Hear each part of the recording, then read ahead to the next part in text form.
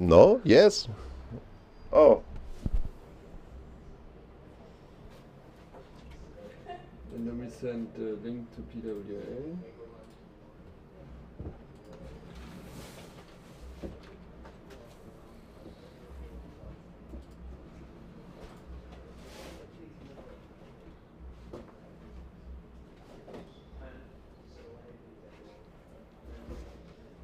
Wir sollten ja hier irgendwo sein. Da. Und die Süden. New day, new stream. So, hier wir anbieten. Eigentlich alles. Wo? Da.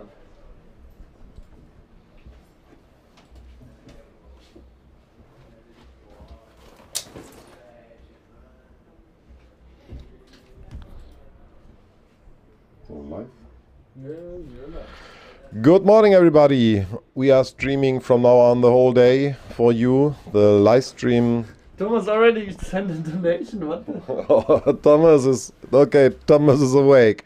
He sent us some coffee. Awesome guy. But yeah, it's so nice that you support our stream. Yeah, today we have a freestyle and maybe we get a wave contest, but then first time we get the freestyle. There are still some sailors on the water.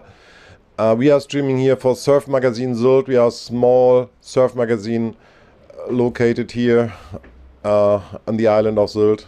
Beautiful island near the Danish border. And right now I take a look outside. Oh, let me see.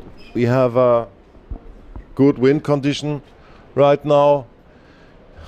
I think, that's between 25 and 30 knots on the sea. There is a yellow flag on top, so that means we're starting soon. Oh, the green flag is up. I think they do a test heat, something like this.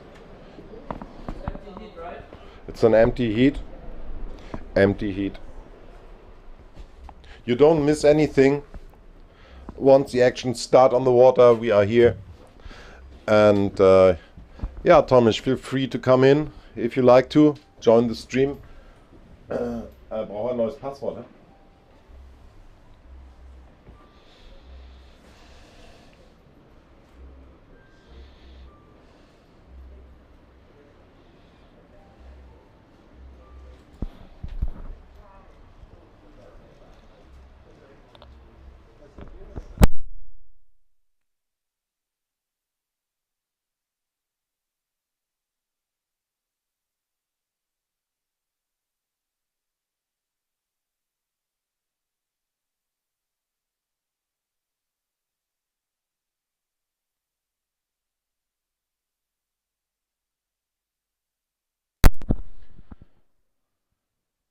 Today is the 9th day. It's unbelievable how fast the time is running. Welcome on board to the live stream of Surfmagazin Sylt. We are starting soon with the freestyle action. Just let me take a look at the PWA page.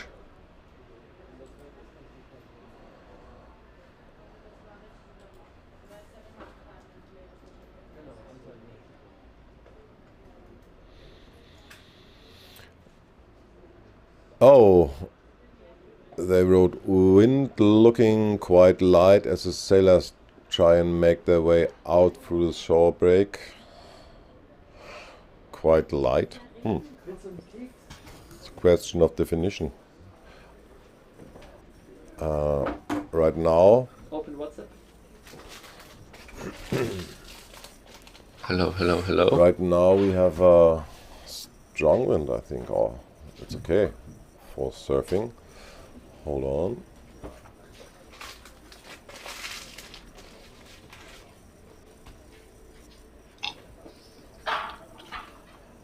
Alex, can you hear me? Hello, hello.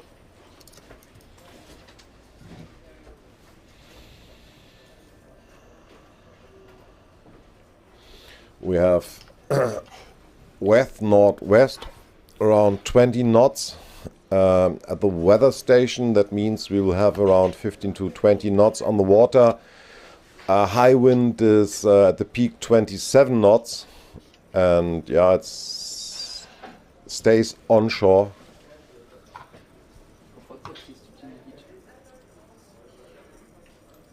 Freestyle.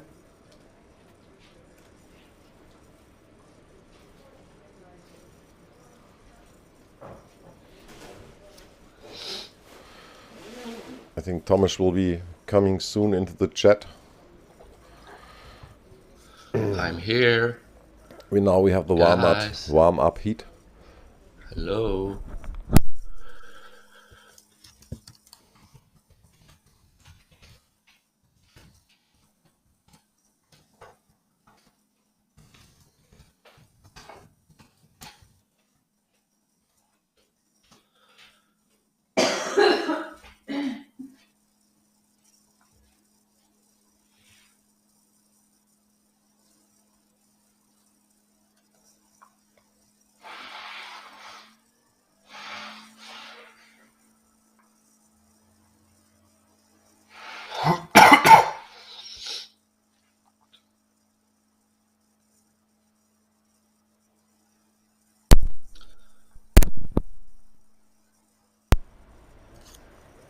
So Thomas, we hear Can you hear me? you.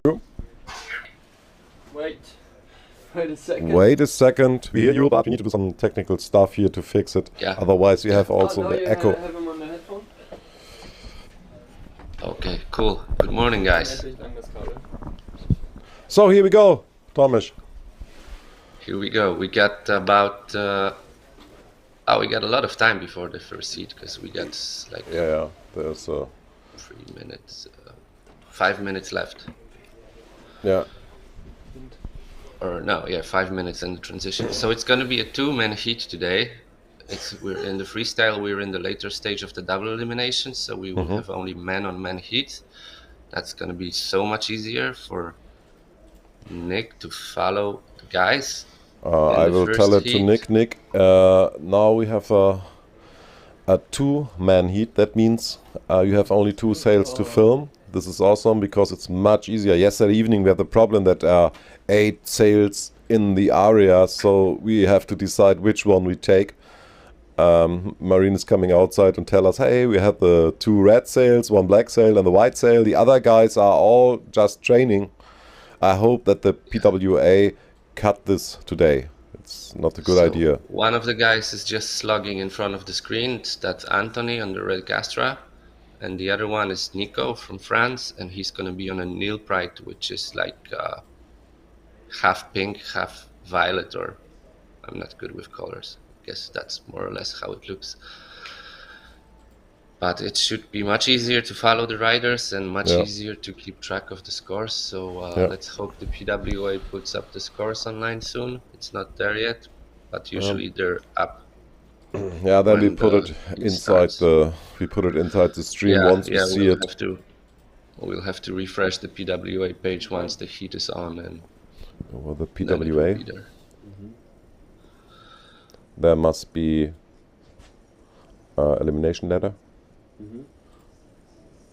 Then freestyle double. Yeah. First double. Yeah. This. And then we have to wait for the official scorecard. It appears here. Yeah. And then I come back and put it in. Yeah. Oh, I can do it too. You know? Yeah. Oh, cool. We're going with Heat 30A today. First one of the day. Heat. Battle of the French. Battle of the French. It's not actual, still the elimination ladder. You say 31? 30A, 30. Ah, okay, yeah. Akaswa? How do you spell it? Oh, don't ask me. Akajan or something like that. That sounds good. The French are cursing on us probably for ruining the pronunciation, but sorry guys. it's difficult.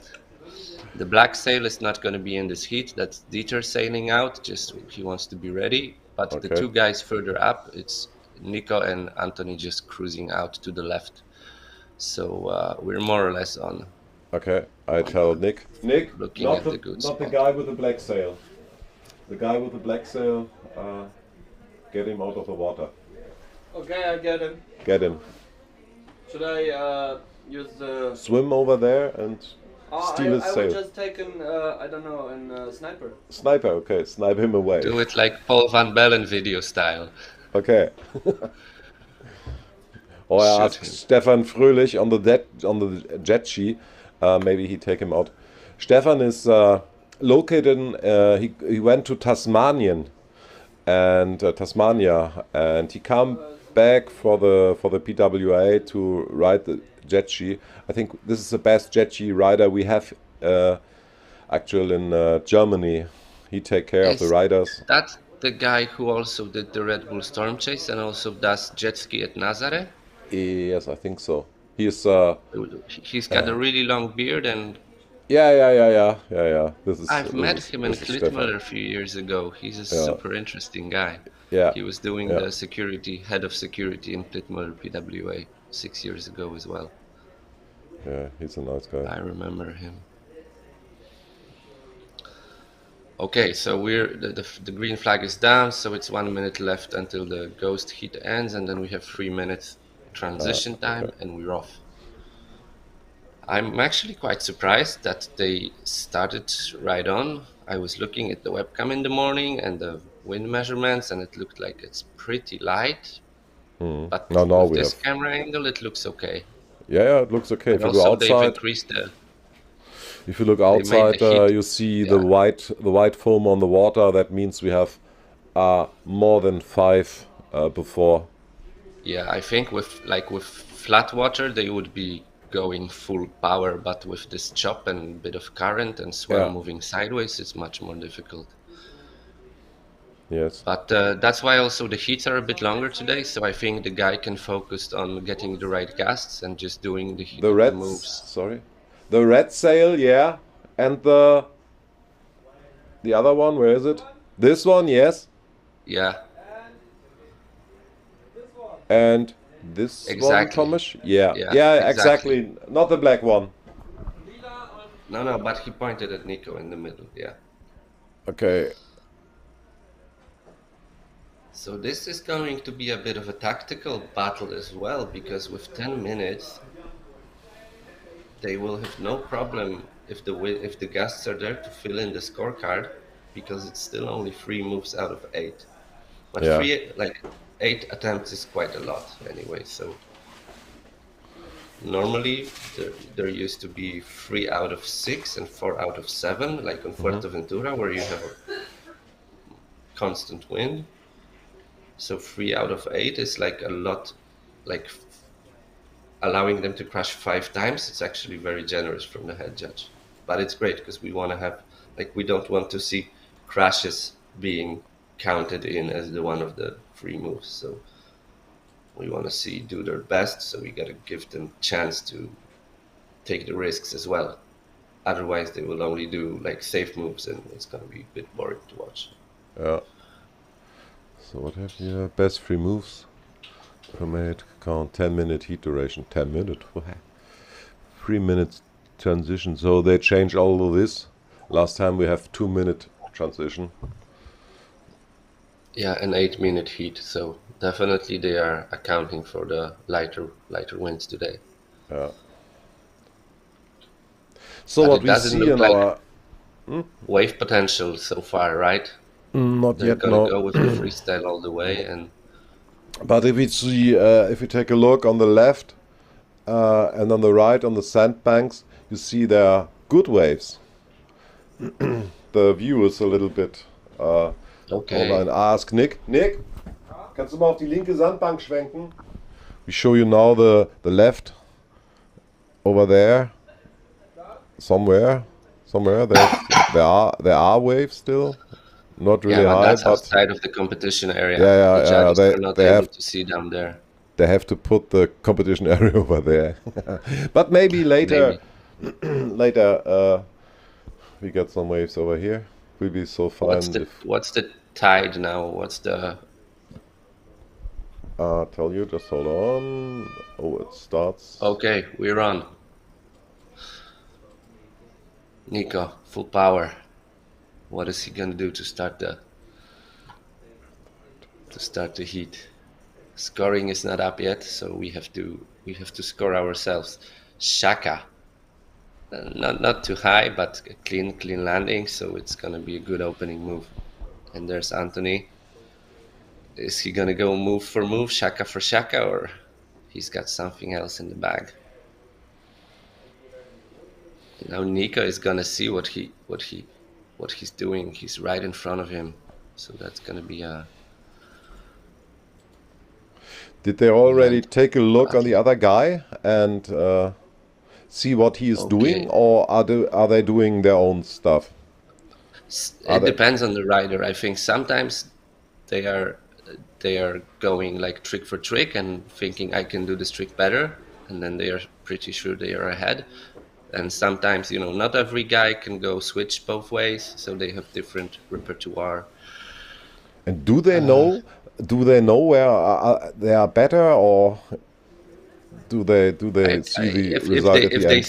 If they see the other move, I think they know if they did it better or not.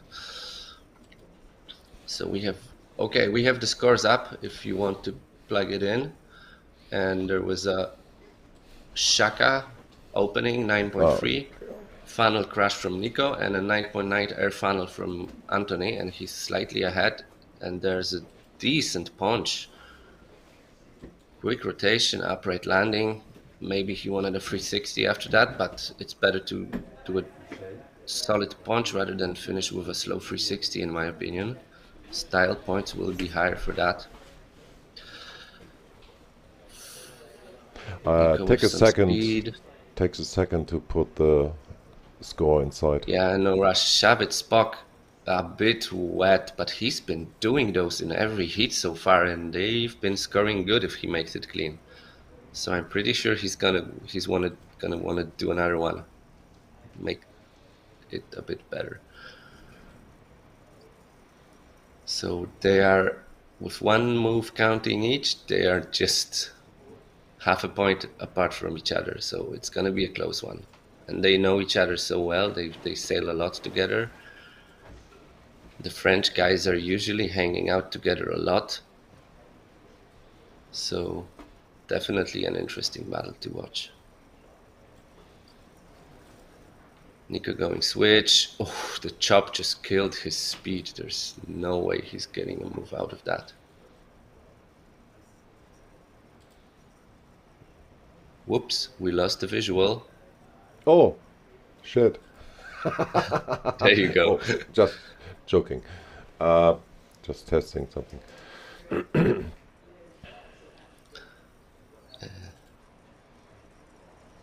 So one thing about the scores, Alex, I'm not sure if the next heat it's gonna show probably on the right side of the scoring, the part that now it's white on the PWA page, because that's where the B panel lands. So you probably need to copy the whole thing like yesterday.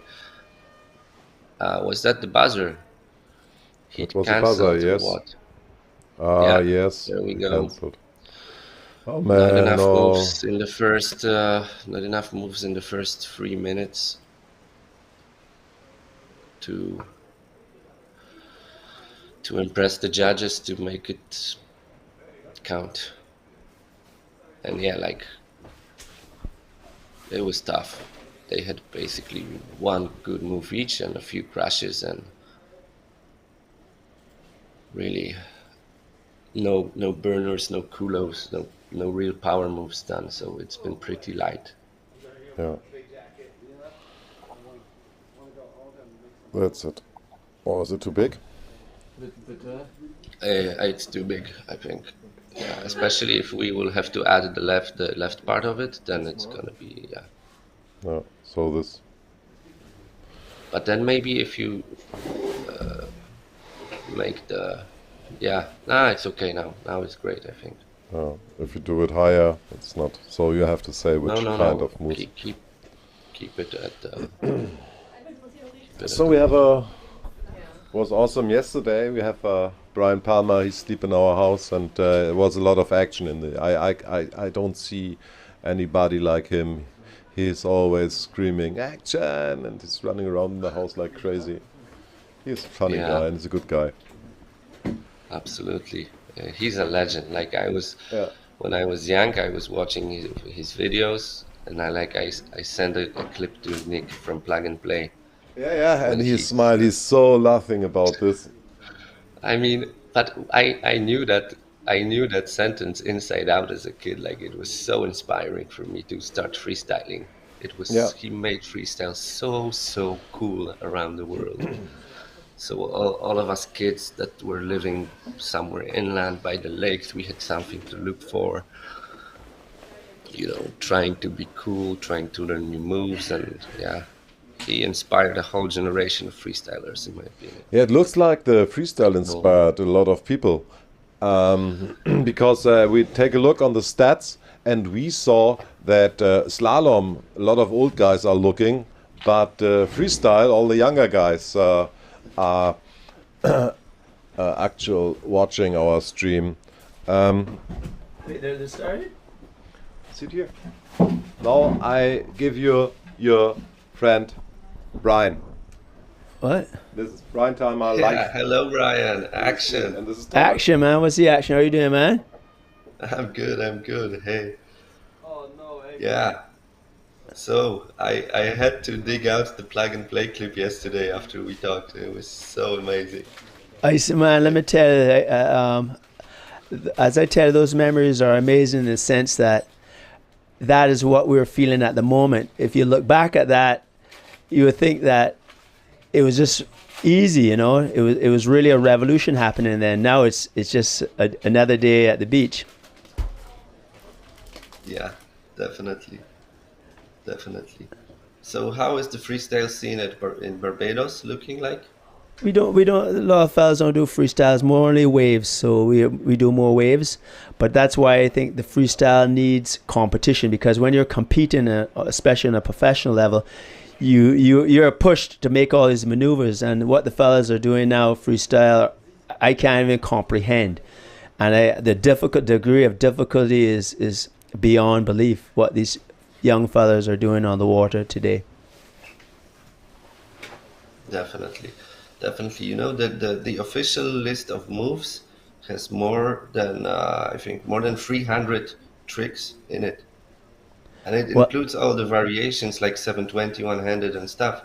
But in the official PWA list of maneuvers, there's over 300 maneuvers you can do in a competition.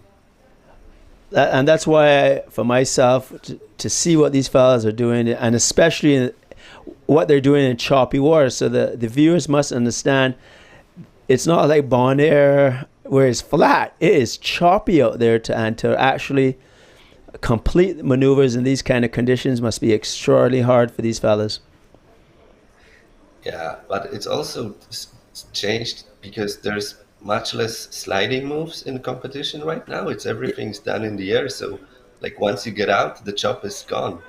You Yeah. pop and you do the whole rotation in the air. So, but still to keep the speed to go switch in conditions like Sylt, crazy. And you can see like even now in the heat, guys were struggling. So the wind is pretty light, I guess, and it's super difficult. But these are the best guys, so they're gonna make it happen. Yeah, They're gonna man. make it happen today for sure. Yeah, they're a good group of kids, you know. I had the opportunity to meet some of them, and as you know, I've been out of the scene for a long time, so it's a whole new generation, really, as you wish to say, and it's really, really happy to see them on the water and on the land, you know. Yeah, because we got to push the sport, you know, and as I always said, it's important to do stuff on the land, but also you have to communicate that on the beach too, to the spectators and the people that are viewing them.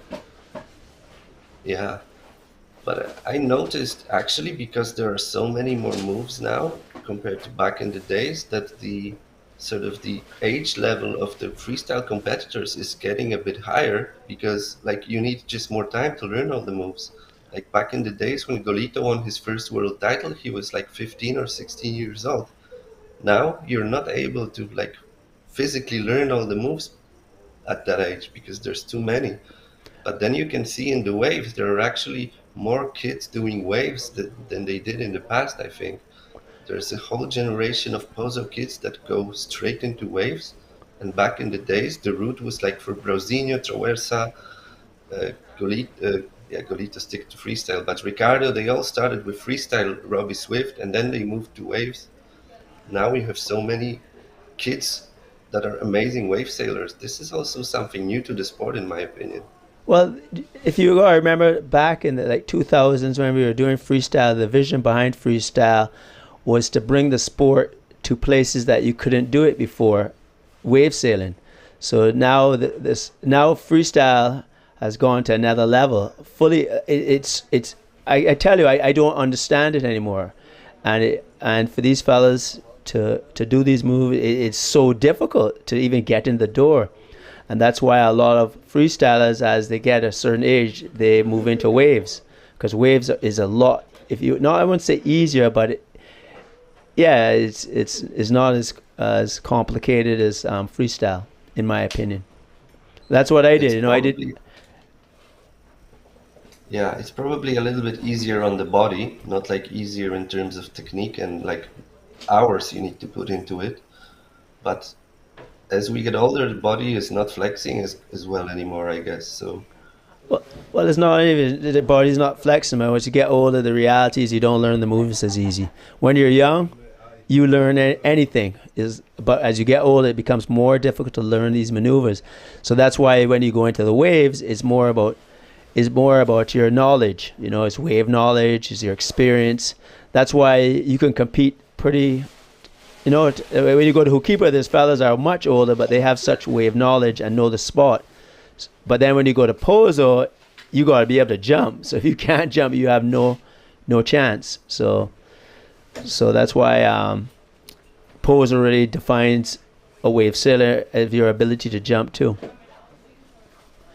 Exactly, and it would be great to have both on the tour every year. Well, that's as I see it.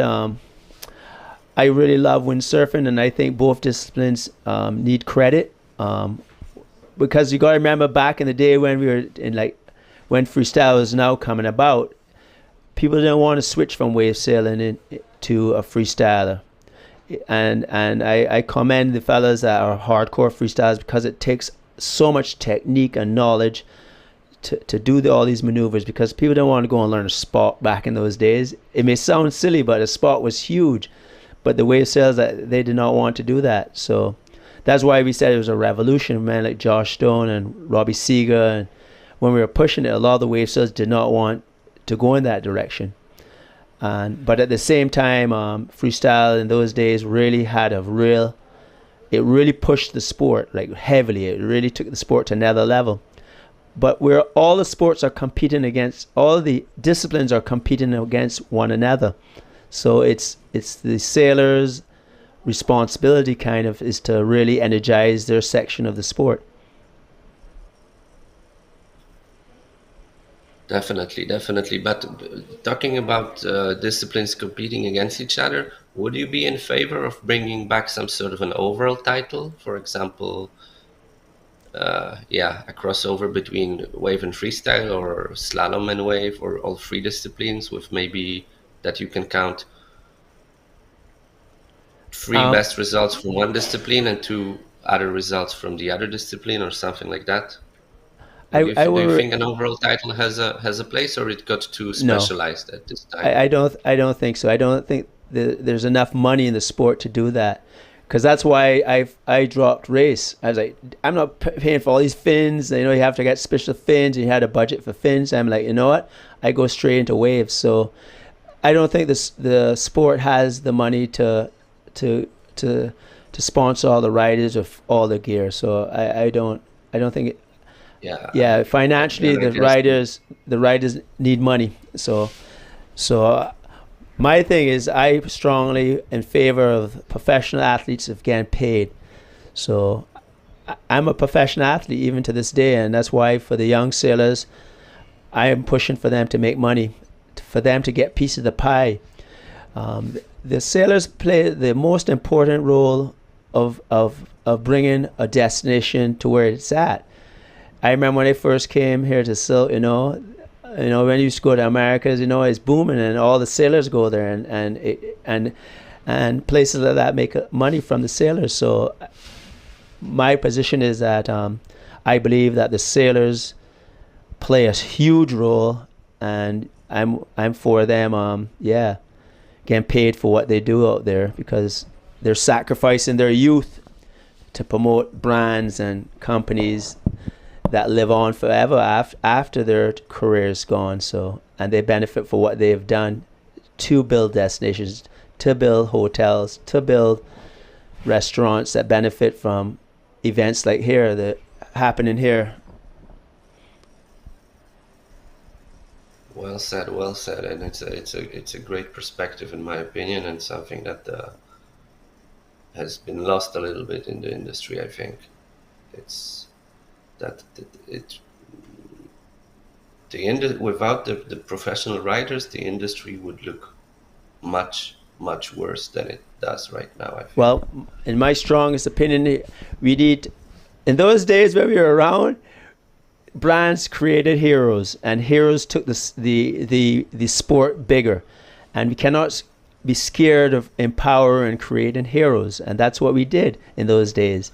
And that's why the personalities today, we need to uplift them, because they help uplift the sport. The bigger they are, the bigger the sport goes. So we cannot be intimidated that you may create heroes. So you need to create heroes. And that's why for all the sailors here, the way I look at it is I want to really big them up, and because they make this whole thing go down. And action, and more action.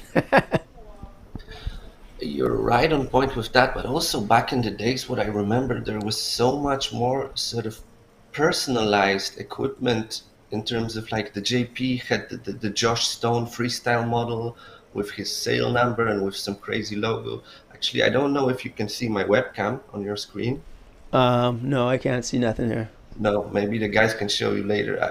I can show you something that's like that's I can still have in my head. You know, you remember those sort of cartoon graphics on JP I boards? remember 100%. Let me tell you, There Josh was, like, and myself. Josh Stone flying with the hair falling over, like. Let me tell you, in those days, and that's what I do today, and that's why I tell all the writers, and I really almost like preach. You can't 100%. Like, for example, when I was in F2, they used to give these big budgets to buy, like, all these boards, and you know what I used to do? I said, Brian, I'm going to take out some of that budget money for boards, and I'm going to work on my image base.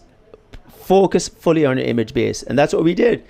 Josh and myself, that's what we did. We focused on how can you define who you are, separate yourself from the rest of the pack, and market yourself, and then use the brand to complement you. Once you've figured out, okay, this is who I am, this is the direction I'm going, and I'm going to push it, and then get the brand to complement it. So what happened in those days, with either JP or F2, they will then see what Josh is doing. They'll say, Josh, we're backing you 100%. And that's what they did. They took Josh's idea and put it onto their boards, creating that image that Josh and the brand utilized to sell boards and to sell the dream, because that's what we were doing. We were selling a dream, and it was a dream. Fully dream. We were living the dream. And the more fun we were having, the more money we were making. And that's what I tell people. If you're not happy, you cannot project that to the world. But if you're happy and the sport's booming and the money's turning over, you're energized. So, but at the same, so that's what was happening in those days. And I think the energy now is good. We just got to take it to the next level and interact with the spectators, with the media, and project that image for the sport.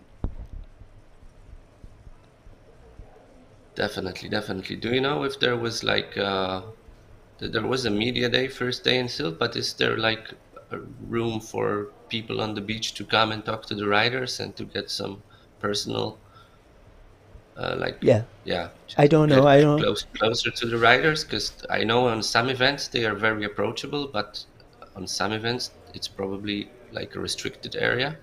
How does it look on Sylt? Well, I've only been here yesterday and today, so I don't know 100%. But I think the riders are pretty accessible. You know, I go out and I see them out. So, yeah, they're accessible. But at the same time, I think we need to... Because remember when we used to go to Austria, I don't know if you remember, the first years of Austria, it was fully interactive. It was 100% interactive. That was our goal, is that we blend fully into the spectators and the fan base.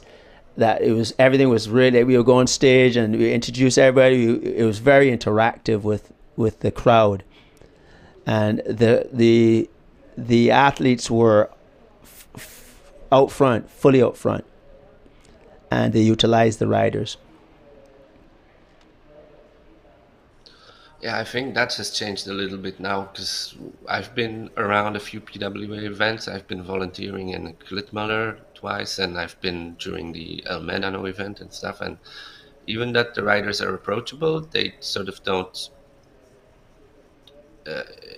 don't interact on their own, and people don't know they can come up and talk that much. And because they are sort of, I don't want to say more professional, but they are more focused on the competition rather than the social aspect of an event, social in terms of the spectators. I think Let me tell you, can I tell you something? As what I said, I come from as I said, Josh Stone is my best friend, and we toured together, and it was entertainment.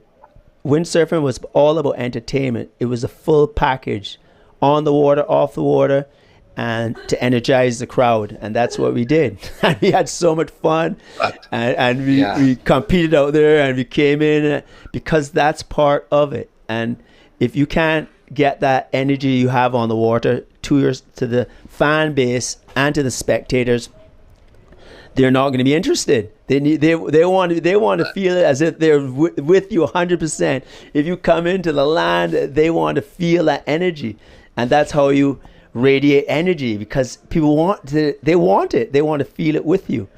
So I think, and that's what we did during the freestyle. If you remember, if it was King of the Lake, Josh would do a Willie Skipper and come right into the crowd, and the crowd loved it. Huh? Yeah, I remember. But I have a feeling that because there was just so much more money in the industry, and you could, even if you didn't win, you came like 10th or 14th or 16th, you could get a decent paycheck. It was easier to like relax and be more social and create more fun around the event, rather than now, like, you guys really need to focus on getting the best possible result because their livelihoods depends on it. Their sponsor contract depend on the results more than anything, I think. And also the prize money is, it's less than it used to be. So I think that created this more competition focus among the riders rather than this having fun. Do not be mistaken. Do not be mistaken. Even myself, although I had so much fun, it was my attitude. If you may not know, but I tried my hardest. But it's your ability to understand that you had to do both. You had to go out in the water, try your hardest, and that was one of the main goals of freestyle.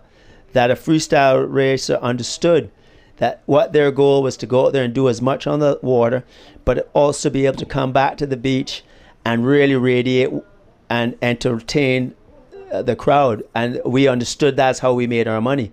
So, for example, that's how it rolled, And if you didn't entertain the crowd, you're not gonna make money, even how hard the maneuver looks.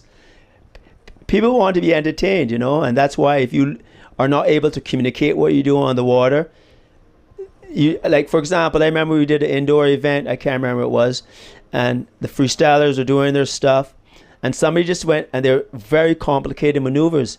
I don't even know what their name, but somebody went and did a regular forward, and the spectators went wild. And that's how it is. We're not able to determine what the fans or the spectators thought was radical, but that is the reality of the situation. Exactly. And I think one person that in the current fleet understand it's the best, it's Bouts Muller, you know. He's doing again what you did back in the days. 100%. I met him. He's following that path. Yeah. So what I'm telling the riders there, because I agree with you 100% with him. His energy, like I did some interviews with him in Switzerland, and his energy is high, and on the water he's able to take that same energy when we're talking, and then go on the water and live up to what he says and does, because especially with social media now, you think that you could send that message by just how many followers you have, but that's not right. You know, the reality is, once you get out in the public, you have to be able to deliver the same way. Exactly, and it's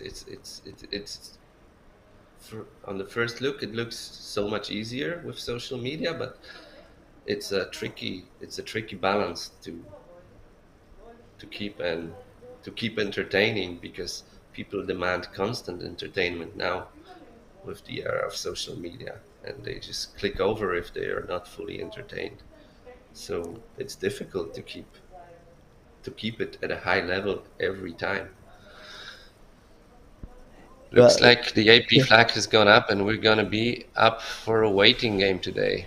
Yeah. Action, and more action. Everybody's gone. Competition live. Yeah. So we're in another world, but I really want to, you know, I'm really happy that Mercedes-Benz is sponsoring the event, you know, having the Windsurf World Cup here.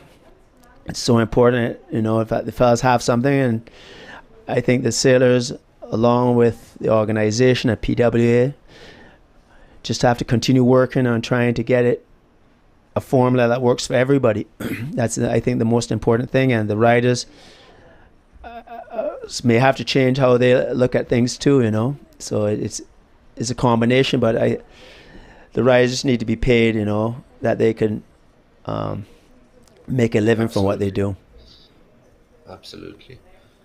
And it's been a great week here in Sylt. We have results in all three disciplines. So maybe we can finish the double in freestyle today or tomorrow, or maybe we can get an extra slalom run or the waves. But even if not, we have a full result. There was plenty of action, and it's been a really good event already.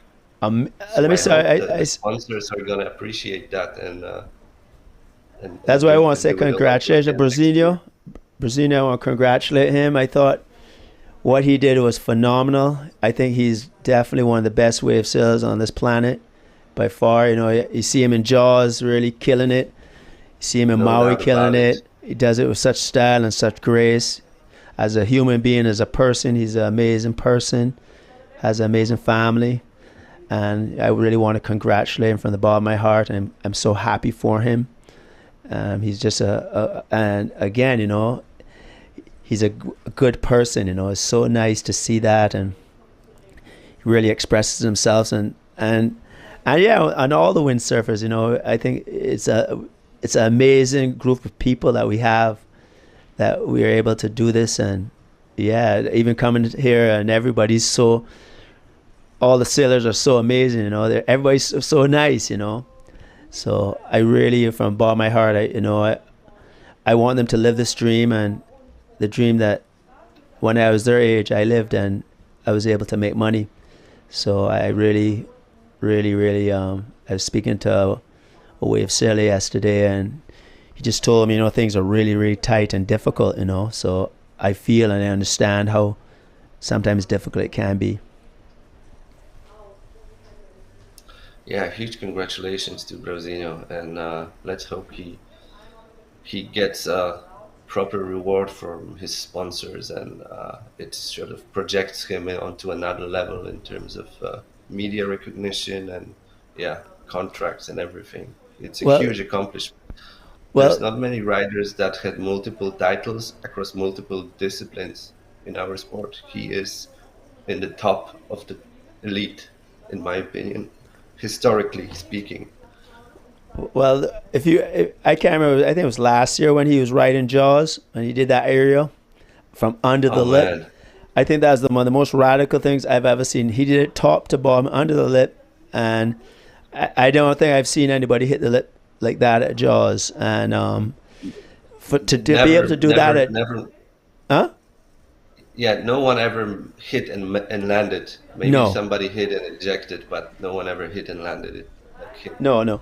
He actually top to bottom, under the lip, hit the lip, and I was like but you gotta remember, so he is able to ride Jaws at that level, and then to come and win a world title, to go to Pozo, to come to Hukipa, so all levels.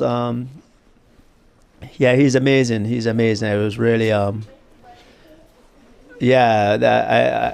as a person, he's so laid back. You never think the person you see on the land, and as a person, he's so laid back and always approachable. You know, I see him all the time, and he's so respectful, and I'm not at that level, but he's just a nice person. So I really I'm happy for him.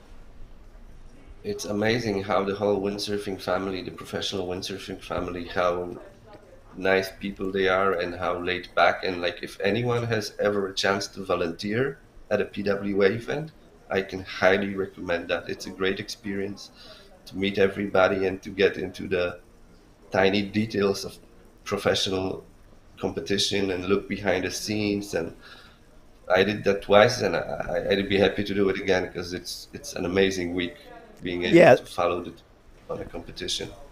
That's why I said all the fellas, like I did the tour for 15 years solid, and we get along so well. You're competing for a lot of money, and everybody, there was no major conflicts.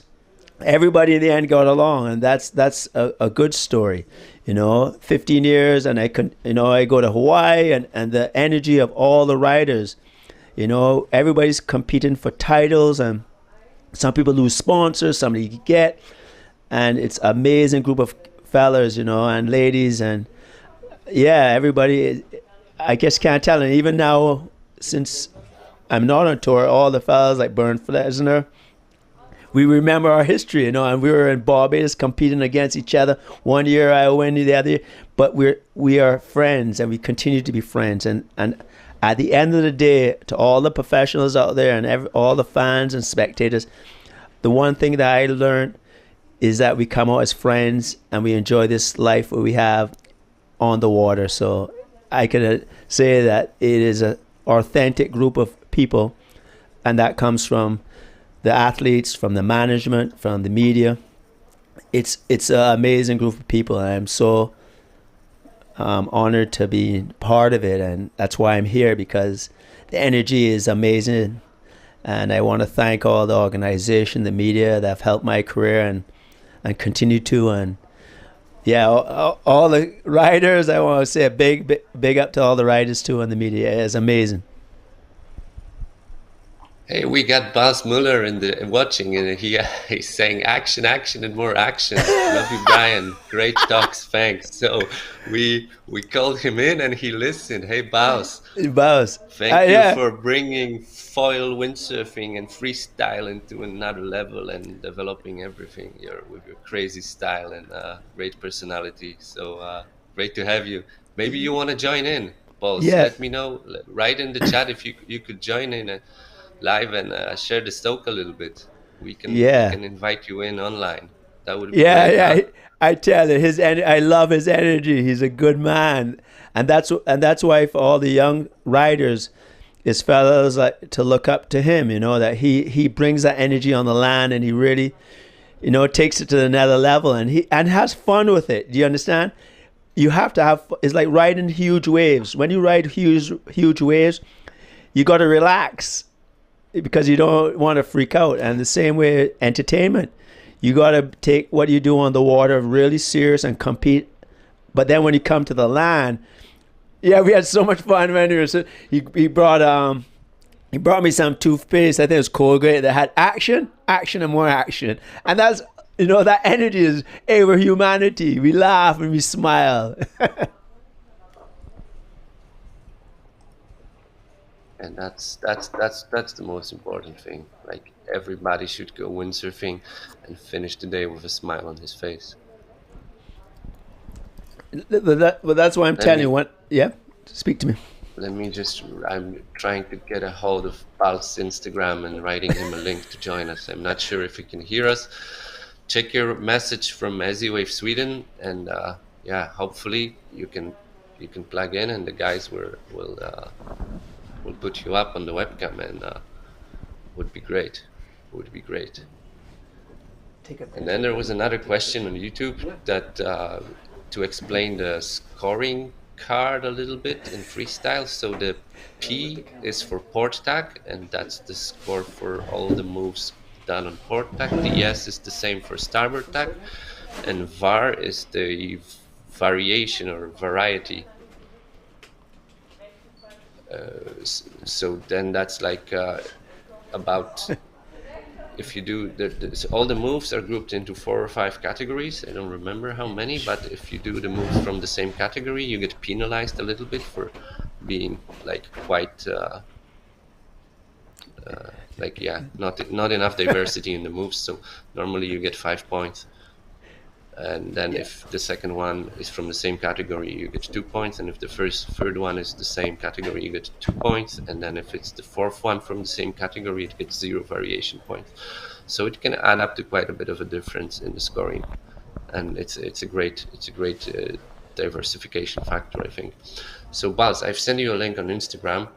And Brian, can you call up Nick and check because he's the one who needs to plug him in once he's connected. Okay, hold on a sec. Yeah, let's try to get it working.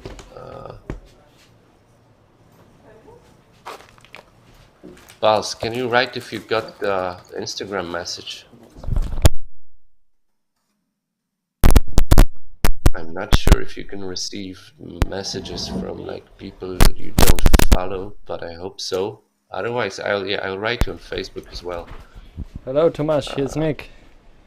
Yeah, hey. So, yeah, we can get Paul's Muller in the house. I sent him the link, the same link that we used Magic to join. Yeah, perfect. And he read it. So I think he just joined now. Let's give it a try. Yeah, cool. There he is. Wait, I put him in. I put you in, man. Can hear you, man. Hello. Action. Action. Wow. What an honor being part of this chat day. It's awesome listening to you guys. Look, there he is. Even there twice. He is. How's it going? Hey. Now you have to put Brian on. Brian's webcam as well, yeah. Oh, wait. I'm working on it. Wait. I've got waves as well in my background.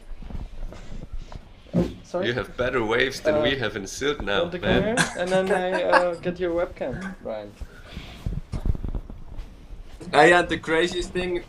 If you're looking out of my window, we actually got more wind than you guys right now here in Switzerland, but it's raining as hell. So endless winter is coming. Where are you stationed now? What's your home spot? So I'm in center Switzerland right now. It's my home lake where I grew up, Bielersee, and we had a great week of good conditions, and it's so good being back on the water. I've been now 1 month, more than 1 month off the water after a very stupid cut with my foil, but I'm so happy being back on the water again, and I was hoping so bad to be up in Sylt right now, but it was not happening. I mean, I'm still not ready 100%. So yeah, it's so you were planning to go an honor being part just of at the injury. Chat. Yeah. Yeah, you're most welcome. It's an honor for us. So yeah, we're gonna get Brian visual in a moment, and I let you two talk. I don't want to interrupt two legends in the house. I'm just gonna stay quiet and let you do the talking, guys. I was hoping that the action would talk itself on the water, but that's the reality in water sport. Water sport, it's not every day 100% on the water, but you were saying it right, Brian. We need to be active at the beach as well, because we need to be role models for the next generation. Yes. We need to motivate people getting out there and having fun on the water. That's what's water sport, what windsurfing is all about. Being out in the nature and having a great time, and action. Action. But that's why I remember when we came to Switzerland and I met you, the energy that you projected on the land, and you said it correctly for the young fellas. You're an example of what needs to be done. You go on the water and I'm like, wow, you're exploding. And then you come to the land, you're like, Brian, you are who you are. And that's what everybody needs. A lot of the young riders, I personally think it would help their career so much to be able to come on the beach and bring that same energy. Yeah. And when you guys were talking before, about all the different disciplines as well, to me, water sport, it's one big family, and I see a lot of rivalry between the disciplines and whatever. Hey, in the end, when we're out there, it's so good. And yesterday, it was a really windy day in Switzerland, and I don't know, I saw probably 50 windsurfers and 50 wingers and so many kiters, and it's so good seeing so many people involved in the sport. And I would say the sport gets back to the glory days back in the years, but it's in our hand to make it even for the worldwide, for everyone to spread this positive energy so that the people actually can share it with us. Yes. Because it's so hard for us as team riders. When you were talking before, to make a living from water sport, I think it was never as hard as right now. No, but the sport was never as fantastic as right now. Can I say, boss? You said best. What you do now is unbelievable, and what I'm trying to say to riders, it's how you communicate it. I'm still a sponsor rider, right? Mm-hmm. And how do I do it? I communicate it. I go there, action, but I just don't say that. I back up action by actually articulating and doing it. Like I was going on this trip 2 months ago and I had no sponsors. I said, we're going to do it. And by the end, everybody jumped on board. They said, Brian, you're going to make it happen and we want to be part of it. So what I'm telling riders is you have to have that same attitude. If you want to be world champion, you got to live it and be it. But if you cannot be world champion, which I realized that I could not be. I said I can't be worse, but you know what? I know what I can be. I can maybe come in the top 10, but I can have more fun than everybody else, and I could transmit that, right? And everybody, wait, we know Brian Tama. He's in the top maybe 10, but he's up there with the Robbie Nashes and the Josh Stones that got the title. Man. Right, action man. So that's why when I saw you, and you're like, the energy you brought when I first met you was like, wow. And then you went on the water and I was like, wow. So if I was if I was a potential sponsor, you would get paid double. That's how I look at it. Thanks a lot. No, I'm not joking. No, seriously. No, but what I'm really expecting, and that's what our sports need, because it's a very small niche sport, but what we need to show it to external sponsors so that they believe in our potential in this awesome feeling we can share. And I think that's where especially the event organizers need to work hard on to manage showing this potential to external sponsors. But you need to be an optimist. I mean, it can be so frustrating sitting at the beach in Sylt, but when you take it as it is and just take whatever you get, it's the best thing that you can do. Getting out there, and I'm honestly, I'm looking at the wind readings, and I'm seeing 27 knots. I know Sylt is cheating, but I would turn crazy in 27 knots. I don't know how's the actual situation. We figured that out. The wind measurement is on the top of the next hotel, and it's really high, so it's like adding 7 knots to the. It's adding about 7 knots to the real wind on the beach. So it's like, yeah. I don't know if you saw the heat, but Nico and Anthony, they were really struggling for power in the heat. And it hasn't changed since then. As I know very well from riding in Sylt, it's so hard to get going in these conditions. It's hard. It separates the mans from the boys from the mans. It's crazy out there. And and I was following every day. I was following all the action, and I'm stoked seeing that Sylt was delivering such great conditions. And looking out for next week, I guess it keeps on blowing, you know, and that's always the same. The competition is over and then it's full on, you know. But I hope they get some good action today. Would be really nice. I guess with all the spectators, the pictures I saw yesterday, you know, with all the people standing at the beach, it's classic Sylt, and it's heartwarming seeing that the windsurf sport still is such an eye catcher and will always be such an eye catcher. And then the brutal Sylt shore break. I'm missing it. I would love joining Sylt holidays. And it was and I need to honestly say it was a really hard decision not going up there. But I think for me the worst thing, I really need to learn patience. I have no patience. All I want is being out there and sending it all day. And being injured, I had to make this cut, and it passed very, very quick. Now with the young family growing, with the little daughter, we actually start learning walking together again. So she's now one and a few weeks old, and I need to hurry up, rushing after her, and being on the crutches, it was very hard to follow and catch up. But it was a good decision not going up to Sylt, because otherwise I would be on the water now, and I know I would go over my limits. My limits 100%. So it was a hard decision, but it was worth. And I hope to be back next year and entertain the crowd and share the passion, and action, having fun out there.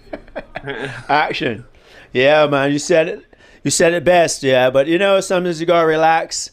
But yeah, I really want to tell you, and I say it again to all the young riders. I really think you're an example, and even for sponsors. And that, as a professional athlete, sometimes you have to give up small money if you're looking for big money. And I agree with you. It's our responsibility to try to, our organizers, to try to get more. To send that message to potential sponsors, as you said it. Take it to another level. Mm-hmm. I believe it. Let me tell you, I believe in the dream, and I'm still living the dream, and I'm not young, but my dream is still going because I'm not giving up. And I tell people, the more fun I have, the more money I make. And the sadder I am, no sponsors come. So the happier I am, and I'm happy. I'm like, well, Brian, somebody just gave me this. So, a check came with it. I'm like, so you have to be patient. You said you have to be patient, but it will come if you're able to package yourself. And I tell you, it's about packaging yourself. But at the same time, we can't 100% believe and think. Well, I know it is where it is, but social media is almost everything now. But in my belief, you have to, at the same time, deliver what you put on social media. Because you do all that, and then you get there, and you're in this, if you're here at the event, but you can't deliver it. But you deliver it. That's the reality. You need to be able to deliver as well. You know, you're not. And I'm always saying, you know, on social media, everyone's a really good sailor, but you only see, you know, the prime clips and the prime tricks. But in reality, in the Sylt shore break, that's where it's all happening. You know. Yeah. And that's where you cannot hide in the tent all day. And I know that's what most of the riders themselves. But they should be at the beach, and they should promote the beach culture. And they should be standing, you know, all the events I know from myself, it's so tiring, but you need to give 200%, and then you're mostly 1 week ill afterwards. But Yes, that's what it's all about with such events. You know, you need to. Yeah, so we need to revolutionize the sport. We need to revolutionize the gear and keep developing and keep growing. You know, and that's what these competitions are the best showcase for. You know, you need to stand on that platform and use it in the right way. Right. So that's why I tell fellas, I say I used to go there, right? When I used to compete, you know, the shore break, got pounded. For 2 minutes, I'm like sad and disappointed. But after that, I click into another mode.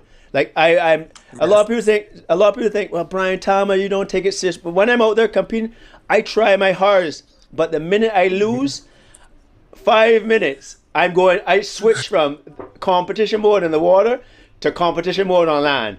And I just say, okay, Brian, what are we going to do next? How are we going to win this event? Okay, let's say we came 9th. And I say, okay, Brian, we needed to get 5th. So you know what I used to do? I changed my whole mindset. Okay, Brian, let's work on media. Let's get on that stage. Let's go over there and let's talk to that person. Let's go and have some fun on the beach. Exactly. And I enjoyed myself.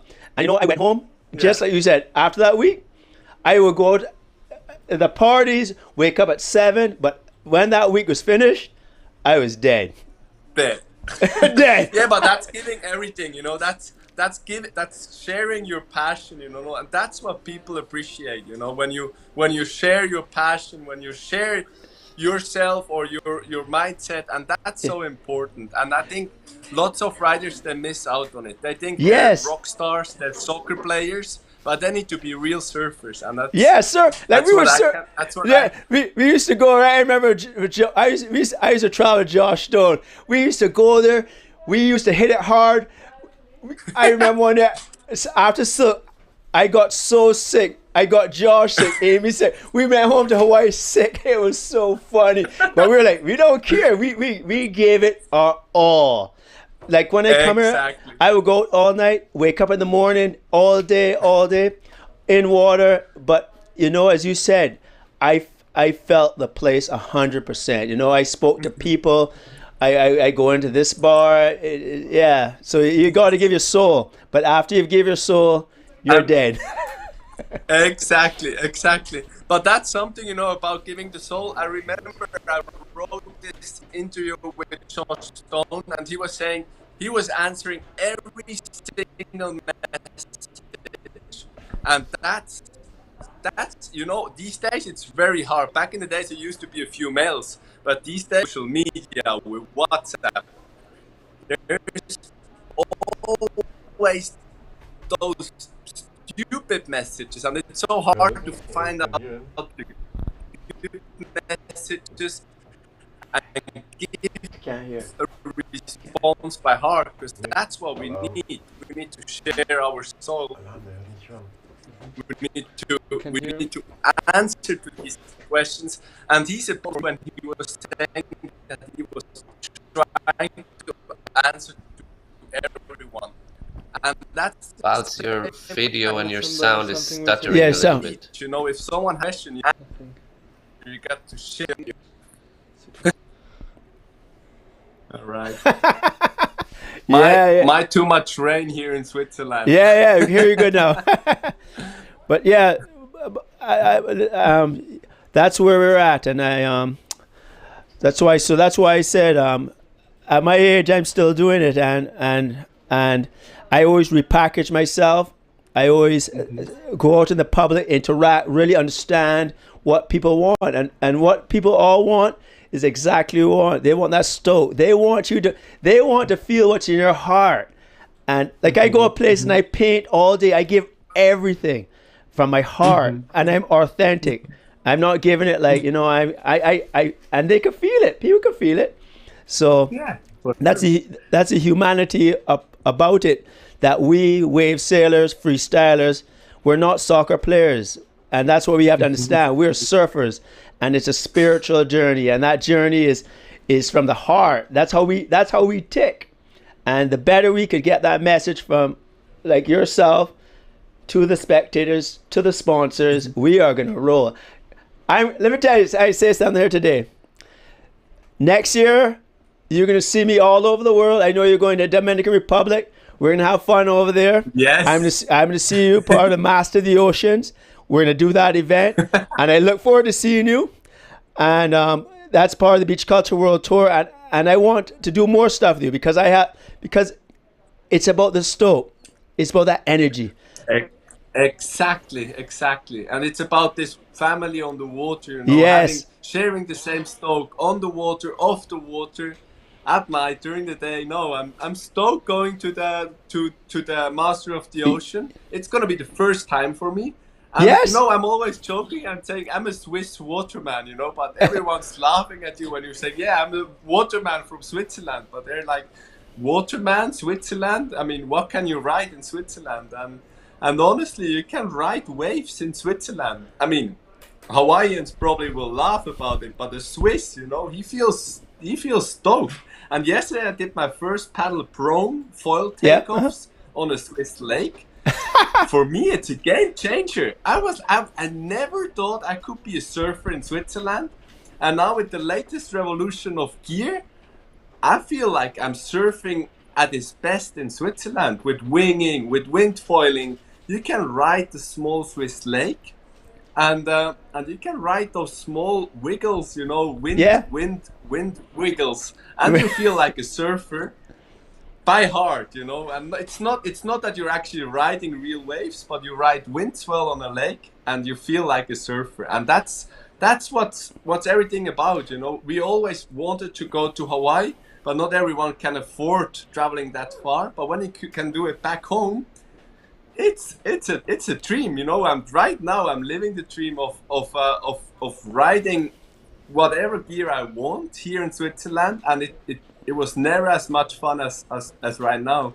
And also today, I think it's going to be a really good surf day. It's gray.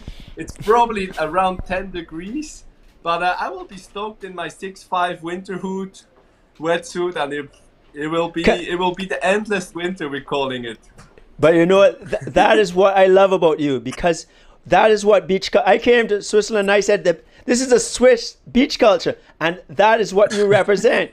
You're not trying to be Hawaiian. You're not trying to be somebody different. You are who you are, and that is what I want to tell to all the viewers out there.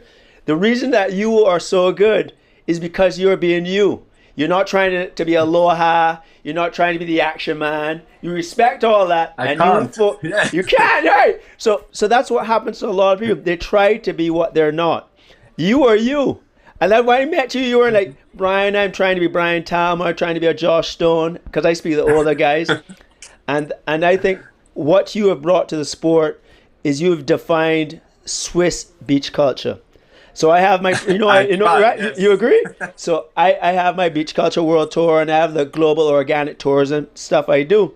Mm-hmm. But that is what it is all about, is being able to focus on a rider from anywhere in the world, but where they're from, and really to reflect their culture, and then take the beach culture and blend that together. But it really it shows the authentic you. And that, like, I see pictures of you and like, I'm not going to that war, it's too cold for me, but you're like, yeah, and like, not me. I'm from Barbados. That's not my culture. And that is why I tell all the riders out there is they need to focus on who they are. Not try and if they could really focus on that and really reflect that, they will be so successful because they don't have to act. They're just being them. But yeah, I love you. Thanks. Yeah. No, hey, what an honor being on that talk, and I really hope that you get some real action, because I know how hard it is right now. Better to sit at the beach and you know anytime soon they need to perform, and I hate this feeling. I love it and I hate it. And yes. I mean, everyone's going there. They want to win, they want to go out there and compete and have a great time.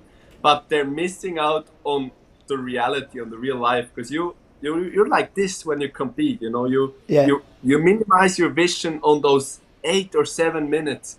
And I know people, they travel to Sylt for sailing 7 minutes only. They got washed in the short break, and then they left Sylt again, but they had nothing from Sylt. You know, they were only like down to those 7 minutes. But you're doing it right. You're there. You're not even going on the water, but you're having a great time. You're sharing the stoke, and you're part of the water sport family. I mean, that's what all the riders should be. You're a role model also for me, because I would be right now, I would be probably in Sylt at the, sitting at the beach and like, I need to get on the water. Nah. Can I tell you? I remember when I used to go to Sylt, we all knew that. We said, Brian, you spend 9 minutes, 18 minutes, depending on how far you go, but exactly that. And you travel so far, and you may only have 7 minutes, 8 minutes, or 16. Yeah, exactly. I've been there too. I know. No, for me, it's, I'm right now. I'm in a situation. I'm getting older. It's everyone's getting older, but it's only a mental thing. When you feel young, you can keep on riding forever. And my goal is to be able to land shifties when I'm 60. I want to stay fit when I'm older, and I want to be able to ride when I'm older.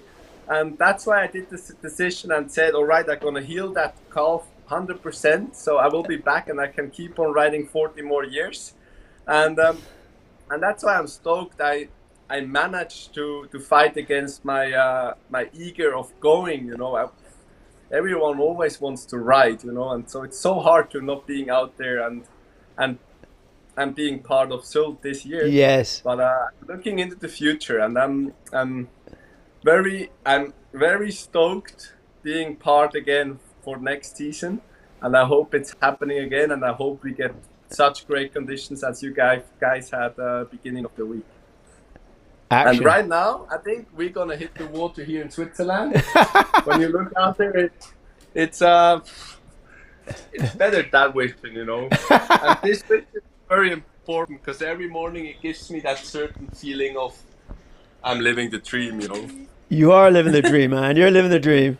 So I was supposed to say dream as it is now, yeah.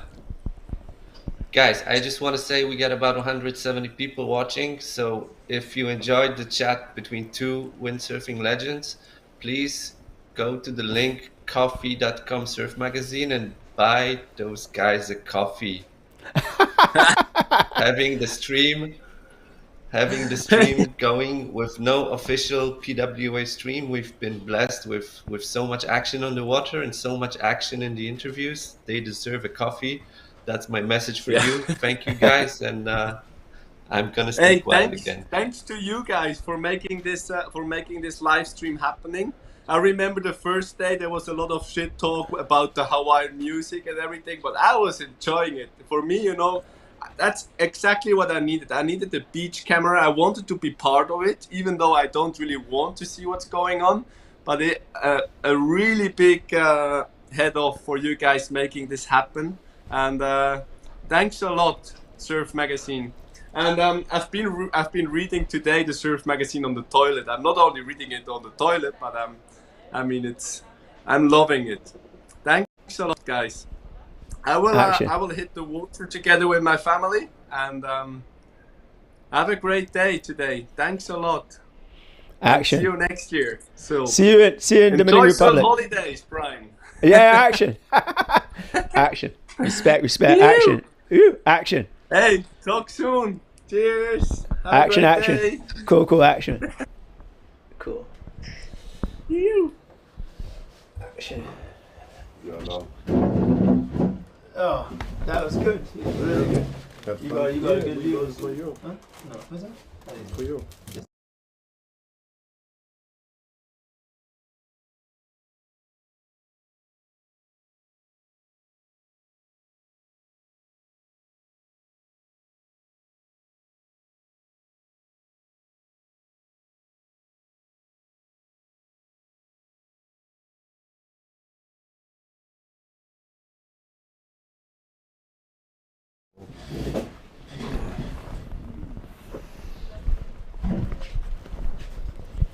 Du kannst dich einblenden mit hier. Nee, mit vorbei. Tomish, are you already there? Yeah, I'm here. What a privilege to listen to those two windsurfing legends. Awesome. But I think you should see him now. He's sprinting on the balcony because he's so much full of power, and he's running around and enjoy life. He's absolute insane. He's a crazy guy. And I come in, and I'm pretty sure he start to scream action, action, action again. You listen to him. Let's hope we get some action. I'm gonna take a little break, guys, and maybe reconnect with you once we know there's heat on the water. Yeah, for sure. And I think you have some more interviews in the process for today, right? Yes, so Anton for people watching. Anton Arbo is coming at 12 o'clock. Perfect. So people can get some maybe or something and join. Maybe we get Brian. Maybe we get Brian Talma to interview him. Amazing. Will be great. Yeah. Okay. Then Thomas. Thank you, and let's hope we get to finish the freestyle elimination today. Okay. Yeah. See you soon. See ya. Bye.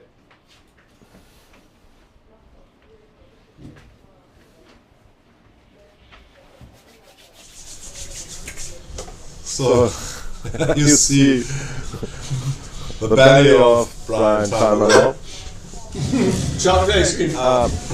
What we have now is, it looks like we have good wind. It's around 22 knots. But this is what the weather station has on the top, on the rooftop of the building. Oh, sorry.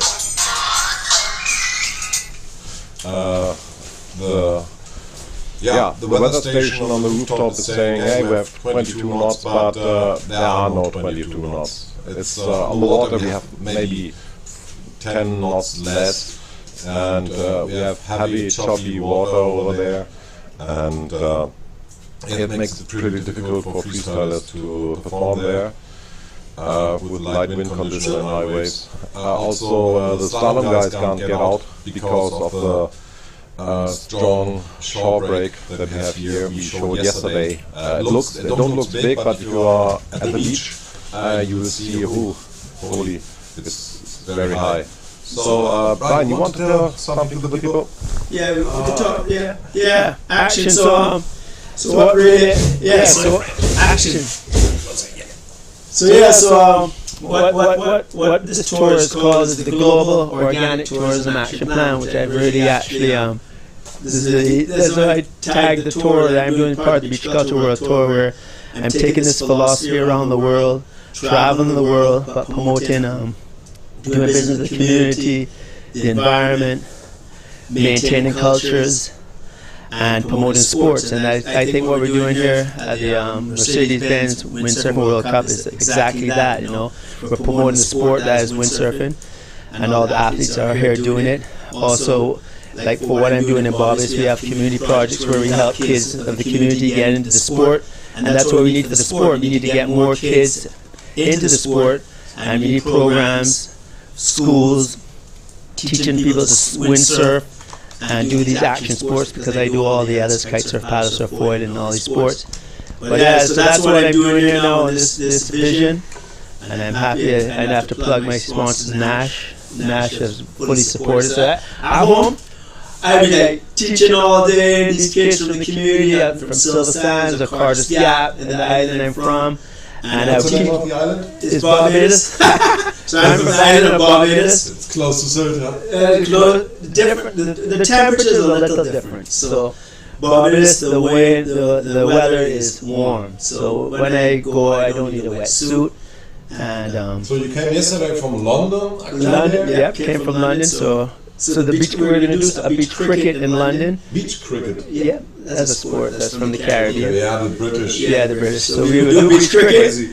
How was the food over there? What you get there? Food good. Some plum pudding? No, plum. What they had? Well, the English breakfast was really good. England was nice.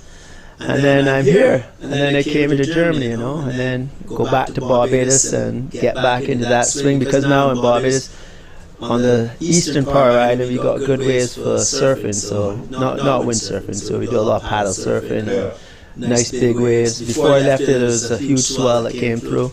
So yesterday you met Bernd Flessner. Yeah, that was so crazy to see you both. You from one man to the other. You get 20 years or 30 years younger. Yeah, you're still two boys sitting on the. You know, talking. That's why I said we go back. So my last full year on the tour, I competed against Bernd Flessner in Gran Canaria, and one of my first was in Barbados. So as I said, then we got some rock. 1 year I win, next year he win. Then we went on tour. He came to Germany. I came to Germany. I competed. I think he's 16-time champ here in Germany. 39 single titles. Right. So I have fallen in a lot of Germany. I have Robbie Seeger, a really another good friend of mine. Robbie Seeger lives in Maui up in Haiku. So when I go to Hawaii, I see him. He's the first man that took me to Jaws. So I remember one day Robbie said, "Brian, you want to go to Jaws?" I said, "I don't mind. Let's go." 2 nights boat. Brian. When I got there, I was like, so it's me, Robbie, and Robbie says, "Brian, I'm going out." So he breaks up, he's gone. So there's only one last place I gotta go. So I said, and I go there. It was, but that was back in the day. That was in the 90s. So there's like one boat there. There's like 4 fellas out. At one point, it was just me and I think it was Alex Aguirre out there. It's not like what it is today. Today, the 20, 30. You could say it was soul surfing, you know. It was amazing. So Robbie Seeger, thank you, Robbie Seeger, for introducing me to Jaws, and cheers. Action, more action. Action drinking. It's vodka, it's okay. So the journey has been amazing, and I'm glad to be here in Europe. And now you have this mission. That you will introduce. So try to explain it for people who are not in the sport. So what it is through business and tourism, you lose your culture. It doesn't matter what sport you're doing. But as a traveler, when I travel, I want to get the feeling of the place. So if I go to wherever anywhere on this planet, I want to get that feeling. And how you maintain cultures is like a ecosystem. You don't want to have too much of one thing or too little of one thing. So you want to have a nice combination. So, for example, when I go to Hawaii, there's not as much Hawaiians that windsurf anymore. I think Josh Storm may be the last one, and where you have to go to a special school to learn Hawaiian because that's slowly. They lost their language. Yeah, Hawaiian. Yeah, there's not. You don't speak Hawaiian if you're. Not a funny story, but did you know that the British guys bring longhorn cows to the island to say to people, hey, you don't have to do this plant shit. You need longhorns now. We can do this, and then the longhorns start to eat the roots of the stuff, and then. They sent the longhorns out to the mountains, get away from our place, and now we have still longboards there. So the Hawaiians change longhorns against longboards. Yeah. Well, that's what I tell you. As I speak, you want a nice mixture, combination. But also the same with the vision of organic tourism is that you do business with the community, and that is how you maintain the money within the community. Also, it's working with international companies and people, but everybody benefits equally. What is the idea? What is your action? The action plan? No. Action. Harmony. That's the idea. Yeah. It's like anything. You got to always be. It's like cooking. You always got to put in piece, and to maintain harmony. So the mission is this. The vision behind it is that you maintain, which is very difficult, and that's where we're trying to get back. Everybody uses the word the biggest catchphrase now is sustainability, and everybody's using it in the environment. And the one part I say, and my mission is more on the humanity part, because sustainability, if not everybody is making money and have healthy minds, we cannot worry about the environment. So my vision is, which is a reality. The area in Silver Sands, and you empower people. Empowering people means you do not control the situation. You know, you empower you. You could do what you want. You're free, and that's another part. Is the freedom. So, and I did the book there, the action book. So this is the action book. This one we will translate into German language. So the action book is basically it articulates the organic tourism vision, but more so what it does is in any situation it shows a solution. So we articulated up in the Silver Sands area in Barbados, and it contributed to creating some type of harmony. Yeah, you see it on our island. We speak a language called Söring. It's been lost over the centuries. A lot of people here from the island leave the island. What can we do to stop it? So my idea is this. First of all, by empowering a business, is the business becomes more successful. For example, I say in Silver Sands, I speak of that place because the locals got part of the business. They started to have the apartments, so they're economically part of it. They have a stake in the tourist sector. So what I'm saying is, for example, here or anywhere in the world, if the locals are part of it, they are able to finance their culture. A dying culture is when you don't need it anymore, and it does not have a function. And also, if a culture changes, and if it changes, because it's the easiest way to market a place is its culture. You watch anything nowadays, and it can change. It can vary, and it can have influences in Barbados, we're an English colony back in the day, and it has an influence, but it can change. And for a tourist sector, we're in the tourism business, you're in the tourism sector, so that's how you promote here. When a country looks at a particular, or a destination looks at promoting themselves, they're trying to figure out what separates us from the rest of the islands or places. And that's why I'm saying, I'm here to inspire, be like, hey, I have an island, I should do this. And it's the easiest way to do it is when you don't have, is natural. If I have to spend so much money on my culture because you're dying, don't let it die.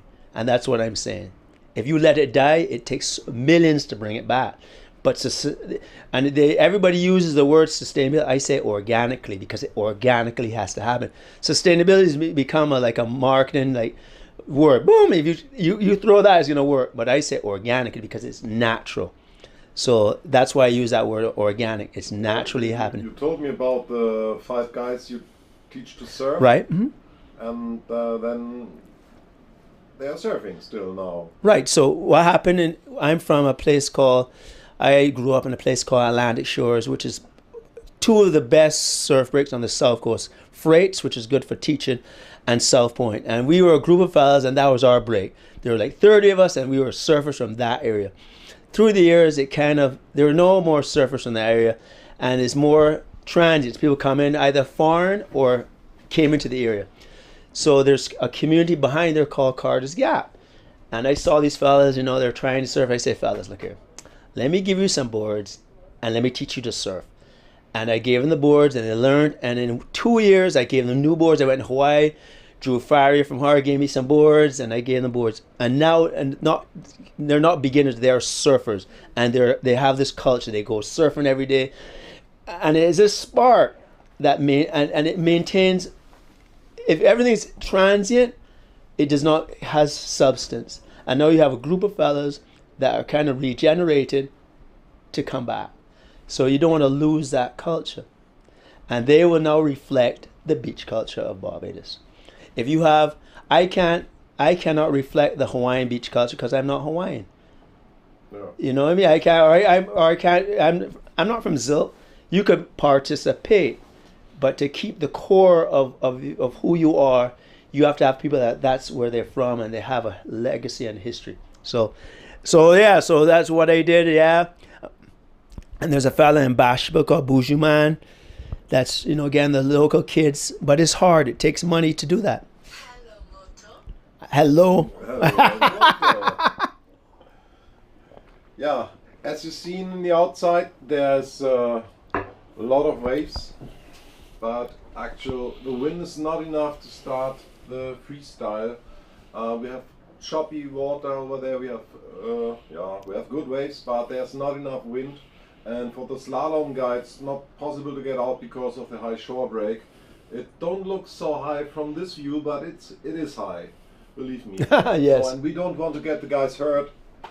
This stream is made by Surfmagazin Sylt from the island. We are located here. We are a small surf magazine. We try to support the sport like Brian do it. The Strandhotel here. Nice. When Strandhotel give us the space for free. So yeah, it will be great if you support us. Let us a subscription, give us a like, or buy us some coffee on the bottom left side. So, what's your plan today? Plan? Yeah. Do you have any plans? Plan, relax, do some more interviews, push the global organic tourism, push the vision. Also, I want to say a big shout out to all the competitors, and I really want to tell them that they have been really nice, the organization, everybody, yourself.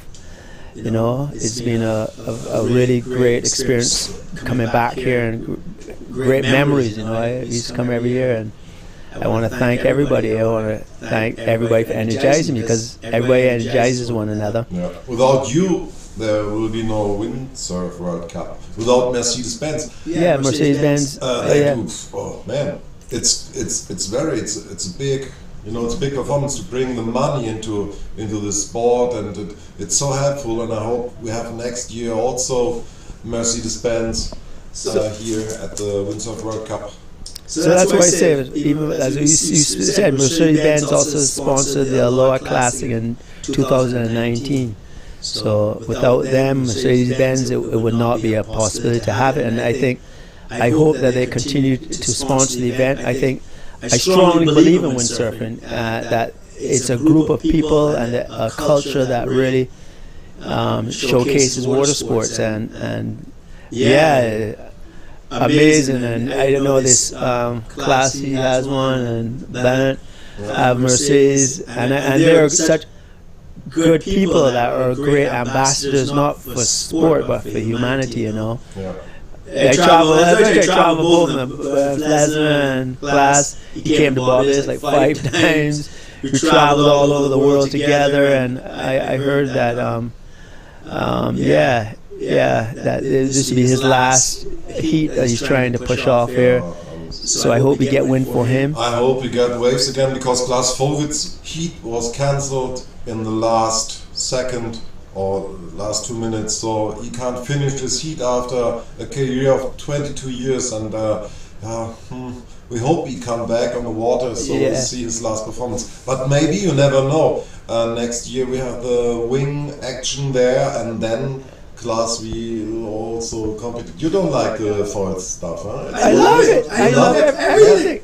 Let me tell you, I do everything. I'm a waterman. I fully water. I go to the beach, and whatever the sea gives me, I receive it.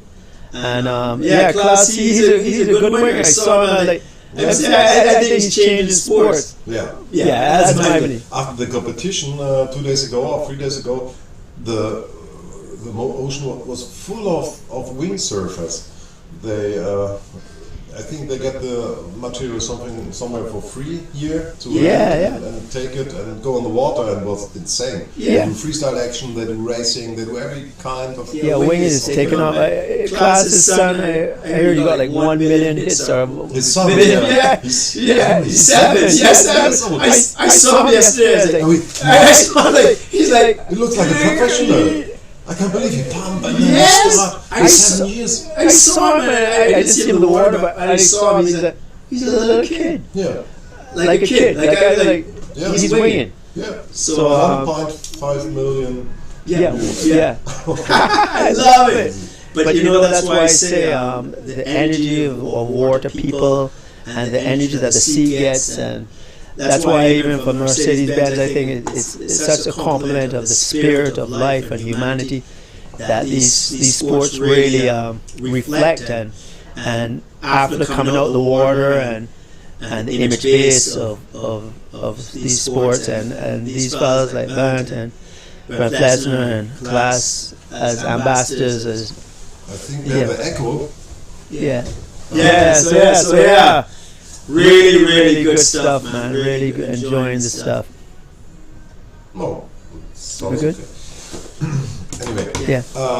we are not part of the PWA. We are not part of the organizer. We do it on our own.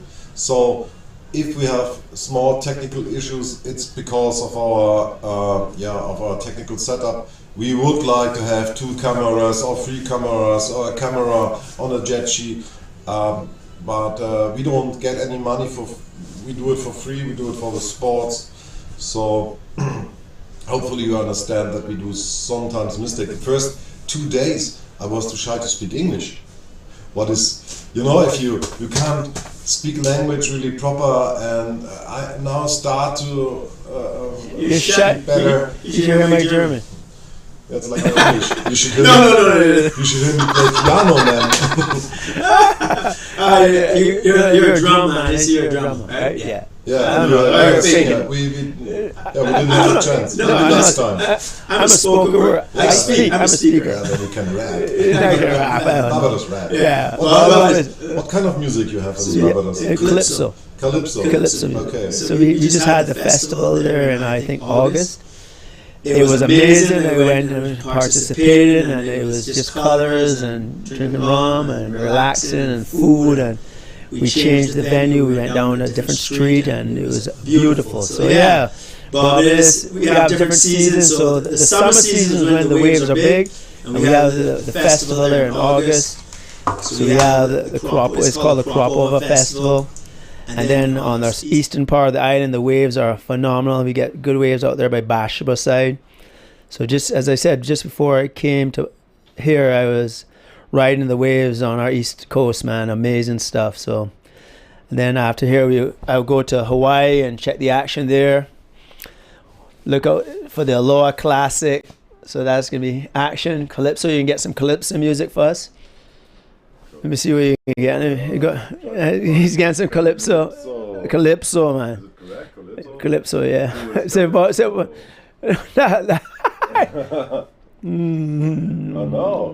it's a war. I don't know. That's German. I don't know. It's interesting. What Calypso mean? Oh, what it means? Yeah. Okay.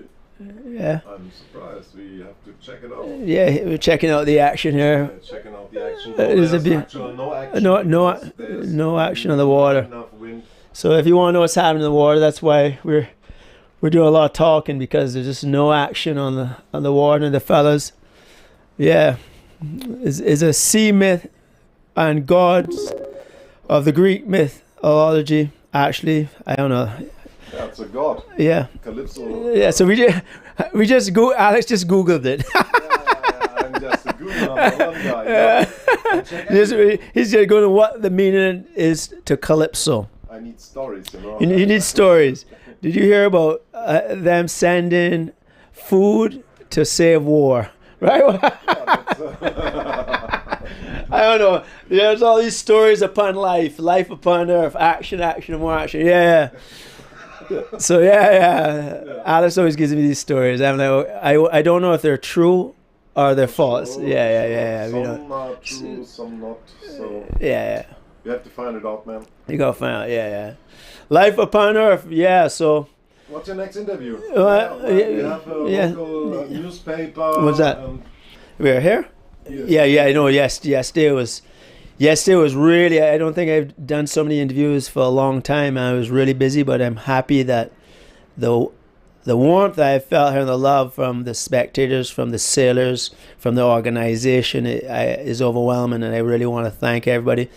All the interviews for yesterday to promote the vision, to promote Barbados, my homeland, So I really want to thank everybody, It's been a good journey so far on this Beach Culture World Tour so far. After this, we'll go to Hawaii, and the Beach Culture World Tour will collaborate with the International Windsurfing Association, because the Beach Culture Tour, it's a tour. We go and we collaborate, and what I do is I communicate this vision of the global organic tourism vision, and I'm not from Hawaii, but my vision is to work alongside the organizer, which I will do so, and to promote the Hawaiians. And the more they're empowered and the more they're part of the economic process, it's fulfilling, it's rewarding, because then I know that when I go to Hawaii, and I don't know if it's going to happen, but yeah, so they're part of the action. So yeah, when I go, that's a goal when I go there. So I'm looking forward to going to Hawaii and compete at the Aloha Classic. I would mostly do the Masters, and I've done last time I did the pros in 2019. So that was I did the pros, and that was an honor to, after so many years, I came and competed on the pro section again. But this year I'll do the Masters, which the event you plan, the tournament is Masters of the Ocean. Right. So what is? Right. And so I have to hold you the microphone on your face. Yeah. Let me ask. And this Master of the Ocean is located everywhere in the world. We talked to Marcus, and he said, okay, we do it everywhere. So what's the plan about that, and what is it? Okay. So what it is so with Master of the Ocean is, so we collaborate. So the Beach Culture World Cup collaborates with the Master of the Ocean. So my tour goes from here, goes to Hawaii, and then it will go to Master of the Ocean. But before Master, we have an event in Barbados called the Barbados Waterman Festival from the 5th to the 12th of December. But then I'll go to Master of the Ocean. So with Marcus, he has his event, which is called Master of the Ocean in the Dominican Republic, where they do 5 disciplines: windsurf, kitesurf, paddle surf, and Condor sponsors a team from Germany, which Chris is part of, and then they will go to the Dominican Republic from the 22nd of February to the 28th of February. And at that event, they will have teams with the sports, and at the same time what we will do is we will have an individual winner of windsurf, kitesurf, paddle surf, surf, and foil, who's the best overall, Master of the Ocean.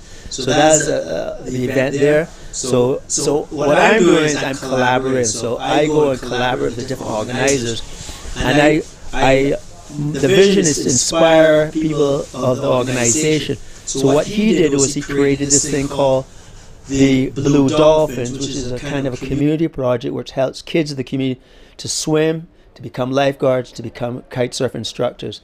So the vision of that event is to be the most, if you wish to say, environmentally sustainable, conscious event in the world. That's the goal of the organization there. So I look forward to going.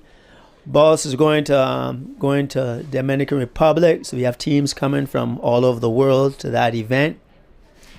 And the vision is to do, and that's why I said to do the sports, which is really important, promote the destination, important, but then also so when you go to Dominicans are part of the economic process. So yes, they may own a hotel, yes, they could be instructors, but it's important that they're a part of the economic process. Okay, yeah, then we have to see. Maybe we get the event on the island of Sylt. Will be great, because if there's no wind, we can switch to stand-up paddleboarding or surfing, and this could be great now, because in the moment the freestyle contest, there's no more flag anymore. That means we have to wait until the next announcement of the PWA. And what is it PWA is saying? Next freestyle announcement 11 o'clock, 11:15, first possible start 11:30. Next wave amounts, and that could be a good chance for class to come back on the water. Next wave announcement 1 p.m, first possible start 1:30. And if you look outside, you see good waves, but not enough wind. Still not enough wind. I'm sorry for this, that we here from the island cannot send better news. We are streaming from Surfmagazin Sylt, located here on the island, and we're streaming from the Strandhotel. They gave us the opportunity, they gave us a space for free and this is so kindness from them, because they don't have any money from this. This is everything is for free we do. Also, Brian's mission here is a free mission. He don't get, he don't get rich for the thing he do. He don't get rich for the good vibes and all this. He do it because he loves the humans, and yeah, he bring all the. We call it stoke. This is our word. We are the Ministry of Stoke here on the island. He's the action man, so maybe you are the Ministry of Action. Yeah, that's right. We have Anthony Albo coming in. Antoine Albo. It's for German. It's Antoine Albo? Yeah, he's in half an hour here. You know him? Yeah, I know. For sure. Antoine, as I tell you, I think Antoine is the last of us on. Like he's a little I was before him, and then I remember Antoine coming on tour when he was just a little boy.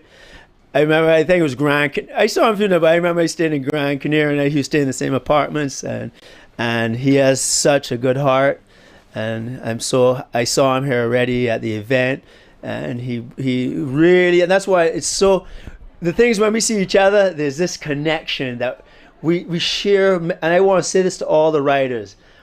After the tour is finished and you see somebody from the same generation, you share that connection of that memory, because I remember things that are so important to him, and he remembers things that we click, and that's a good thing. There's always a good story of everybody, and that's what the energy of windsurfing is about, and it's so special, that energy that everybody. Even back in the day, we were competing with large sums of money compared to now, and the energy was. I think people can't understand if they don't windsurf. I remember a day on Fehmarn. It was 2010. I think it's the first time I get in the backstrap, and I start to. What's up now? I'm going fucking fast, and I don't. And there are waves, and I can do this kind of riding the waves, and that was. The sun is coming out, the water is blue. And I remember this moment after 12 years, and I get goosebumps. Yes. So this is about windsurfing. So that's why the energy, that's why Antoine, I think he's the last of the generation. I think I spoke to him, I think it was yesterday. He said, Brian, I'm turning 50, and he's still competitive at the highest level. So that's really amazing. And again, it's like Brazinho, These people are such core people, such good, fun-loving people, and that's why that's the message that I sent to all the spectators that are out there today, that they're authentic, they're real, and I'm so glad to be part of this group of people. See, I come back after not seeing them maybe 4 or 5 years, and last time I saw Antoine was 4 years ago when I was here. I think it was Sylt. But yeah, action, more action. We need some more books. Yeah, books, yeah. Yeah, because if Antoine is coming and we sit close to him, we need to put some books under us so we get higher, so we get even. Do you see him? Yes, you got time. He looks like a chieftain from the ancient. Such a big guy. Yeah. But very nice. But But that's why I'm saying is. It's like a monument. Yes. Yeah, I saw him yesterday when he was going to do the foiling. And but the good thing, the reason I say this is there's no arrogance. It's not like, do you know who I'm, Antoine Albo, I don't talk to you and then move out of the way. Nobody, none. That's what no. Right. Yeah. None of the surfers here are saying this. They're all happy. They see, okay, you maybe don't understand everything in freestyle, but you are a nice guy, so give you an interview, and everything is okay. Yes, that is what I'm trying to say, and that's what me and Josh, because I traveled on the tour of Josh, and the beauty of being a professional windsurfer is because we used to travel all over to get here, and nobody kind of knew who we were. But then when we came into this bubble, it was this energy. Of good energy between all the company. There was a little tension. You're competing, but it was positive. It was really, really positive, and and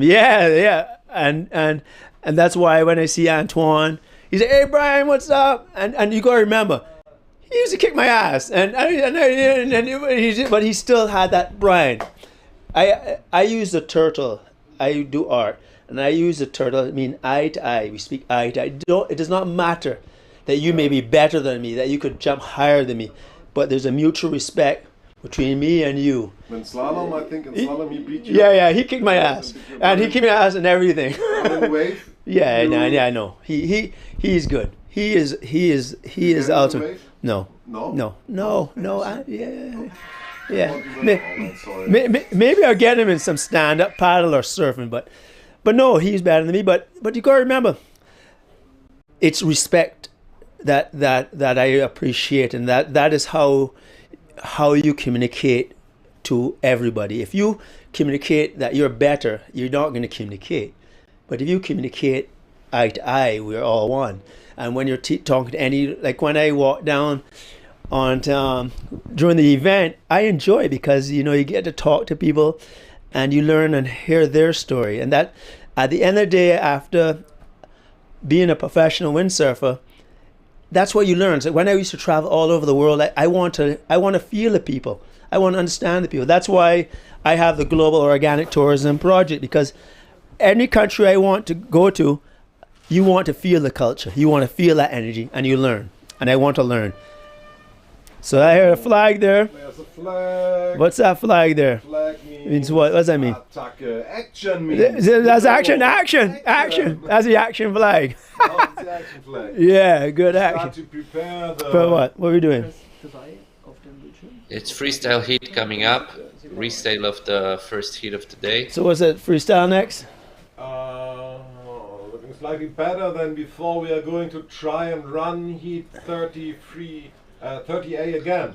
Okay, 30A. So we have Alex, Brian, can you hear me? From A to count, 10-minute heat duration, 3-minute transition, 10-minute until the red flag for heat 38. So 10 minutes to Accassion. You don't know that? I know that. Difficult.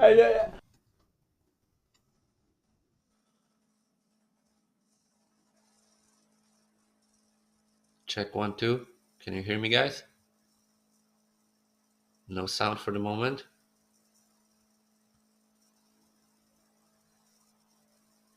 Hello.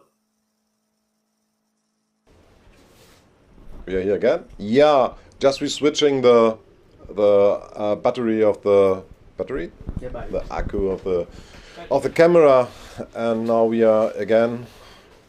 Guys, here. can you hear me? So Brian, you stay a little bit and talk about what happened on the water, the action. I can try. I don't know these maneuvers. These fellas are out of my league. You invent the maneuvers, but you didn't. 20 years ago. You didn't give them a name. Maybe you should. No, these fellas. This is a timer 1. This is timer 2. This is a timer 3. Something like this. Yeah. I tell you, I'm old school, man. Yeah. What these fellas do on the water is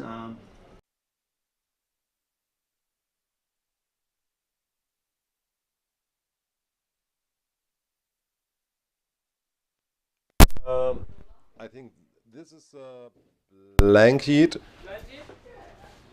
This is a blank heat. So action comes in. Waiting for Brian, waiting for Tomish.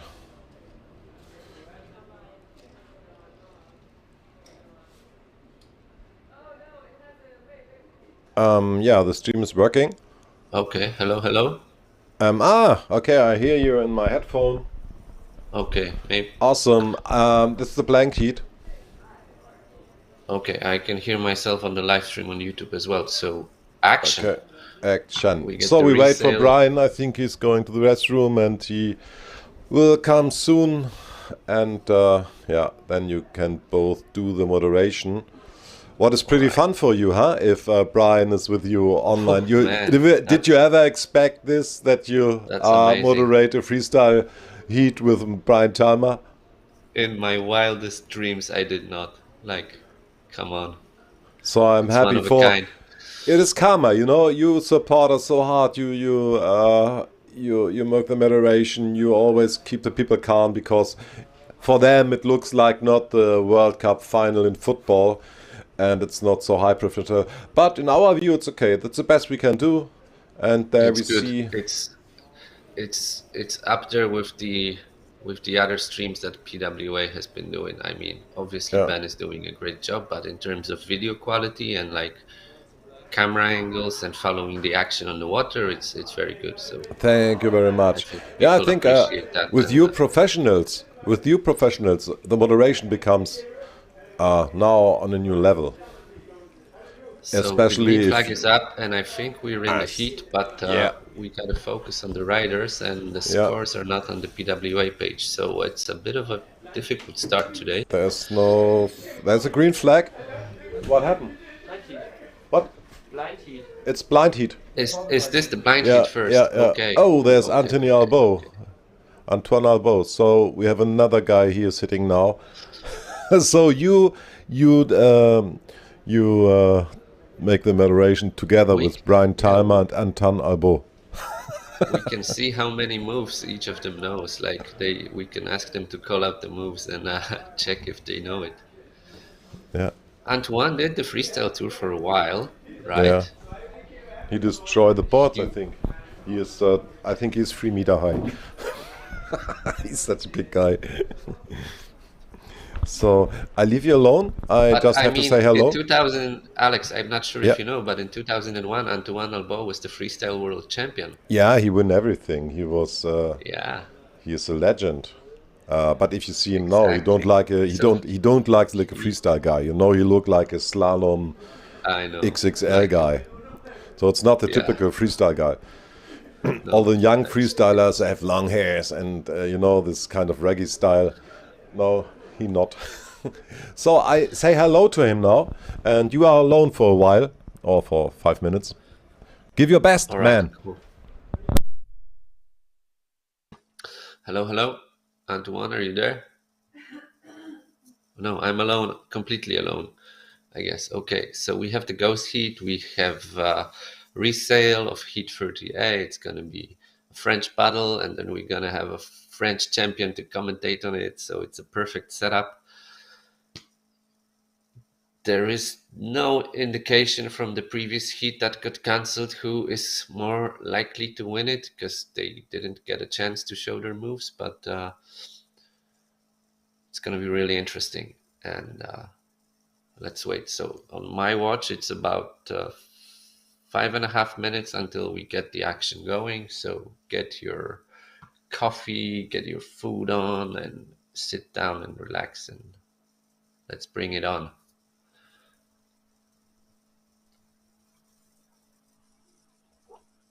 Looking at the camera, it looks like there are more guests now again, so I'm quite optimistic about this one.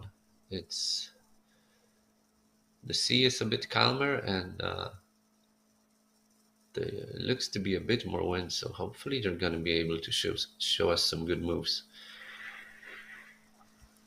And if we have Brian and Antoine on the microphones, it's going to be a fun time no matter what.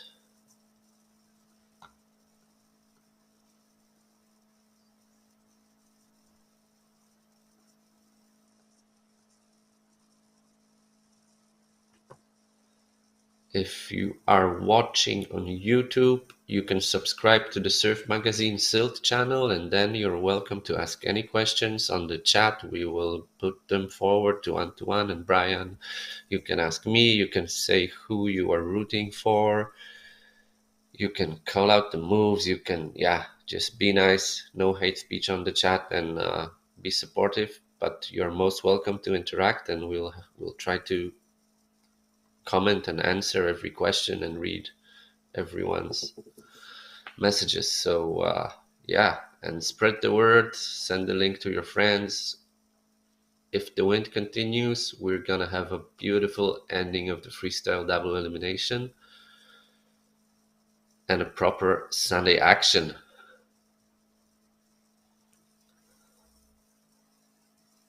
It's so interesting to earlier in the day, we had Pals Muller joining Brian Talma, and it was so interesting to see how different generation of pure stoked windsurfers. They get along so well and they share the same values, and you can see that at the core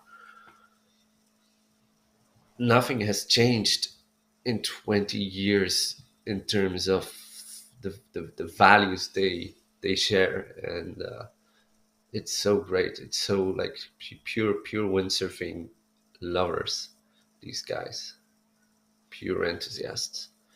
We need more people like them in the industry.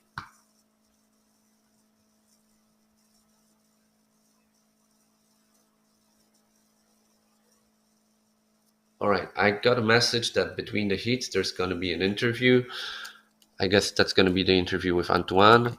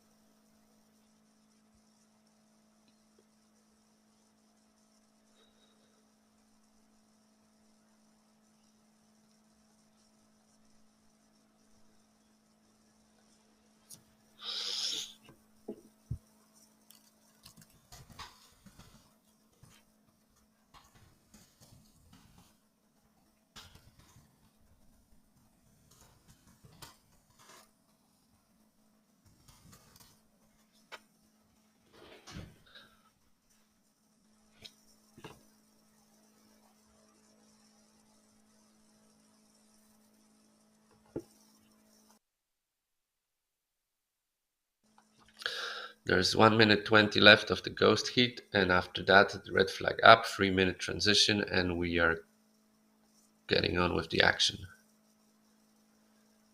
And by the looks of the sea state, I'd say it's pretty unlikely that there will be slalom action anytime soon, but if the wind drops significantly, then the seas are gonna come down, and maybe in the evening we can get some slalom sailing again.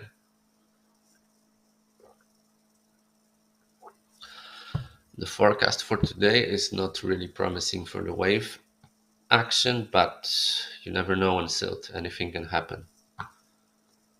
So we keep our fingers crossed.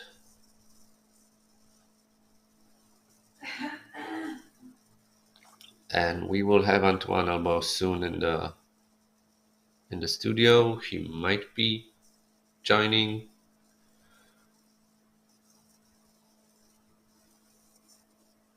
To commentate on the heat, and if not, there will be an interview when there is a heat break after heat 30B, so this one and the next one, and then there's going to be a heat break before the winners go head to head.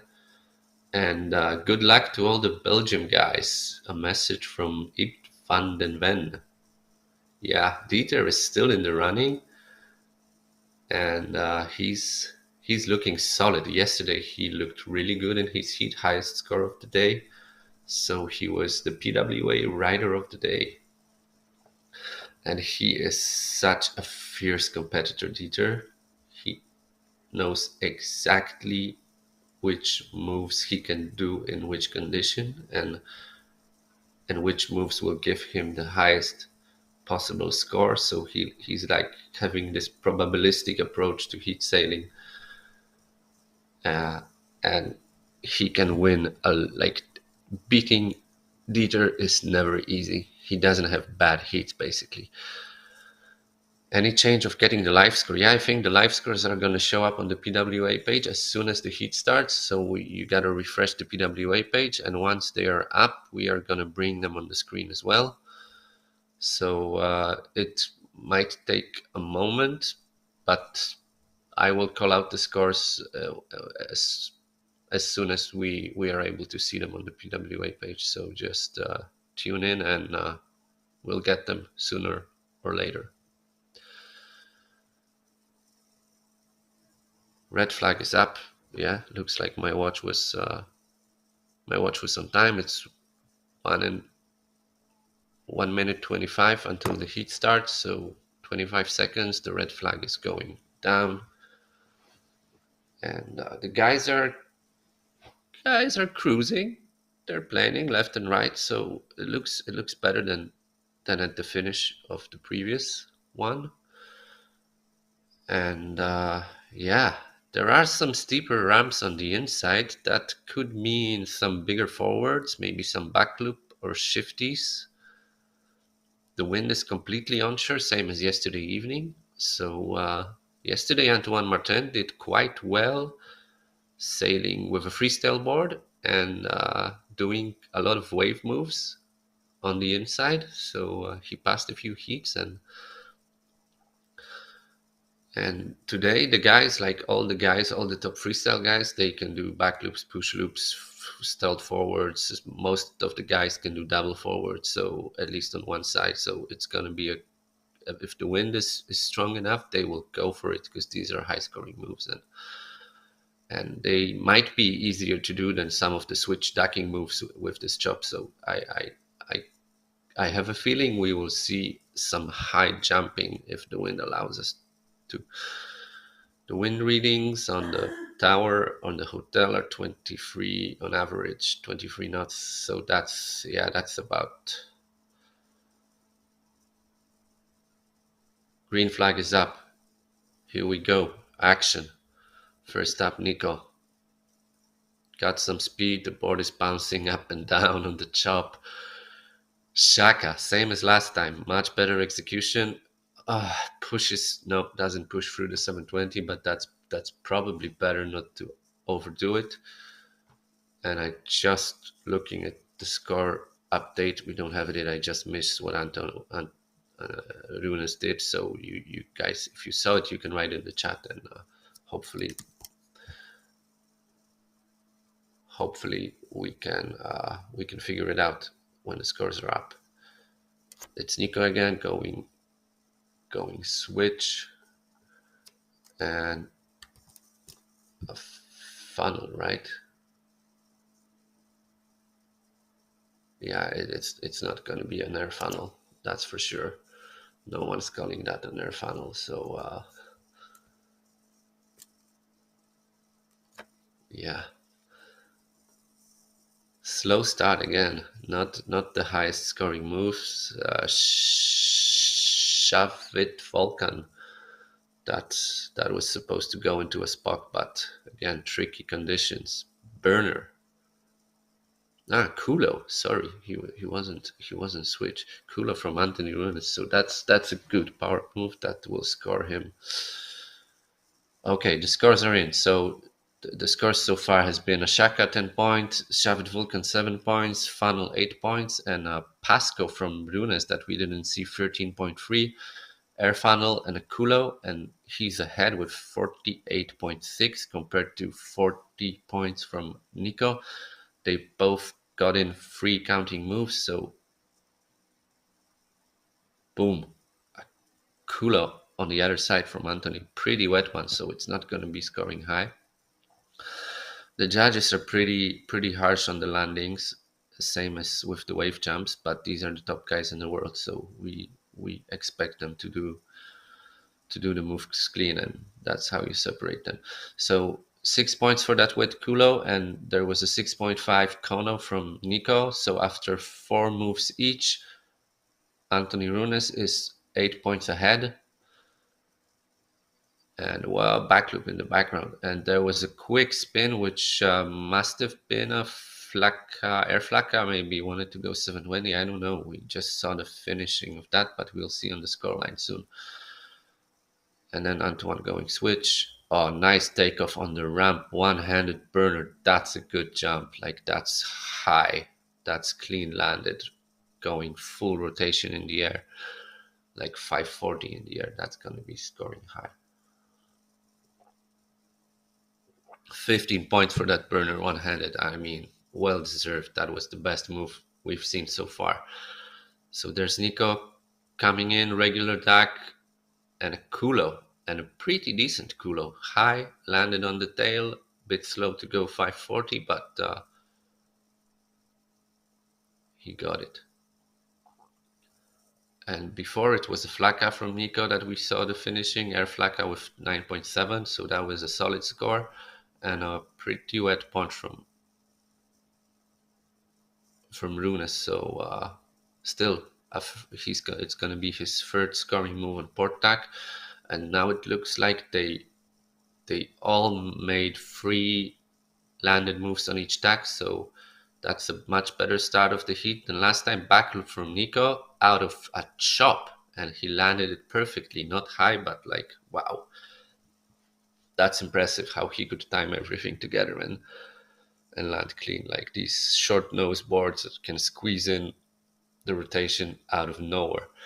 So with 3 moves counting each, it's still Anthony ahead with 92.4. He's got a pretty severe penalty on variety on starboard tack, but still ahead because he did better moves. And going switch, no-handed burner, nice. A bit wet on the landing, but like no-handed burner is a level up. Definitely should be a scoring move, I think. And that was on starboard tack again, so that's going to hurt his variation, but we'll see what the score is going to be. Nico going switch.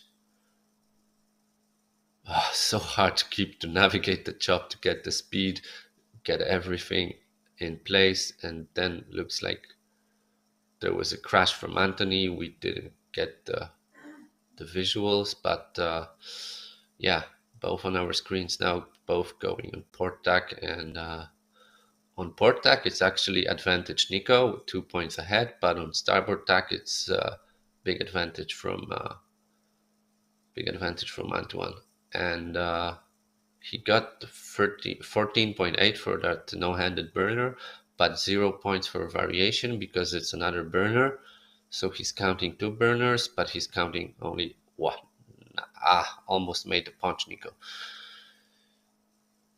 Yeah, interesting. It's 7 points apart from those guys, and there's 4 minutes till the end of the heat, so everything to play for, and I have a feeling it will be tight until the very last minute. But the good thing is that the guys have power to, like, speed and power to make the moves. They have made 9 moves each already, and yeah, hopefully this heat is not getting cancelled. Wind, it looks like it's there. There are some gas to power them up, and action. So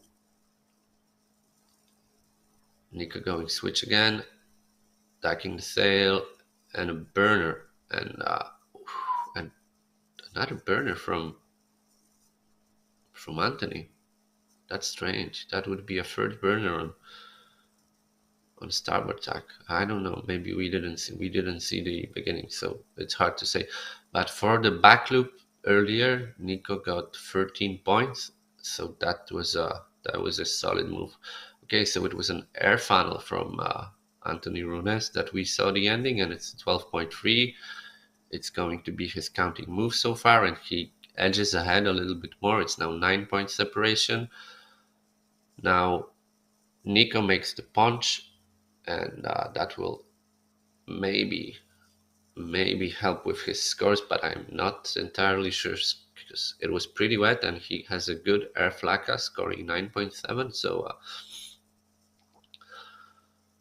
yeah, he needs to step up his game on port tack, but actually he needs to step up his game on starboard tack even more. So 9 points difference between the guys, and from the very start, it's Anthony Runes. It's difficult. I don't know how to say his name. Sorry. He's in the lead. Tacks around. He doesn't. He's 42 points on starboard tack, and these are some big moves. Gregor, I don't know. I just used my wristwatch to capture the time when the flag was up, so I don't think we can put it on the screen. it's 1 minute 40 left, and I'm gonna tell the time every now and then, so we get some sort of an overview of how much they got. But they are filling up the scorecards. There's Nico going duck, and that didn't work out, so he's not gonna go for a clue first Spock. That's not gonna help him anyway. That would be a waste of move. So yeah, 1 minute 15 left, and still 9 points between them. Nothing changed there. Struggling for power now a little bit, maybe. Looks like there's a gust coming in. Another punch. No, don't do another punch, please. Okay, jibe. That would be a third punch, and he didn't, like the previous wet punch he did was just 8 points, and it's not his scoring move. So unless he makes like punch into flaka, it's not going to help his scores. And it seems to be pretty hard to rotate the second move now after landing in the chop. And looks like Nico crashed on starboard tack. We didn't really see what it is. Maybe we'll see on the scores. And whoa, there's only 15 seconds left, so there's the last move on port tack for each.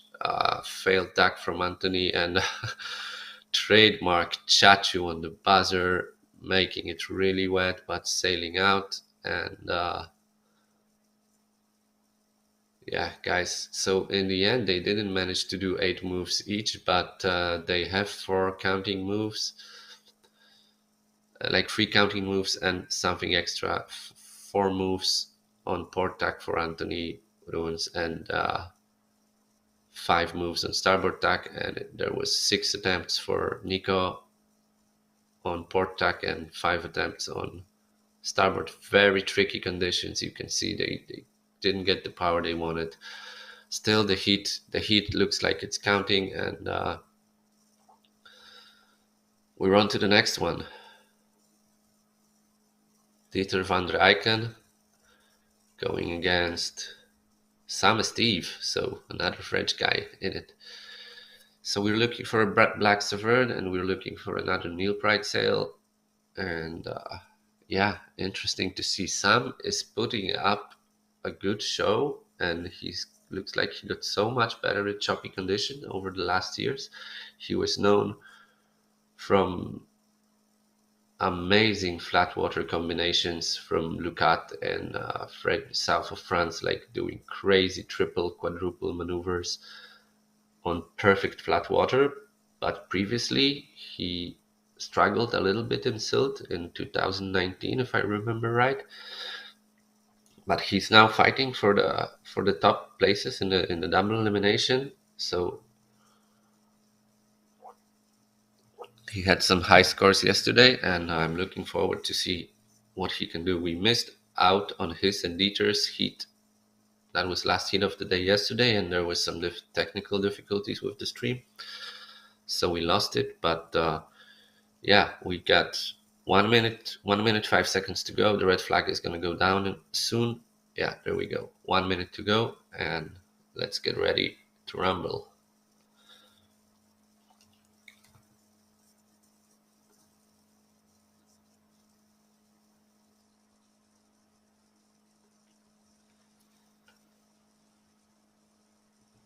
Write in the chat who's your favorite for this one. I know that there's some support for the Belgium guys, so I'm rooting for Dieter myself as well. I've met him a few times in person. He's a super cool guy, super technical.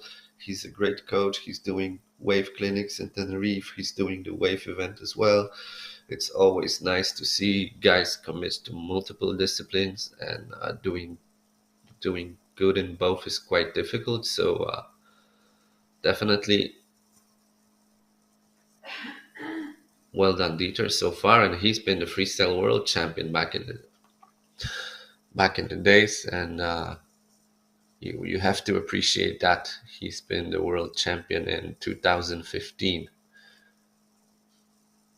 That was quite an unexpected one. There we go. The heat is on. The cameras on Dieter, and he's sailing without the back strap yet, so not really powered up. Okay, now he's going switch. And air funnel, nice one. The air funnels been scoring over 10 points, like Anthony in the previous one, 12.3. I expect this is going to be similar range. So that's a good opening move for sure. And we got the scores online, 12.6. There's a cooler from Sam, a bit slow on the landing. There was a nice high rotation, but he just didn't get all the way around, so there will be a little penalty there. Dieter going with a Kono, nice. I mean, he can do those moves so clean in any conditions. He's the technical master. He's like Klaas Vogt of freestyle sailing. For some, it might be boring, but he's so technical. He's so solid, just pure solid sailing. Sam going switch, nice burner, better landing. Let's see how this is going to score. So far, Dieter started with a 12.6 on his air funnel and 13.3 on the Kono, and there was 9 points for the 9.5 for the cooler for Sam, and the burner is going to be, oh, that was high. That was a burner, but he goes down. We just saw the end of it. So hard to compare who's in the lead with not many scores coming in yet, but Dieter's moves has been pretty solid. I expect the Shaka out of nothing. He was barely going, and he just used the wave to throw around the Shaka. Great technique. Okay, the burner for Sam and Steve was 13.4, so it's actually neck and neck after one move each. They are 3 points separating them. Dieter in the lead. Early days. We got 7.5 minutes till the end of the heat, so there's plenty to play for. Sam with some speed, regular duck, and no, he bails out of it. And Dieter wobbling around. So it's interesting, they have a bit of a different approach to the heat, with Dieter van der Eycken staying much more on the outside, and Sam and Steve trying to get maybe the steeper ramps on the inside. Interesting to see who's gonna benefit from that. Dieter with a massive one-handed cooler, was it? Or burner? Jesus, I didn't see if he used the wave perfectly. Now I'm looking at the replay, and it looks like it was a Kulo. So that's going to be a high-scoring move. Meanwhile, the Shaka puts Sam and Steve in front, but that's because he's got one extra move counting, so still all wide open. Oh, it was a burner according to the judges, so my mistake. The scores are not in for it yet. These are going switch. And another burner, this time on port tack, so... No, okay, there was a Kulo 13.7 on starboard, and now a burner on port tack, so... with 4 moves landed, 3 moves counting, it's Dieter ahead, and now Sam and Steve drops the deck. I mean, saved it, so it's not going to be a crash, that's good on him, it's going to keep him... it's gonna still help him to. Alex, can you move? Can you go back to the scores? Like you moved the scores to the out of the screen. Yeah, perfect. Thank you. Shaka, was it? Shaka from Dieter. Yeah, pretty good one. Good to get a third move counting, and that's gonna be his third move on starboard tack, and it's gonna be a pretty solid score on starboard tack with 2 moves with over 13 points.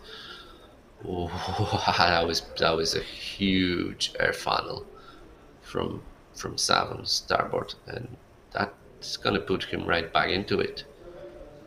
He had like serious airtime on that one. Dieter's sailing a bit closer on the inside. Shaka on port tack. Shaka 720. The previous Shaka got him 9.7, so also not a bad score. He's on 85 points without a move on port tack. So with the Shaka coming in, it's going to be about 15 points with variety added. So that's going to be 100 total, more or less, and that's a solid score already with the light winds we have. It's pretty good. It's what you expect from Dieter, I guess. This massive air funnel was a 14.6, so the highest score of the heat so far. And then he did Kono, and also Dieter with a Kono on starboard, and Sam and Steve going switch, full speed down the wave, nice clean burner. But he already had a burner on starboard tack, so that's a bit strange. Maybe he wanted the better one. So Dieter has filled in his minimum score sheet, free moves counting, 100 points, 0.5, solid. Sam and Steve has a lot of work to do. He's behind on both port tack with free moves in, and well, on starboard he can match Dieter. I think he's got high scores on starboard, but he's dropped the variety, a backloop from Dieter. He's not pulling it. Water starting, but it's not going to be his scoring move. So this is why the variety is so important. Sam and Steve on starboard tack did all like moves that are similar in terms of wind rotation, bringing burners and air funnel, and because he's counting 2 burners, one is scoring 0 points in the variety. So even though the moves themselves have a high score, he loses on variety quite a bit. And I think actually the second burner is not counting, so it's so he's still missing a move. In fact, you cannot count 2 same moves. You cannot do 2 burners on the same tack. The time on, it's 2 minutes 15 seconds till the end of the heat. Dieter switched, getting some speed now, using the wave in front of him. So difficult. Like, you could see he was trying to get as much speed from the wave as he could, but as soon as he dacked, he kind of stopped, pushed the tail a little bit maybe, or I don't know. Out of Dieter's skipping on moves, it's gotta be super tricky. Meanwhile, on starboard tack, Sam and Steve landed a Skopu, and that puts him right back into it with just 4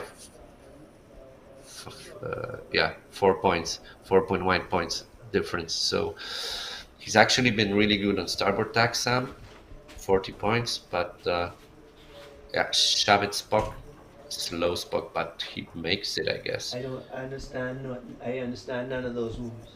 No, And a cool Brian, nice to have you. Yeah, it's been hell of a game change in freestyle, and it all started with Golito and the Bonarian boys. I think they broke the barriers as you wanted freestyle to do. They did it, and now we're struggling to catch up on the names, even not to mention on the rotations in the air. Hey Thomas, this is Marine. Nice to be back on the show. How are you doing? It's good. The action is on, and Dieter is putting up a masterclass, but Sam and Steve is throwing up big moves on starboard tack, and now he needs to match the scores on port tack to make it happen. So as they are both counting 3 moves on each tack, and Sam and Steve is 4 points behind. So now it's time to step up the game. But we got only 20 seconds left in this heat, so yeah, it's the last minute. Flag is down. It's the last minute, and they are both on starboard tack, so that's actually a little advantage to Dieter, because it's going to be hard to... Sam knows he tacked, but he crashed, so... Game over. So tricky, huh? You could see, like, the guys were wanting more power. Yeah, this is the end of the heat, and it's all about the power now. They are even struggling to plane. I think they are all on the big gear, like 100-liter boards, 4.8, even 5.2 for some of them, which is really big for freestyle gear. The sails are super powerful. Nico Akasian was yesterday on, how do you say his last name, by the way? Agation. Oh, I'm not, say it again. Agation. Agation? Yeah. You have it right. Nico Akasian, yesterday he said in the PW interview that he was on 4.8 and in the 91. So that was not bad, I guess. But the wind was a bit better maybe yesterday, actually. Yes, it was slightly better. And even the wave sailors, Morgan Varro this morning was out on his 5.3 and 93 liters, which is quite massive for him. Oh, yeah. That's massive. So we have a heat break now. There's going to be a 13-minute break. Well, 11 and a half now left. So do we have an interview lined up for that, or what's going on? I will check with the boys. Antoine Albo is here.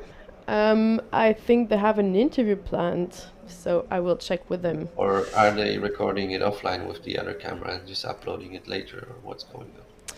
I will check. I will be right back. Yeah, so we should have Antoine live, so if there are any questions for him, please write them up on the YouTube chat. You need to subscribe to Surfmagazin Sylt to be able to write in the chat, but hey, come on, they're doing us a big favor with the stream, so least we can do is follow them on Instagram, follow them on YouTube, and like the stream, so that all the algorithms push them up a little bit, and they will have an easier time promoting their work in the future. I'm back out on the camera, Tomasz.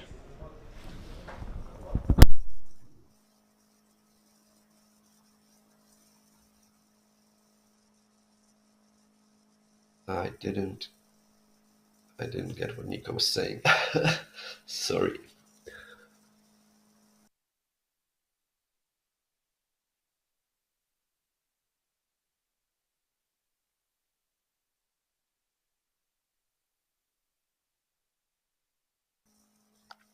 Yellow flag up, but that doesn't mean that it's going to be action soon, because they are just running an empty heat to keep the procedure on time, so that the riders are not confused.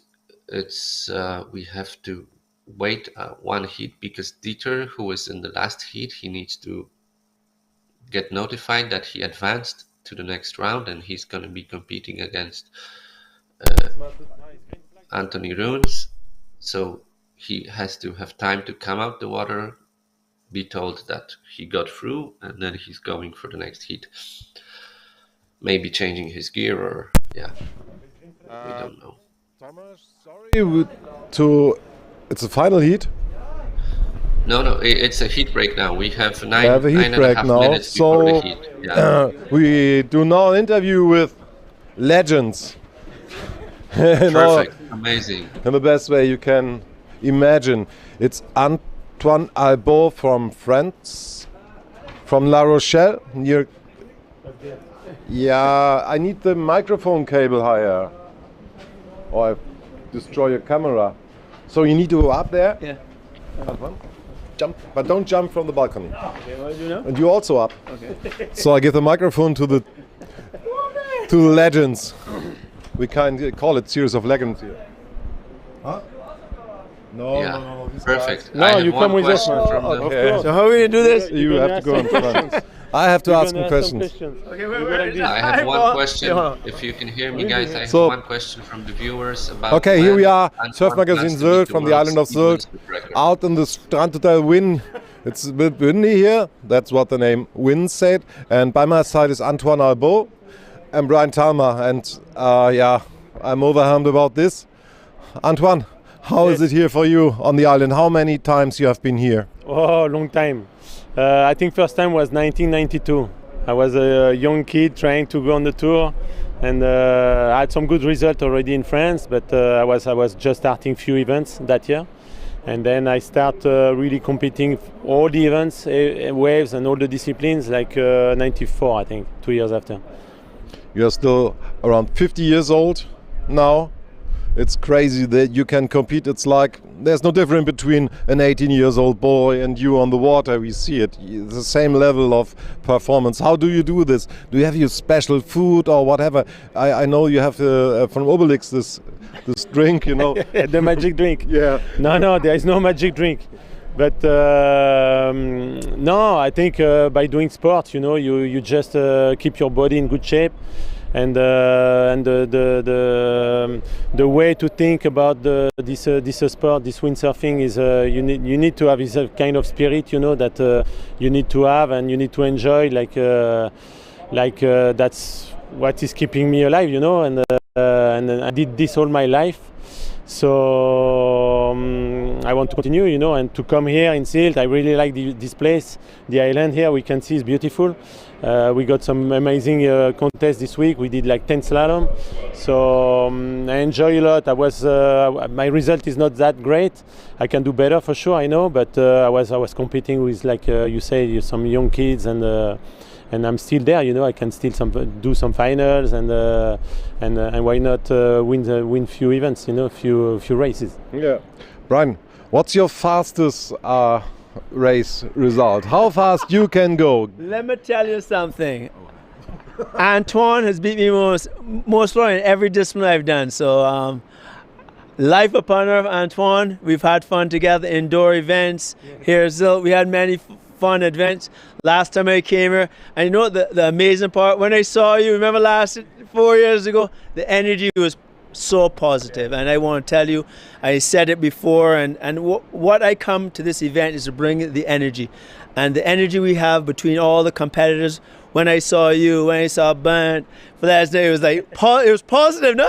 It was like, yeah, good to see, because we bring back the memories. So when I saw him, I remember you in Grand Canary, your family. You all were creating so much action. Your whole family is in the apartments. I was staying there too, and that's when you were a kid.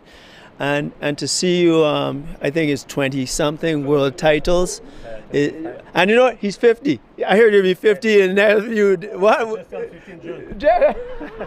So you have both big projects. You already explained Masters of the Ocean, all the tourist stuff you do, and you have your own project. What is the name of it, and what's your goal?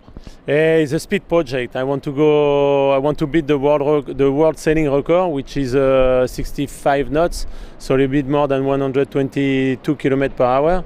So the name of the project is Zephyr Project, and we are trying to get some good engineer and good people to build a new windsurfing, a new board to actually accelerate, because with the gear we have now, we are more or less stuck at around 100 km per hour, so it's too much drag. And we want to do it in open ocean as well. So we give us like 2-3 years to do this. So we actually need support. We would like to have some good guys to come with us, you know, some good sponsors to come in the stories and see what we do. You're looking for sponsors now, right? Raise some money for this. Do something like a crowdfunding maybe. That's also a way to do it. So if you want to support Antoine for his new record, that will be fantastic. And yeah, there's another thing I don't mention normally in the interview, but Nick, our camera guy, he didn't say, you know, I hang around with him 200 days in year to make all the content and so, and he didn't tell me that he have birthday today. Yeah, happy birthday, man. It's so crazy. Happy birthday, Nick, man. Why did you say anything? So I'm not your mother. I can't. I don't know it. I don't look on your Facebook page. You don't say anything. It's awesome. So you need to drink in the evening, I think. So Antoine, freestyle. I try to bring them in front of the microphone, but they are not really feeling comfortable with this because freestyle. You have been the world champion in freestyle 2001. What changed until these last 21 years? Actually, a lot of things. You know, they go way higher than what we were doing at that time. But it's like it's more than 20 years now. So it's good that they they increase the level. They jump a lot now. They even go with the foil. They go freestyling with the foil. They go even higher. So now the level increase a lot, and there is a lot of new guys coming, bringing some new moves. We were talking about how many moves they have, but I was saying like maybe 30, 40, and you told me more than 300. So it's like amazing, and you cannot believe it. But you can see the action here in Sylt is amazing. Today they are still competing. They are trying to do the double elimination to see who's the best guy, and we see the action here. Yeah. Right now there's I don't know. I don't think it's a heat. I think they have a blank heat. Yes. So we have a little bit more time. Brian, what do you want to ask Antoine? What do I ask? Well, first of all, which I'm really happy, Antoine and the family, and you're a family man now. Yeah. So tell us how that's going, because you told me, Brian, he told me, right? He only sailed 3 times in the last 3 months. I don't know if that's top secret, but how do you combine the family, trying to be world champion, and being the fastest man on this planet? But right now I have some new project, with the speed thing, and so to be world champion, it was a little bit too much to think about it this year. But I wanted to do the best I could. But it's just amazing, to have the family. I have 2 kids. I have 6 and almost 1 year.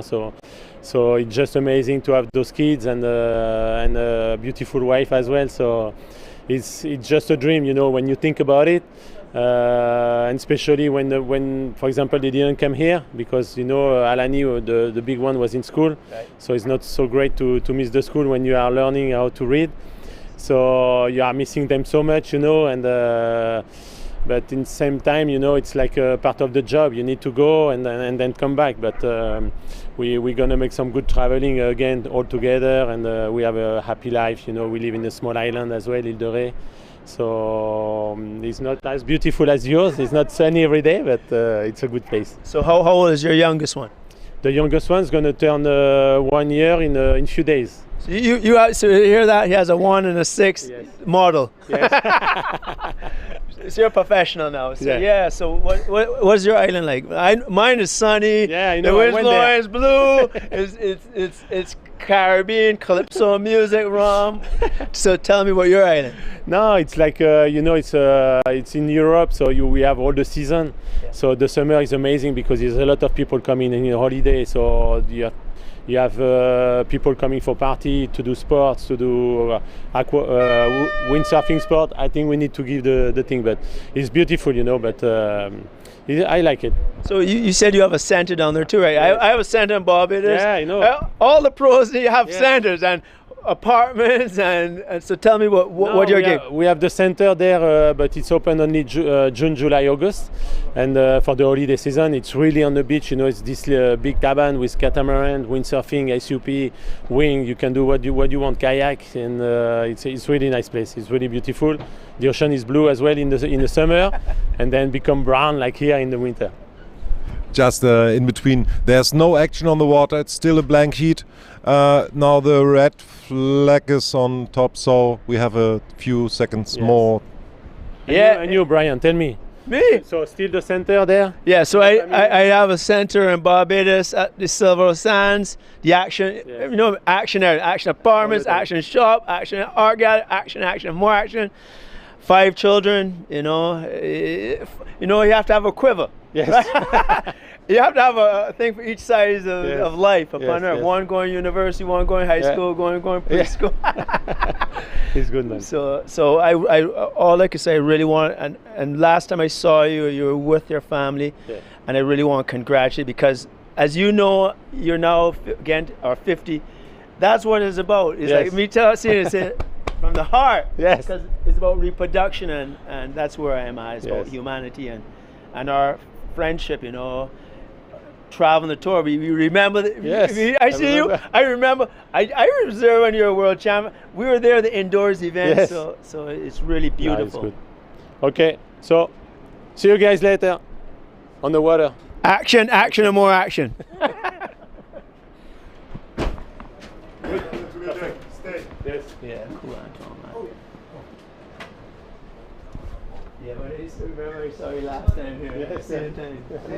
Almost like same players. Yeah. Action. What a legend, Antoine Albodes. All the young slalom guys are so lucky to still have him on the tour to learn so much from the guy. We have 40 So seconds there's left 1 minute until left before the start of the heat. It's gonna be Anthony Runes against Dieter van der Ecken. Marine, what's your... Too much action here. I know.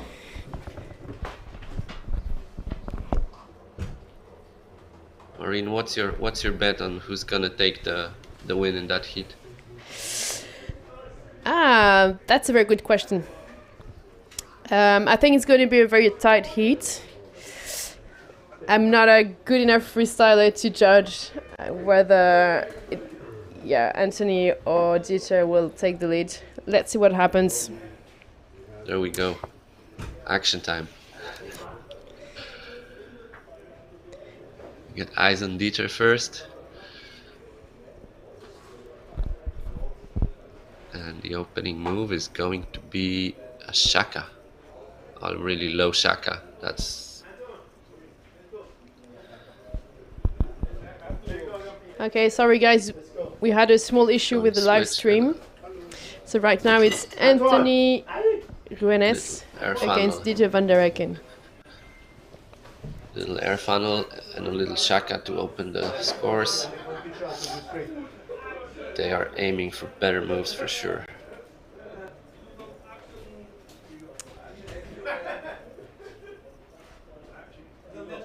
Sneaks the back loops. So cool.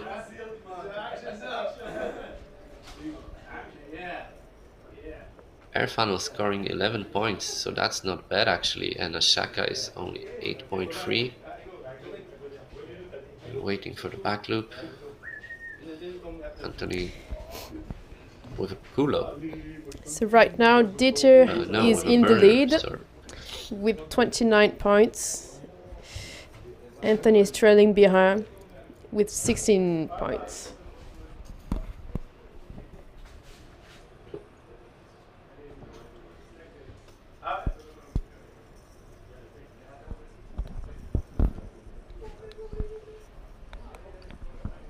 Dieter with a funnel himself, not really an air funnel in my book, but we'll see how the judges call it. Back loop scoring 11.2.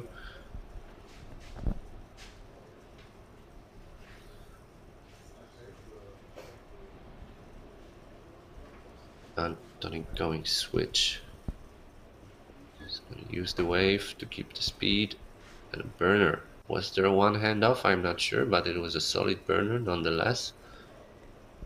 So it's early days advantage Runes.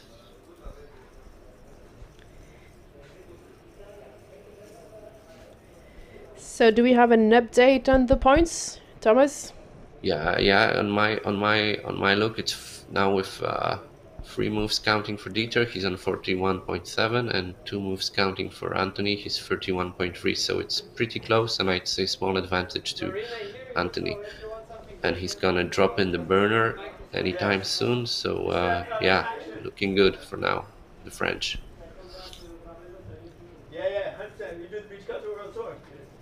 And punch. I like that's a good punch. That's again using the wave to keep the speed going downwind. That's pretty smart. That's the only way to do it in Sylt, I guess. So it was a no-handed burner according to the judges, and it's a 15 point. That's pretty good. So with 3 moves counting, he's 10 points ahead of Dieter. That's good. Solid. Still very technical conditions here in Sylt.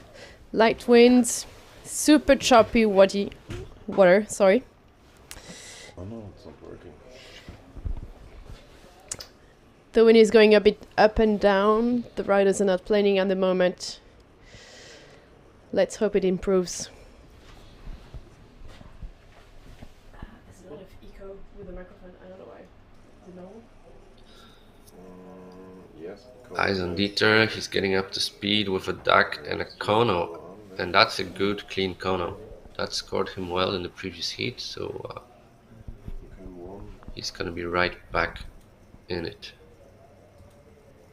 Anthony with an even higher kono, so matching move for move, that's a good tactic sometimes. And he's ahead in that battle of konos, so back to advantage back to Anthony.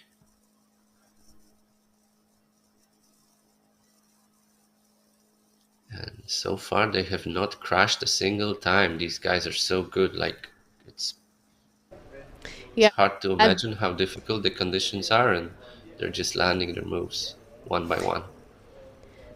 At this level, all the riders have the potential to be world champion. No question about it. So there's been a little exchange. It was either an Air Flaka 720 or maybe they're gonna call it a Pasco from Anthony, and a burner from, or a Kudo actually. I already. Yeah, that was a burner from Dieter. I'm looking at the YouTube so I can have a little delay and a replay if I miss the move. Anthony going switch, quite good speed, and another no-handed burner. Oh, that's strange, he already did one. He did a great one, but maybe he didn't do a no-handed and there was a mistake from the judges. So it was called a Pasco and it's a 9.5. So now Anthony has 3 moves counting on each tag with a 96 total score, so that's pretty good. But in previous heat, Dieter got over 100, so air funnel. That's going to be a solid move. We haven't seen any double moves today yet, and he's going to be right back in it, Dieter. Burner scoring 13 points, so it's at the moment with a full sheet of scores. We have 97 for Anthony and 89 for Dieter. And we got 3.5 minutes left in this heat, guys, so there's time to change the scores for sure. Yeah, we would like to have the scores back on the screen. Alex, can we do that? Marine, can you get Alex to do it? Yes, I will try to get him inside. Give it a try, and we should keep it on for forever, because there's, watching it without scores, it's so difficult. Yes, I know. We but only had right a now with small the issue Kulo with and Air Funnel, Dieter is in a slight lead. He's 98.7 compared to 97.5, so it's 1.2 points ahead, and it's 3 minutes on the clock. Whew, it's gonna be tight. It's gonna be like tiny margins, so every bit of height, every bit of extra rotation is gonna count on this one. And Anthony doing this no-handed burner actually improved his score by 1.3 points. And now a massive one-handed air funnel from him. That's gonna be a high score, but that's gonna drop his variety again. He already scored an air funnel, so I think it's going to be replacing that score of 11 points previously. So he's going to improve on his score, and I expect him to take the lead after that one. Meanwhile, Dieter crashed his move, and there's not going to be any changes in his scoring for the moment. 2 minutes on the clock. Tiny shove it from Anthony. I wonder if they're going to call it a move at all or not. That would harm, because it takes away one of his sport attack attempts, but with the new score coming in, he's on 101 points and he's back in the lead. And that air funnel scoring 14 points.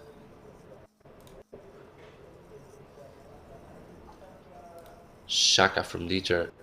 He already did a Shaka on Portax, so he's not gonna get a much more points out of this one.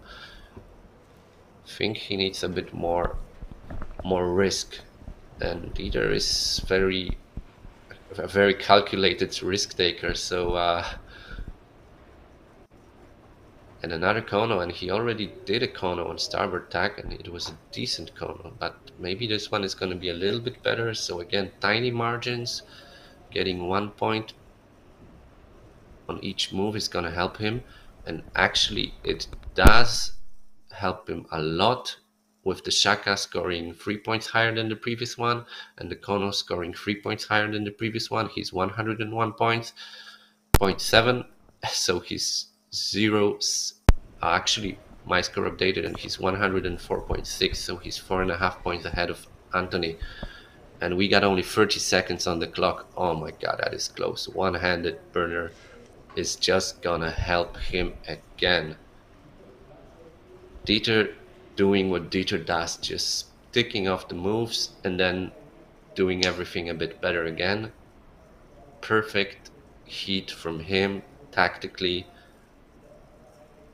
hardly crashing, starting with a good score and then improving it with even better moves. The heat is over. On the PWA score page, it's 105 points for Dieter and 101 for Anthony. He did not manage to improve his scores in the last 2 or 3 moves that he did, and that really decided on the heat. He was ahead most of the time, but Dieter was just upping his game move after move, and in the end, the small margins, the scale tips towards Dieter. He advances. So he's guaranteed a 5th place Dieter. This guy is a competing machine. Now we're gonna have another heat break, and next up it's gonna be Dieter van der Eycken against Jentel. Who cares?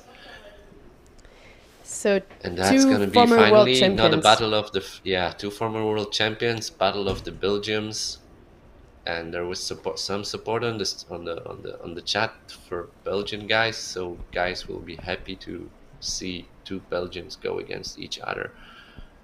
And that way, it's beating Dieter in any conditions. You got to be spectacular, because you know he's not gonna drop any easy points, and that's exactly what he did. If you look at his scorecard, he's counting an air funnel, a shaka, and a burner, and on the other side he's counting a back loop, a kulo, and a kono. But all of these in very high style points, so getting almost maximum possible points for each move, and that's tough to compete with. Meanwhile, Anthony counted a kulo, ponch, and a pasco, and on the other attack he counted a kono, a burner, no-handed, and an air funnel, and he just fell short 4.5 points. Okay, Marine, since we have a heat break, I need a little break myself. I'll be back in 2 minutes, so feel free to entertain. I will do my best. Have a good rest. Yeah, or I'll be right back.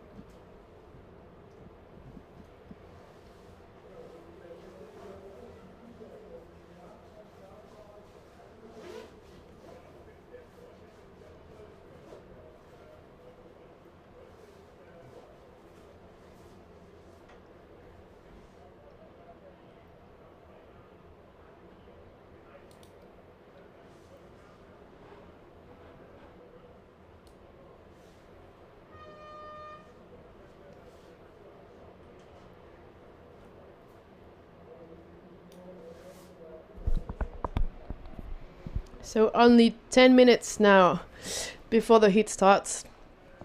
We will have Kayas. I think he was on the left on the left of your screen, and he will be up against Dieter van der Eycken, former world champion in freestyle. So both of them have the potential to go through. It will be a very tough battle, I think, for both of them. Both Belgium, and they are used to Sylt. And it will come down to Dieter displayed a very good show in the former heat.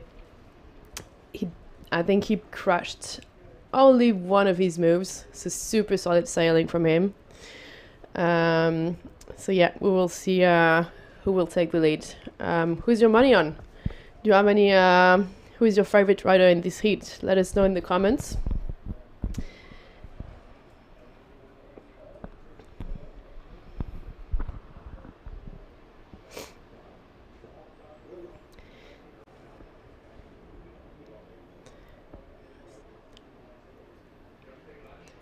As you can see, very good weather today. The wind is a bit light. The riders on their big gear. Most of them on 4.8, 5.2. Big boards, so 93 liters, 99, 100 liters. This is Anthony. He looks super happy about his performance. Probably a bit gutted that he didn't go through. It was such a tight heat. He's now being interviewed by Sarah Jackson. He's really talented. He used to, I think he used to pass quite a few rounds in Sylt in the waves, and especially he's really dangerous on starboard attack. So too bad. Yeah, he's not in the double anymore. But yeah, he's super dangerous in those conditions. He looks quite stoked from his performance. I'm sure he wanted to probably go for another heat, but well, that's the game. So congratulations to him for going this far in this elimination. These are very tough conditions, light winds, very strong currents, onshore, totally onshore, so it's kind of hard to take off the ramps. And it feels like your board is sticking to the water because of that. And yeah, it's hard to get some flat sections for the sliding moves. So very tricky conditions for freestyle. It's obviously not ideal, but still, the guys managed to pull off some massive moves. So hands down to them for this gigantic show that is Sylt. Sylt is the biggest event of the tour we have. Like, as you can see, there are many tents on the beach. It's very crowded during the weekends. Many people come and watch the competition. So it's great that we have some wind today to entertain them. Yeah, good forward loop from Yentel, I'd say. He's warming up. Yeah, it's so difficult for Yentel So because yeah, like today Peter good already northwesterly wind. When it's northwesterly here, it's west-northwest to be precise. It's dead onshore, so that's why the judges preferred to send the freestylers out there and other wave riders. They have bigger boards, they plane very quickly. So yeah, for the wave sailors, it would have been a super tricky day to go out. Maybe the winds will be a little bit stronger at the end of the afternoon, probably by 5. So the next call for the waves is at 1, so 20 minutes. By the look of it, I think the freestyle will continue probably today. They are not limited to one single, one double. If I'm correct, they can go on for another single, and another double. So many of them they will probably back on the watch after the final, which is good because Sylt is the only event this year. There have been some problems with organizing Fuerteventura this year, so yeah, only World Cup event for the freestyle. No event for the women this year. That's really sad for them because they are all training super hard. Maaike Hoeverman here is she's also competing in the waves, but she's really on for freestyle. She wants a world title. She wants to beat Sarah Kita, who has been dominating the discipline for years now. So I will hope they will come back. That women freestyle will come back next year. And maybe Sylt. In Sylt, the only discipline where the women can be is the waves. And yeah, it would be epic if they could put up some prize money for freestyle as well. That'd be really cool. So, Maureen, did they say on the skippers meeting that they plan there's to a run wave a sailor on the second? back of the screen who's enjoying the super onshore conditions here. It's really tricky. I think this is the first time when I saw sailors flipping their sails in the middle of the bottom turn for the top turn. So it's the guys here know how to sail especially class Voget, Lyon-Mer. They're used to those conditions because they come here for the national championship. So how much time do we have left? Probably 4 minutes. Let me check.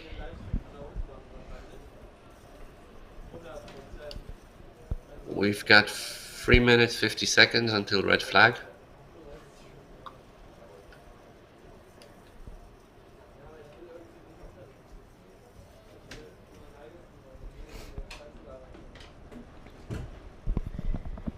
Yeah, still a couple of minutes before the heat starts.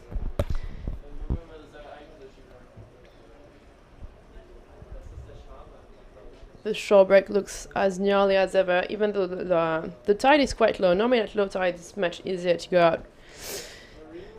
But yeah, now I think the tide is pushing, so yeah, it's really tricky to go out. In some heats, I remember some of the guys could not even go out, and they managed to like pull their moves on the beach, basically, on the white water. So yeah, today the wind is a bit lighter, which makes it a bit harder to go out, but then yeah, there's less white water to go over, so yeah. I really hope the wind will stay steady. So the wind is looking good, both riders on the water warming up.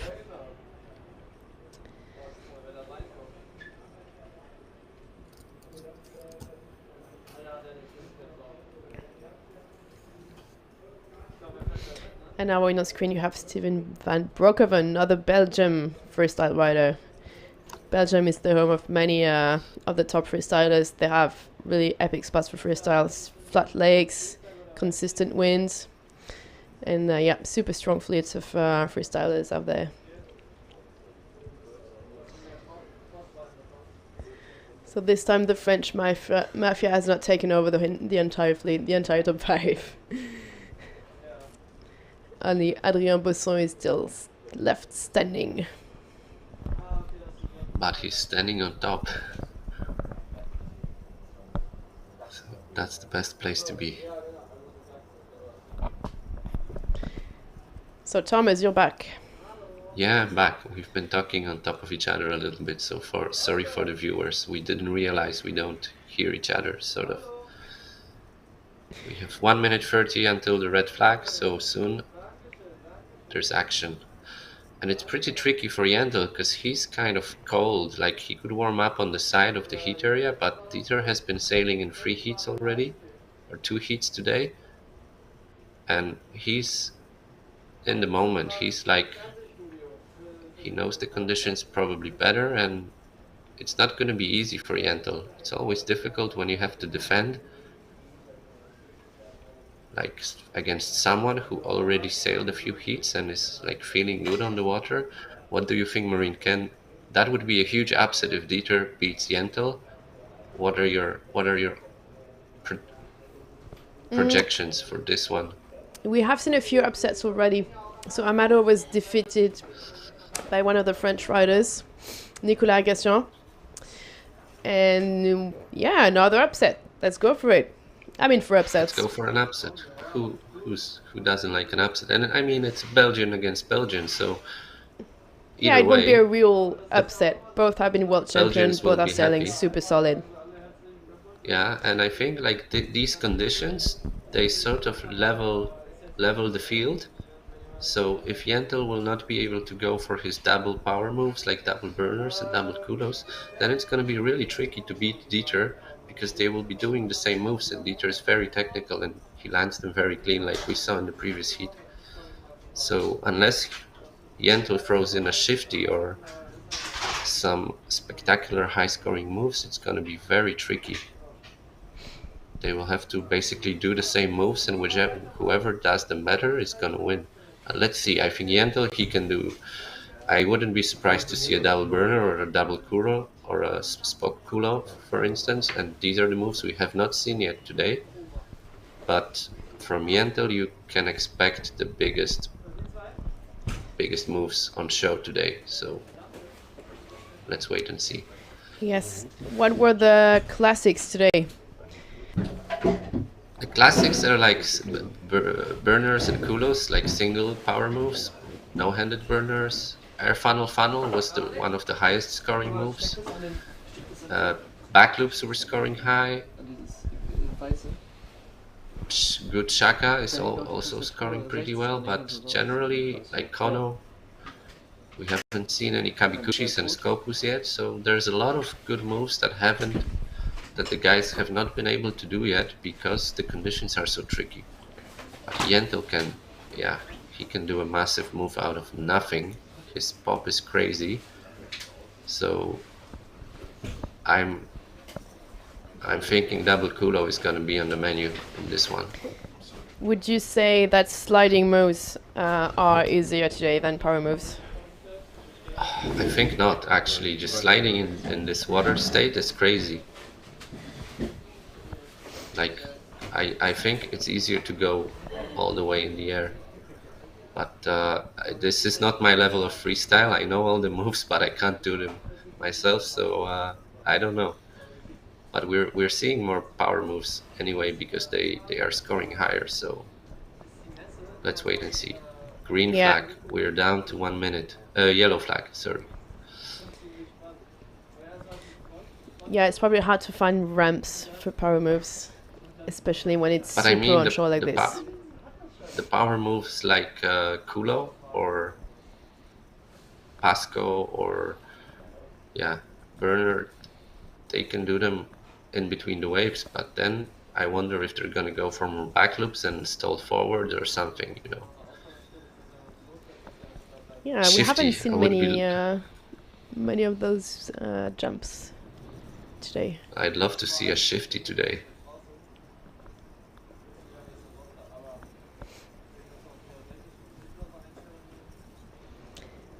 Let's hope the wind will allow that. That would be epic. Game on. Both riders going port tack, Dieter first, tacking. Boom, burner. Nice one. Good opening move. Shaka from Yentl slides through a slow 720. Maybe they will call it a shaka flaka, I'm not sure. It was definitely more sliding than popping for the second rotation, but it's still a double. And now Dieter with a burner on the other side, right? Was it a burner or was it a culo? I didn't see the beginning. Wait for the scores to tell us.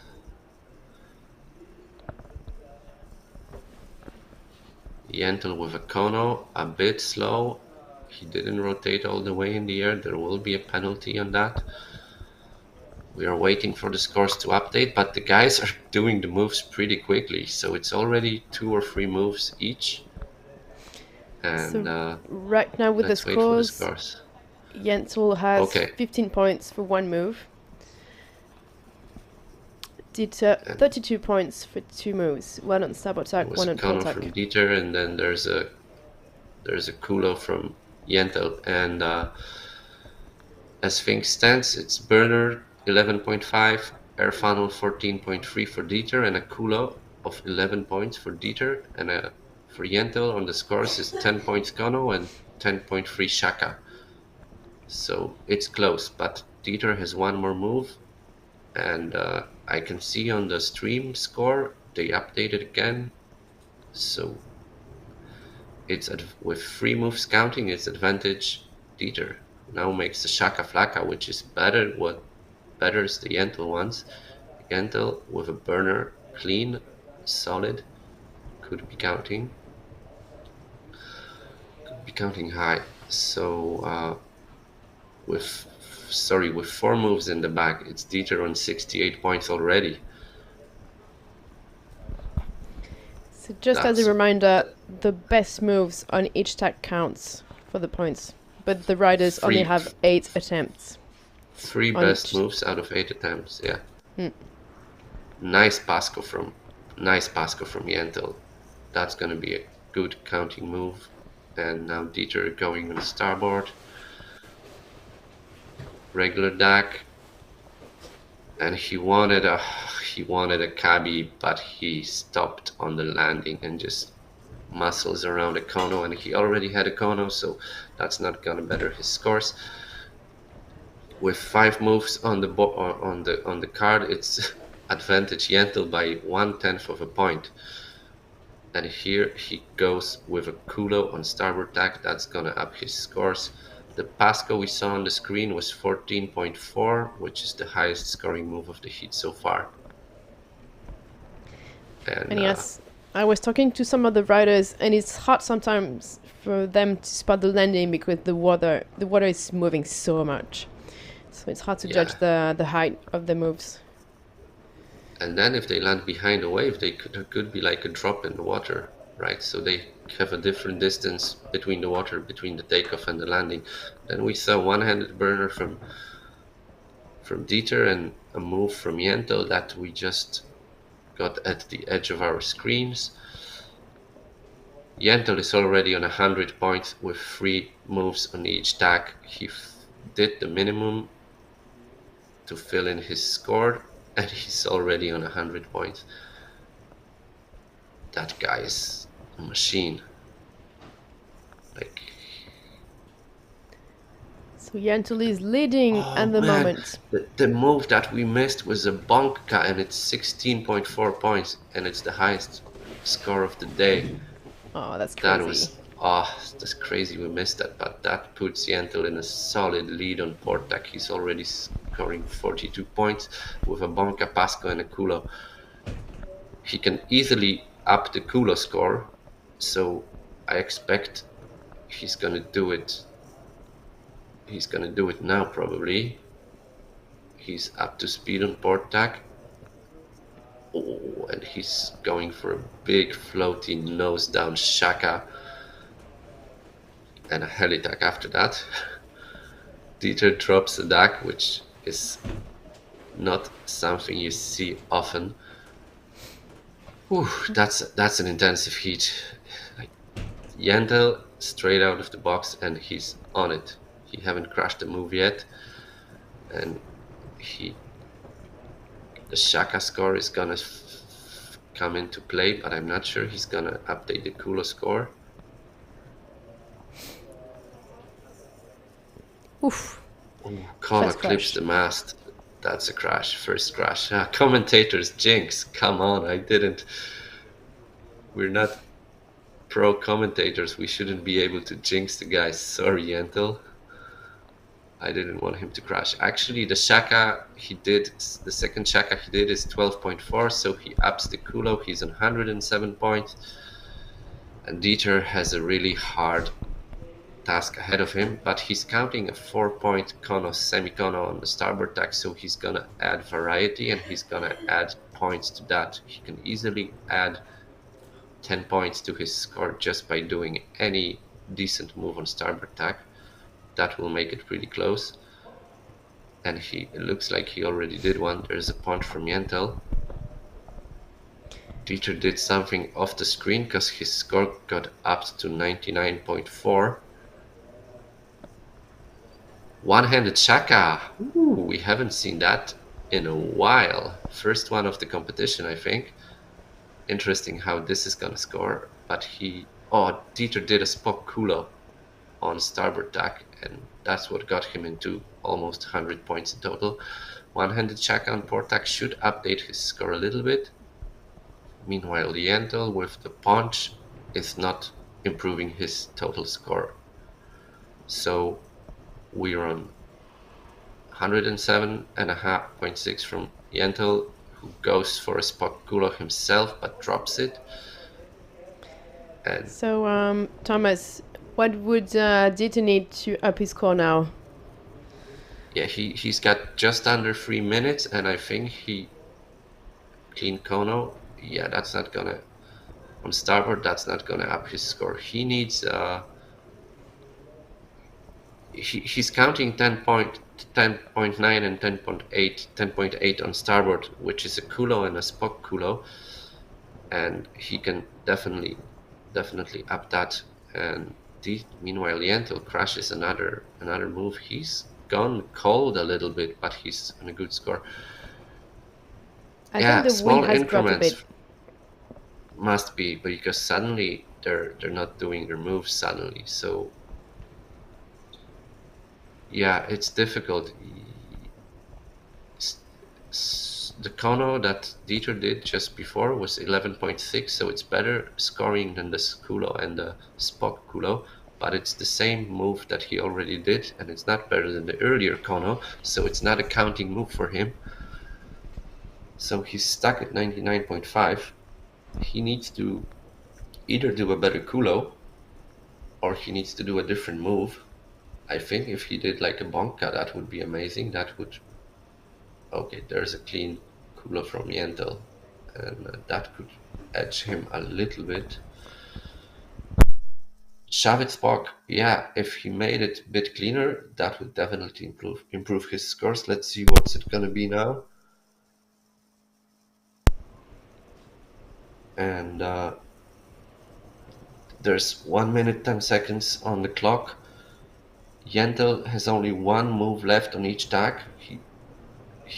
That was a massive Shavit Spock. Let's see what's the scores are gonna be on that one. It's gonna count. I'm pretty sure it's gonna improve his sport tag game, because he was counting a Shaka. You know what? Oh, Yentel crash is going switch. Yeah, I think he's quite tired from his previous hits. The scores are not coming through though, so okay. There it is. Shavit Spock from Yentel improves his score a little bit, and the Shavit Spock from Dieter does not improve his score. So we're clearly advantage Yentel, and it's 30 seconds to go, and I don't see it changing. Meanwhile, oh sorry, it was 8 moves, so Yentel has one more move on each tag, but he doesn't have time.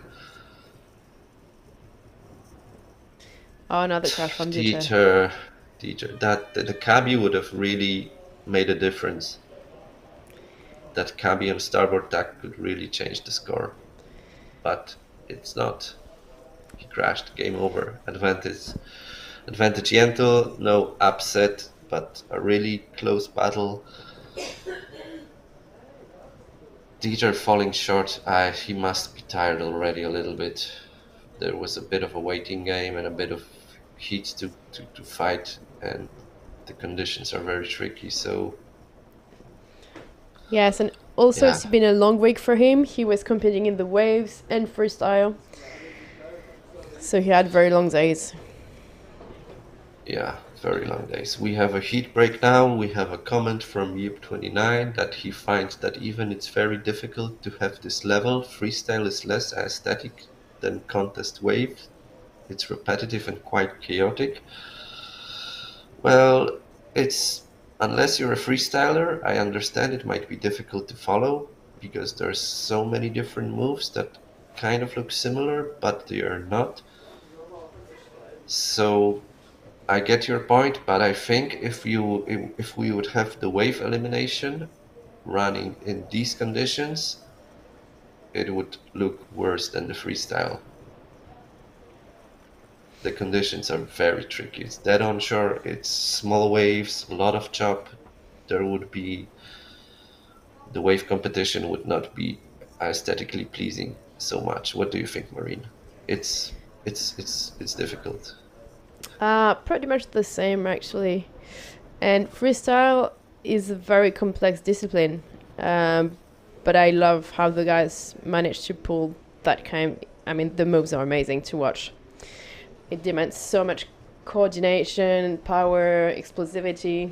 Yeah, it's a feat. So, but, I totally agree with you. We are here to get a result, and this is the only freestyle event for the guys, so it's priority to get their double eliminations done. And frankly, the conditions are more suited for freestyle right now, so I think the head judge is doing a good job. We have a comment from Basher saying, good commentary. Thank you, Basher. Thank you, Marine, for joining me. It's great to have this dynamic of two people in the commentating. And Bashir, if you like the show, please buy Surfmagazin Sylt a coffee. There's a link in the YouTube description. If you're watching on the PWA page, click on the video, that it will move you to YouTube. Then you can see there's a link to ko-fi.com/surfmagazine where you can support the guys for doing the show all week. They are doing it out of their own pockets. They're doing it for the love of the sport. And so are we commentating. So support these guys and show your appreciation. Looks like there was a problem with the flag. Will they cancel the heat because of that? Not sure. No, that's the ghost heat. So I don't think there's gonna be any problem with that. Yeah, we because the guys need to come to the shore and be told who won. So Yentl advanced, and he will go against Jacopo Testa, who's out on the screen on the black sail, getting warmed up. Okay, I'm sorry. I wonder, he's definitely lighter than Yentl, so he might be a bit more powered up to do some moves. There's a nice burner, warm-up burner. Yeah, let's wait and see. So before we move on to the heat, just a small explanation on the scoring system. So I asked the freestylers to explain like all the variety moves and everything. So apparently, you have 3 moves counting on potack, 3 moves counting on stab attack. You have power move, sliding moves. For the power moves, it can go backwards, or like it's upwind or downwind. And for instance, a push loop is upwind move. But isn't push loop in the other category, like Pasco and Bombka and stuff? Because the orange color in the scoring sheet, in the full one where you can see every move, that I think it's the other category, and they are always scoring 5 points. So you can see on the Ento scorecard, there's Pasco, Bombka, and Shavit Spock, all in the same color, but they all keep the 5 points variety. And this is the special category of moves which are like hard to classify in terms of sliding and upwind or downwind. And I think you're right. back loop and forward loop are also in this category, and yeah, Bonka and Shavit Spock and like those strange combinations. So this is a special category that doesn't get penalized for variety, but as you say, all the other categories, and they are marked with different colors. You got like this pink, the green, and the light blue. If you do more moves from the same category, you get penalized on the variety points. First by 1 point, then by 3 points, and then by 5 points. So the variety is 5, 4, 2, and 0. And with few heats that we had that were like down to a single point difference, that variety score can make a big difference in terms of who will advance to the next round. Yeah, sorry for interrupting you, but... Oh no, thanks for the explanation. So the orange is for the uncategorized moves, and green would stand for... Yeah, so these are power moves. So these are power moves that are sort of downwind, I think, because it's air funnel, burner, culo, and all that stuff. Then you have flaka, shaka, air flaka, which is this pink color, which are sort of moves that are upwind. Upwind rotations. And then you have kono, switch kono, kabikuchi, and stuff. And these are another category, which is this light blue. And then you have Spock Kulo, which is kind of, I don't know why it's like what. It's in the Spock category, so it's like sliding downwind or just sliding moves. But it's a Kulo added to it, so I don't know. And there's a flying swordfish in the screen. Yes, many things going on the village, including flying swordfish.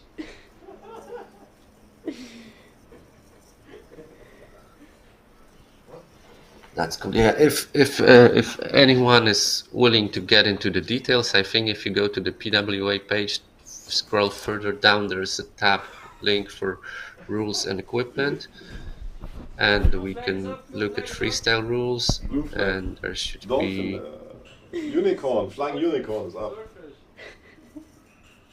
What is Thomas saying? Nothing much on the blue flag, but it's interesting. Yeah, we could add some fun in, like it's having some unicorns flags or things like that. Just maybe he's doing a flucker.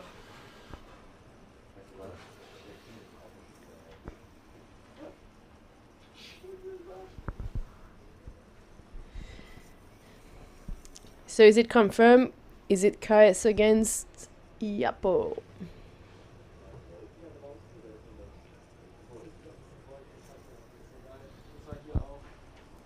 I'm looking at the freestyle rules to see if we have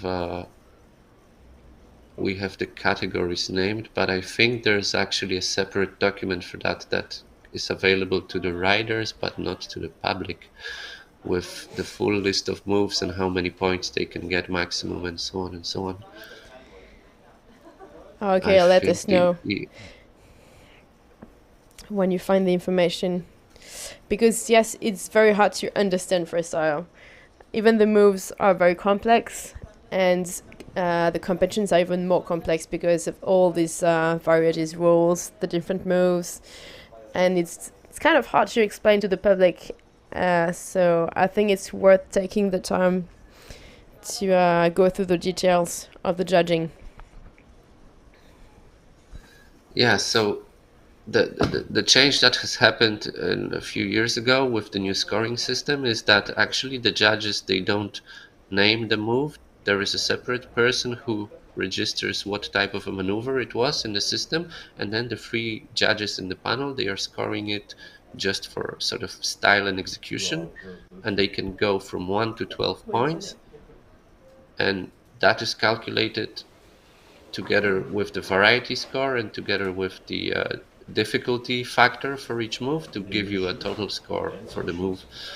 So the judges are now only scoring the execution, which is great, because before they had to sort of put in the move themselves and then put in the score for it, and there was more inconsistencies between the judges. So I'm looking for the sheet list of moves, but I don't see it actually, so yeah, we'll have to get that info from the PWA some other time, which might be... I can try to write the judges for the next elimination. So what kind of moves can you pull on the water, Thomas? What's your favorite? Ooh, maybe I could compete in the freestyle along with Josh Stone and Brian Talma. That's my list of moves. That's good enough. Flaka, grabby, funnel, bob, and like not much more.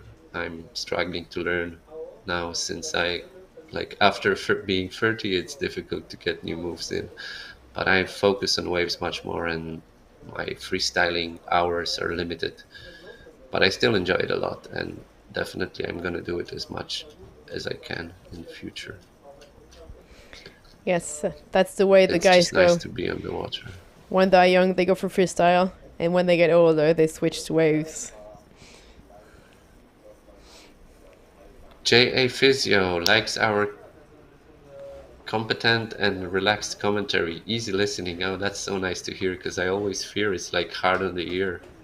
My voice, and Marine is so nice and she's so well spoken, so definitely easy listening to you, Marine. Thanks. No, I think everybody's listening to your very technical insights, which is super cool to have, because freestyle is it's a tricky one to comment. Yeah, definitely. It's a great job. It's the sort of the most spectacular discipline, but at the same time it's most difficult to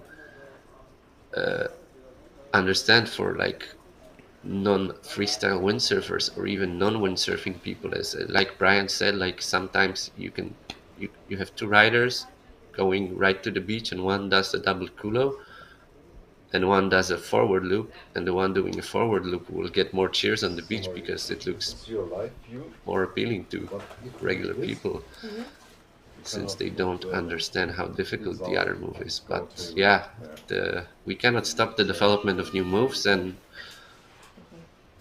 it's good that the sport is developing, because if we would only look at spoks and loops for the last 20 years, we would be pretty bored with freestyle, I think. So it's a two-edged sword, this development of equipment, of new moves, of new techniques, and everything got faster, higher, and more difficult at the same time, but that's the way things go. Yes, towards more performance. Is freestyle popular in Sweden? Not so much. We have a few places where we have good freestyle conditions. Here, next to where I live, south of Sweden, there's good shallow water, flat water places, but we have seaweed. But then around the west coast, around Gothenburg, there's a few good freestylers there. We have a few good freestylers here, and then I think around Stockholm area, there's also some freestyle conditions in between the archipelago. So yeah, but they have a short windsurfing season because they have pretty severe winters there sometimes.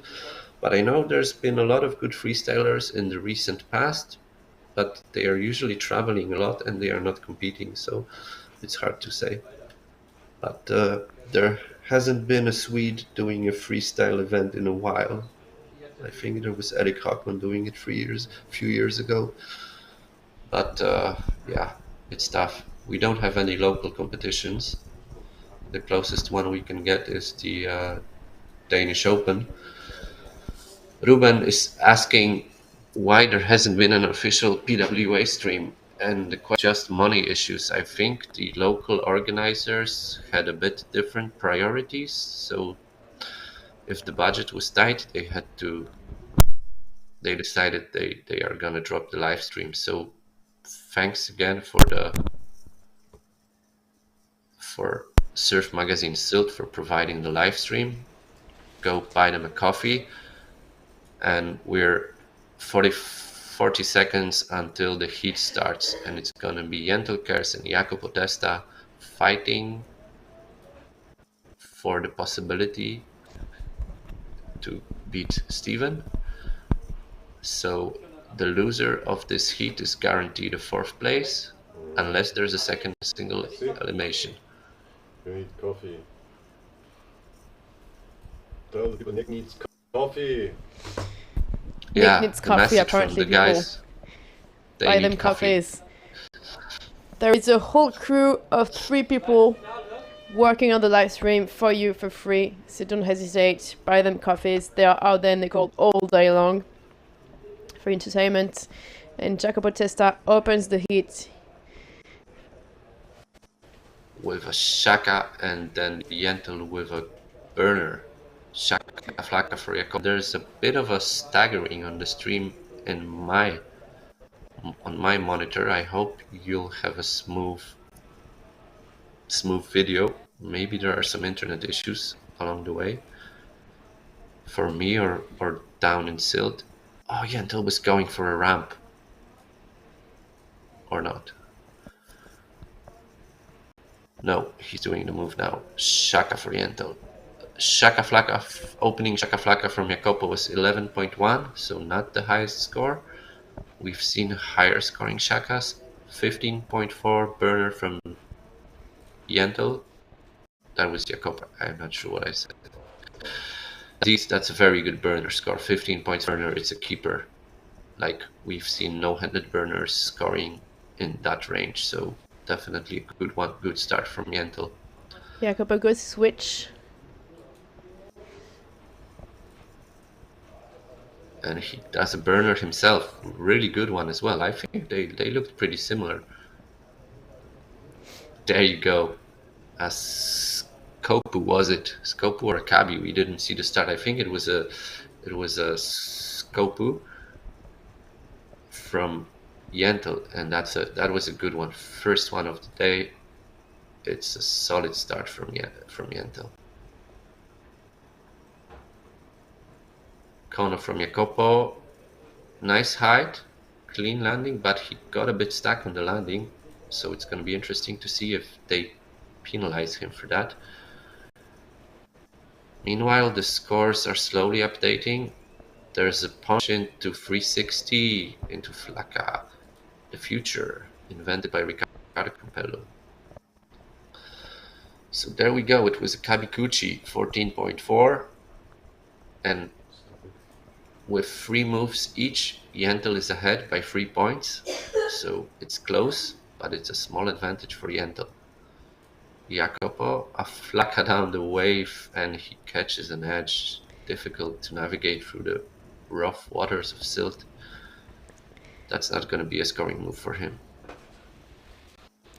Yeah, there you go. Double culo, but didn't get the landing on the second rotation from Yentl. That's a crash, but he's going for it because he knows with Jacopo he needs to up his game a little bit. Punch 360, scoring a 13 points. That's a nice score to have. Previously, Shaka scoring 8.8. So he's still ahead with 3 moves in, because the Flacca score from Jacopo was really low, only 4.2. That's not going to count for him for sure. He can do better.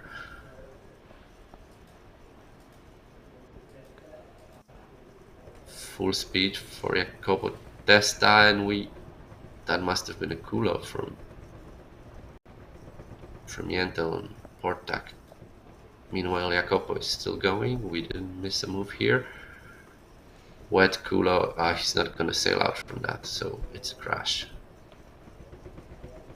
We got 6 minutes 20 seconds to go. Anything can happen. They have not made Yentl already has a very big lead.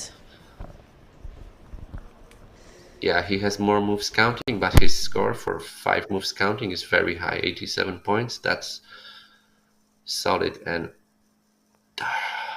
there was a nice culo 360 with a bit of a stack on the 360, but there was a lot of style in that move, so I wonder what's the score is going to be, and it's definitely going to improve his total score. 12.4 for that culo. That's not bad, but that also shows how big that first burner was, scoring 15.4. That was massive. Highest score of the heat so far, even beating the Kabikuchi. The stream gets a little bit stuck on my screen. I don't know what's going on. Marine, does the stream get stuck for you as well? All good here, I think. Okay, so it's not just my connection. Pasco crash from Yentl, so no changes in the total score for him. He's on 104 points.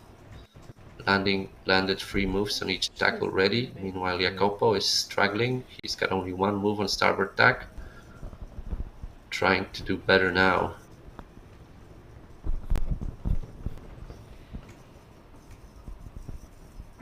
Shove it, Spock. So much one-handed. Landing plane upright like it's nothing. But that's gonna be a good score. So we're getting a message that the Wi-Fi is a bit weak, so that's why you might see some big push from Yentl. No, it's okay. This is quite some room for improvement. Oh, massive crash from Yentl. He went really big on that move.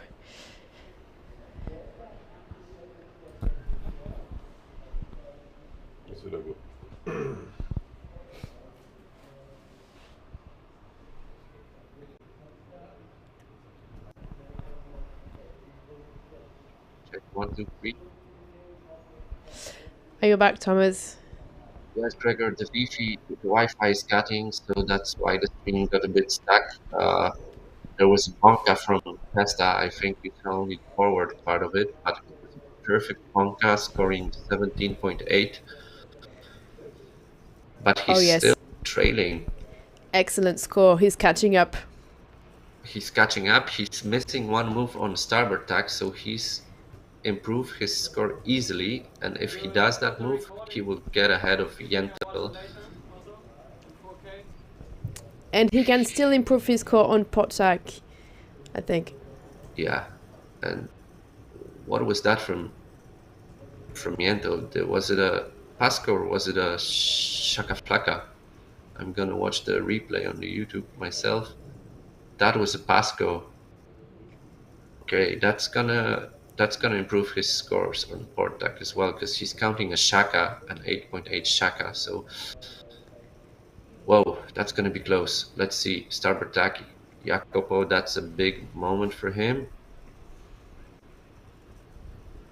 Tacking regular, no, and just a spot from Yentel. So. No changes. I expect no changes in the scores. And actually, the Pasco scored only 8.4. That's a really low score for a Pasco. So that's just a small advantage compared to the Shaka because of added variety point. And the scores are more or less the same: 106 Yentel to 93.7 Jacopo, but Jacopo has one more move to count on starboard tack, so that will be a big difference. And the Wi-Fi has been switched, so we're gonna have more stability on the stream now. Shavit Spock, wet landing from Yentel. On port tack, not sure how they're gonna score that wet landing, but it could improve his Pasco, so let's wait and see. The sound is buffering, says Matis. Big cooler from Jacopo. That's gonna put him right back into it. Marine, can you hear me? We got some technical issues, guys. I am back. Sorry, I was sneezing. Okay, yeah. So someone is reporting that the sound is buffering. I don't know whether it was before with the Wi-Fi issues or now. And then Pat Diver is interested in the water temperature. You can answer that question, Marine. I don't know exactly. I would say it's between 14 degrees, 15 maybe. It's you can sail with your 4mm wetsuit. It's fine. Oh, end of the heat. Oh my God, Jacopo Testa is at 111 points. Did he manage to go through? In the last minute, Jacopo did like a tiny shove at double Spock, but he was already in the lead before that because of the culo. Yentel did just a forward. Sound and video is fine.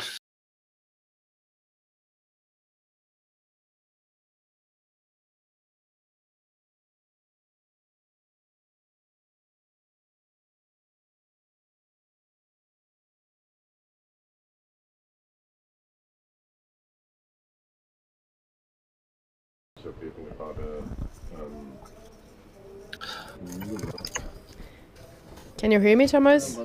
Yeah, I can hear you. I had to refresh my connection. I think that it's dropped. Okay, so it looks like Testa went through with a very big score, more than 110 points, 112 points. That's really good score. Yentel did all his score of the day so far. And so, yeah. Guys, because I think there are still some internet issues. And, yes, they are working on it right now.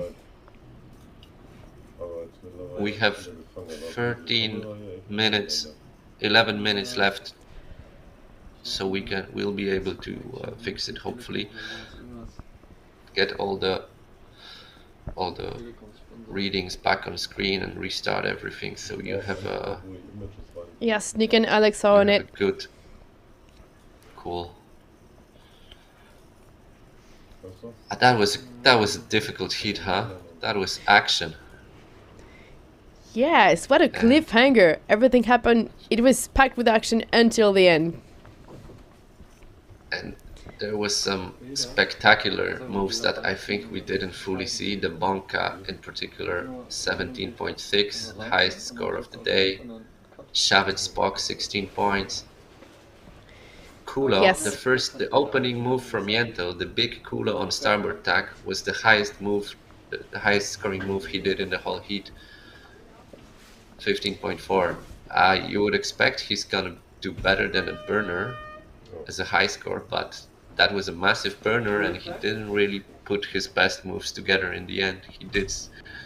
He did crash quite a few times. He definitely wanted a Spock Kulo in the end. He has 2 Spock attempts registered, 1 make and 1 crash, but Spock is not gonna cut it in a double elimination fight for the 3rd place or 4th place. So in the next heat, Steven van Broekhoven will be up against Jacopo Testa. Yeah, another and that epic means battle we're to expect. We're fighting for the podium places now.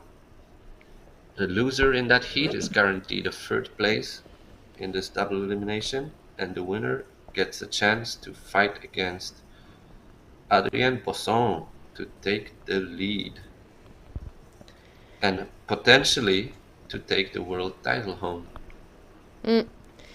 And we have seen epic sailing from both Testa and Chaos, who really gave it their all.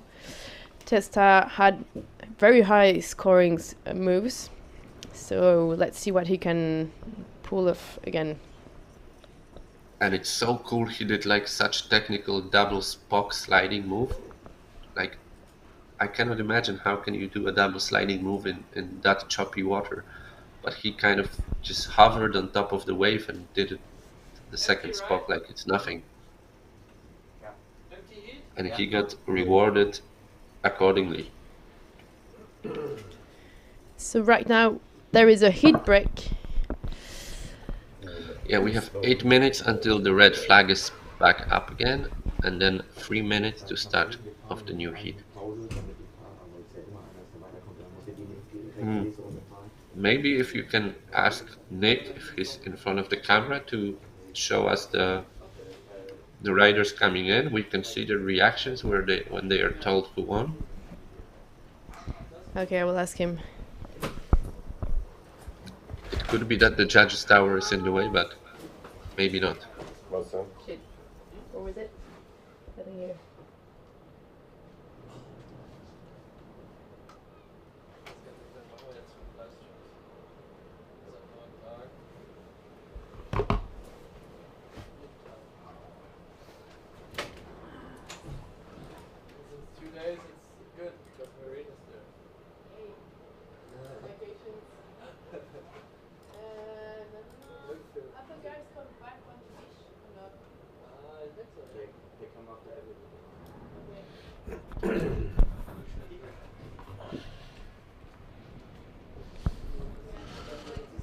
So there are new informations from the PWA. The announcement for the slalom is 2 o'clock. The first possible start will be at 3, but I don't think there will anything happen because of the hard shore break we have here. Next announcement for the wave guys at 2 o'clock, first possible start at 3 o'clock. We will see if that will happen. The stream is brought to you by Surfmagazin Sylt, here located on the island. We stream directly from Strandhotel. We will be happy if you will buy us a coffee. We do everything for free. We are not connected to the PWA. We are not connected to the organizer. We do this. Yeah, we are kind of volunteer. And I'm so happy that Maureen and Tomasz overtake the commentary because yeah, it's quite difficult to comment freestyle. So thank you very much, Maureen. Thank you very much, Tomasz. And yeah, we wait now for the next heat. Thank you, Alex. It's been amazing to be able to chip in and commentate and share the stoke and watch the action live. And guys, we have, I think, record-breaking viewing with around 400 people watching on YouTube right now. So if you appreciate the action, if you want to help or reward the guys for providing the stream, go to the link on the bottom left of the page, chip in a small donation, buy them a coffee, and it will be much appreciated. And then to answer Mark's question that he would love to see slalom in these conditions, we would love to see it as well. Would have been really nice, but there are two small issues.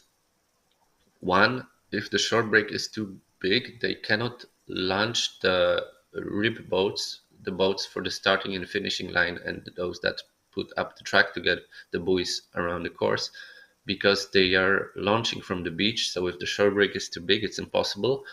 And then it has been a case already yesterday that the guys doing the foil, they cannot get out in these conditions. They will break their equipment, they will cut their feet with the foil. It can be carnage, and it can be really dangerous to get out with the foil right now. If you go to the PWA page, some pictures from John Carter showing how they carry out the equipment for short break, you can imagine that if they fall in and get washed, it's crazy. So maybe they could all go on a fin. That would be interesting, but I think that's not going to happen because again, there was already 10 eliminations in the slalom, and we still haven't finished the double elimination in freestyle. That's going to happen now. But there is also the double elimination in waves that I think has the priority over slalom if the conditions are suitable for waves. And are these conditions suitable for waves? That's hard to say. We would need to see wave sailors riding the waves and doing the jumps, but I'd say they're pretty difficult, these conditions. It looks like the wave is breaking right on the beach, so there's not much sections to hit before you hit the ground.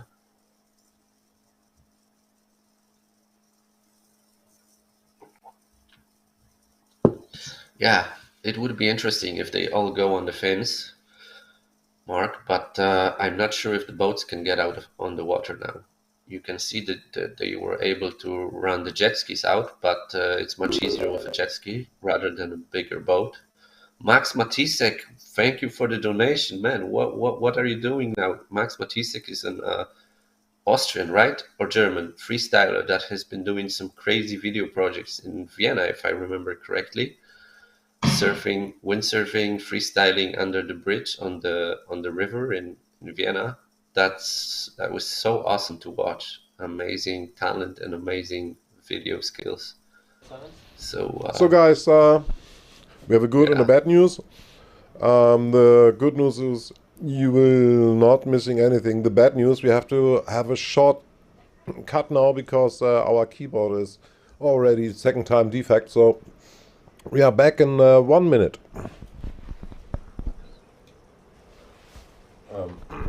During this time you can buy us a coffee. Haha.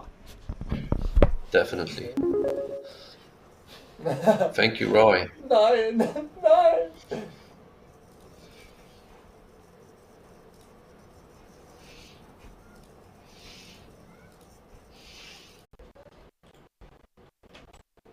Okay, Stream is up.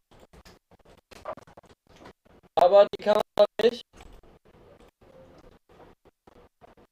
Und ich will das System ressourcen. Wollt ihr mich verarschen? Ich hab wieder das. Nein.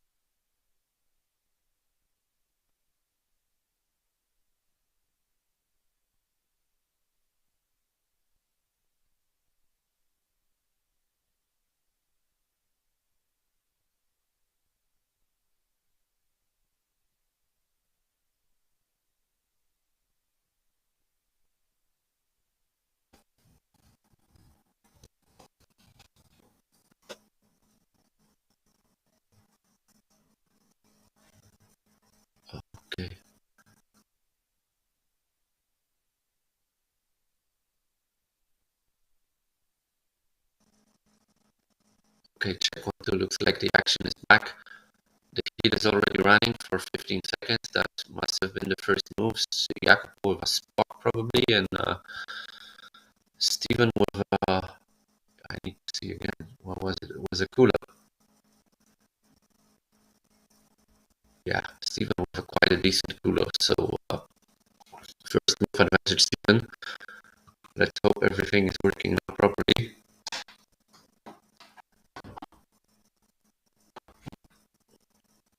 Shaka Flaka from Steven.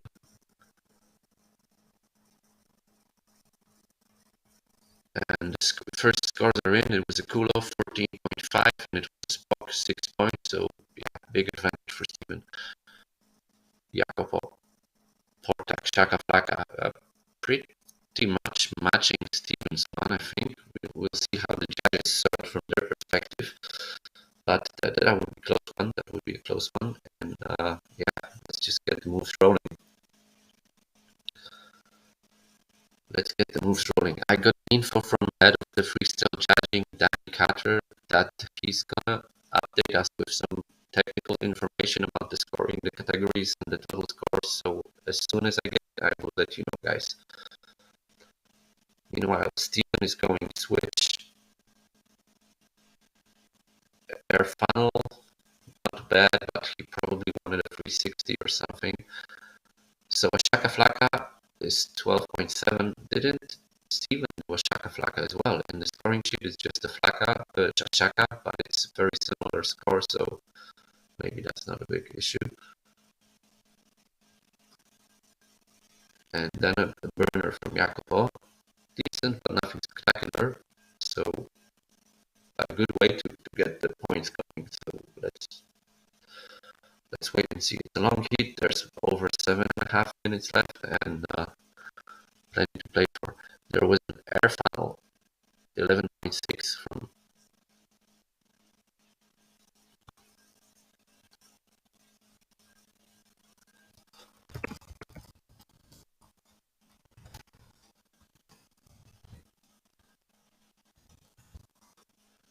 So I'm getting a message from Nick from Surfmagazin that they have audio issues on their side. So that's probably also why my microphone connection is a bit loose. I understand if it's annoying, you can just mute it. I'm just going to keep talking if anybody wants to listen. And yeah, let's just watch the heat and enjoy the action. The Kulo from Jacopo was a 10.8 and the punch from Steven was 12.7. So right now Steven has one more move counting and he's ahead by 15 points. So it's pretty close. It's pretty close. Especially that Jacopo is counting at 6.2 Spock, so that's gonna get better for sure. And there you go. Shavit Spock, clean, smooth.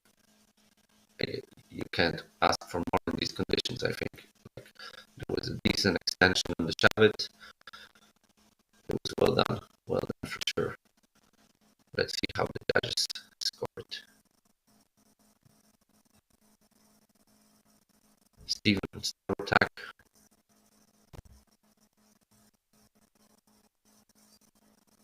Okay, we're switching back to Jacopo, going switch, missing the deck, no move for him. Steven is still going. Well, that was a good camera work, Nick. He does a phono. That was looking so good, but then the wave sort of ruined his landing. So it looks pretty wet in the end, and that will hurt his score. And I'm being told to. And hopefully the sound is going to be better now. Check 1, 2. We're back.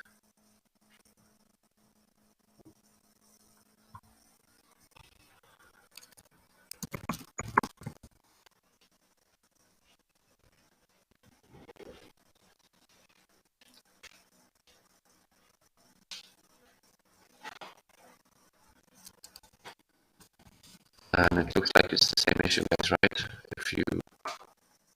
If you are having sound issues, please let us yeah, sound is horrible.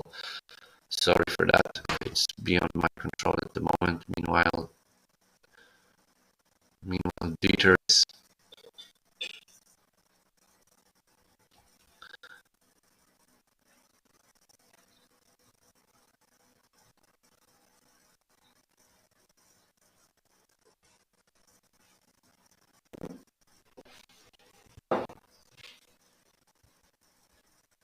shove it spock from Jacopo scoring big, and no scores on the shove it spock from Steven yet. This is still a close heat. Jacopo is still missing some moves, this time on port tack.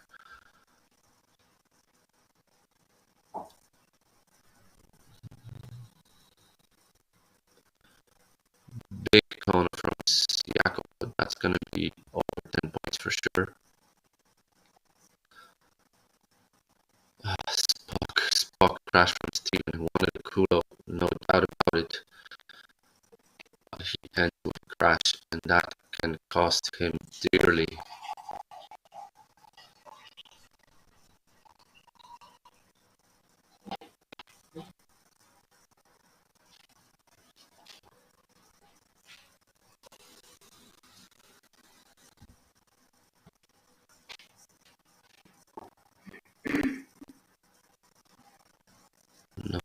No points on the Kono. Yeah, there's a Kono just landed it, and 13.3, and that puts Jacopo into the lead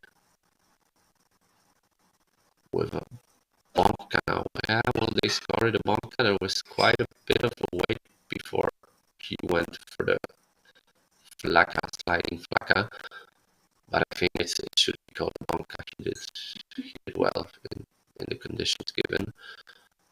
And then it will be a good score for him as well.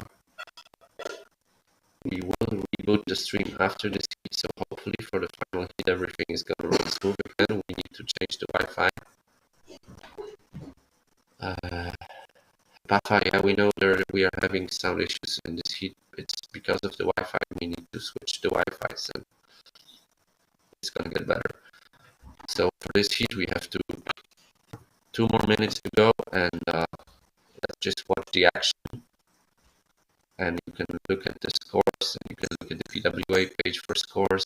Right now the Bonka is scoring 12.8, and clear lead for Jacopo. He is already counting 3 moves on each tack, so he can only make the score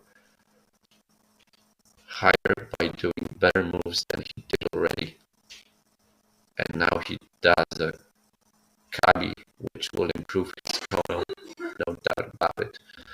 It's actually gonna probably replace his Kulo, 10-point Kulo, so it's gonna be a huge boost in the scoring for Jacopo. Meanwhile, Steven is still missing a move on port tack, and I'm not sure if he already did one. Just now I was looking at the scores and I missed it, and the camera missed it as well. I'm looking at the YouTube back now. So it's still game on. Steven needs 20 points, so he needs a 15 points move on starboard tack. He got a shove it spock on port. That's getting it closer. He's now got 3 moves each tack, and okay, he's 10 points behind, so that's going to be difficult to match. He's got only 40 seconds left. That's maybe 1 move on each way. And the Kabuchi is scoring 18.9, highest score of the day. I think that was the nail in the coffin, and that's such a bummer for Steven. Massive shot. I'm not sure what he wanted to do.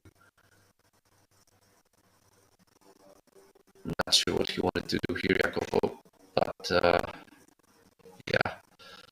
Wow, 10 seconds to go, guys. I don't see anything changing right now. It's been a solid effort from Steven. He did brilliant in the single elimination. He falls short here. He clean Kono to finish, starboard tack. That's not going to help his game. He already has a 12.3 Kono. maybe not enough wind power. Maybe you're right, Mark. It's a bummer. Jacopo is definitely lighter. He can definitely benefit in those conditions, in the light wind conditions, and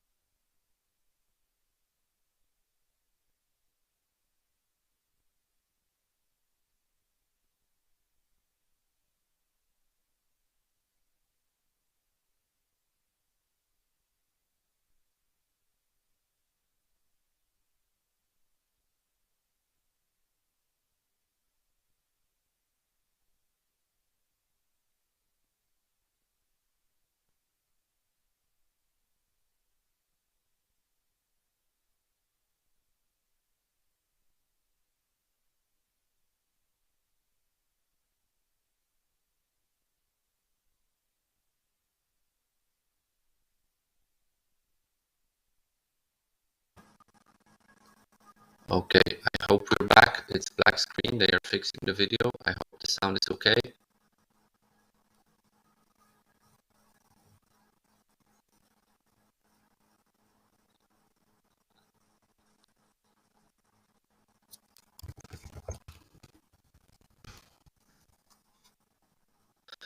My sound is still bad, guys. Yeah.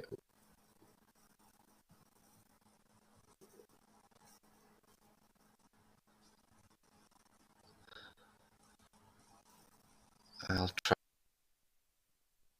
Alright, sorry guys, we had sound issues. We're back on now. A green flag, but it's empty heat. Yes, it's an empty heat. And we're on mono right now. Wait, let me check. Let me fix that. Okay, great. Now you should have good audio again. And let me check the. Yes, it's empty heat. And we're on mono right now. Wait, let me check. Let me fix that. Oh wow. Okay, great.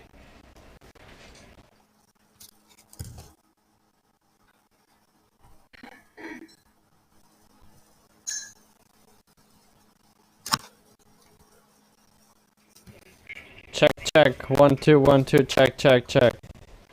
Check, check.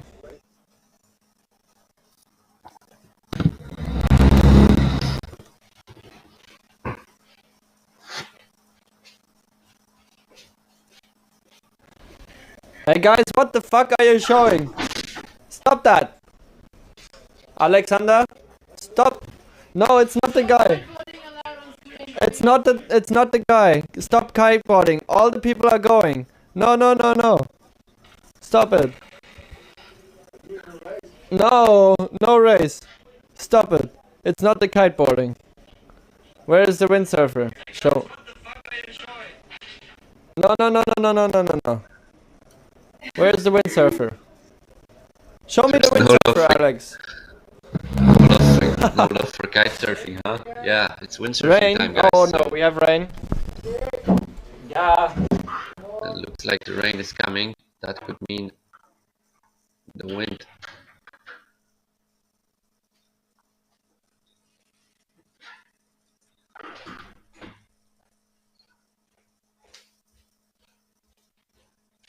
Guys, please report if the sound is okay or not.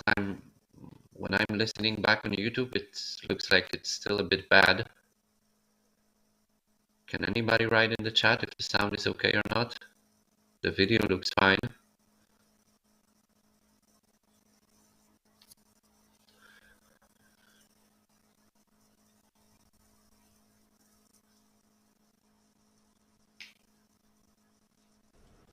So as you see, the rain starting for a moment and the camera get back, so I scream, Nick, come outside and make the camera safe. He already have done now, but he's, it's very fast to do this. And there is no action on the water right now.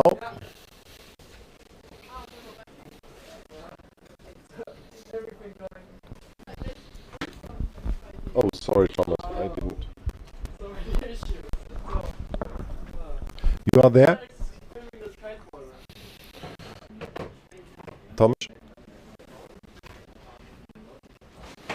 Yeah, I'm here. I'm just trying to figure out what are the sound issues, because when I'm listening to you real time, I can hear everything okay, but when I'm listening back on YouTube, I can see that there's like sound cracking.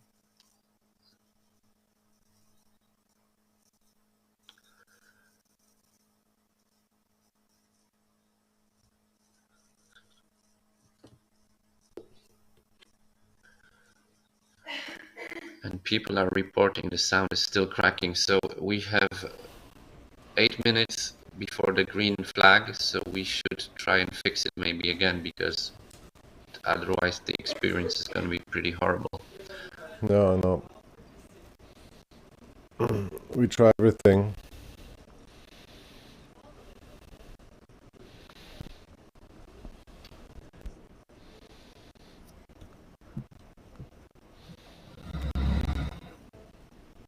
And I think maybe it's a problem with my microphone. Then I'm gonna grab a different headset maybe.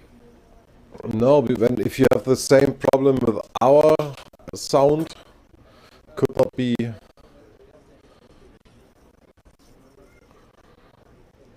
And our sound is also cracked.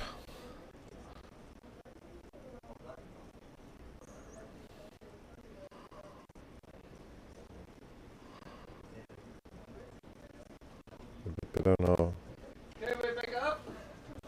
It was good before. What has changed? We don't know what happened.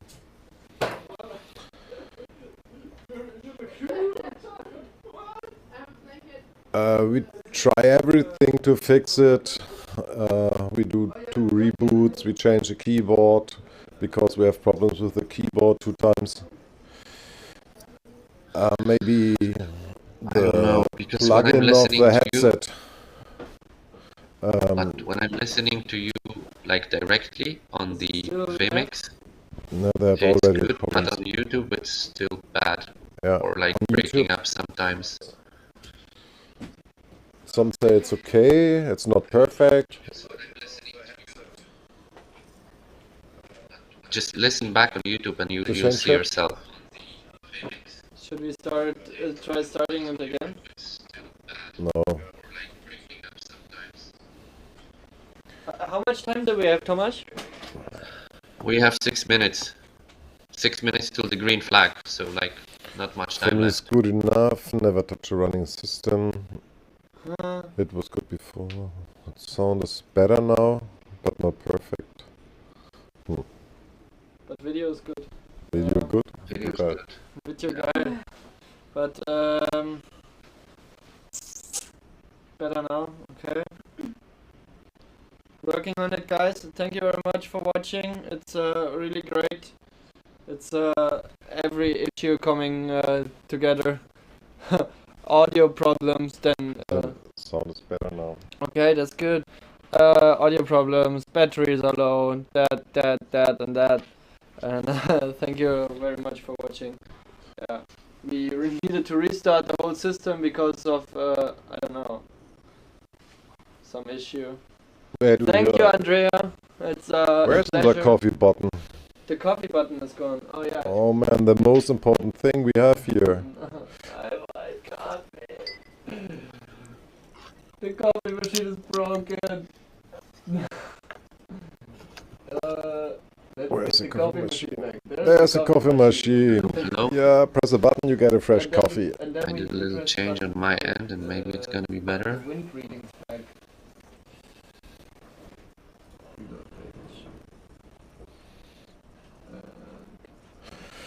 Thanks, Andrea.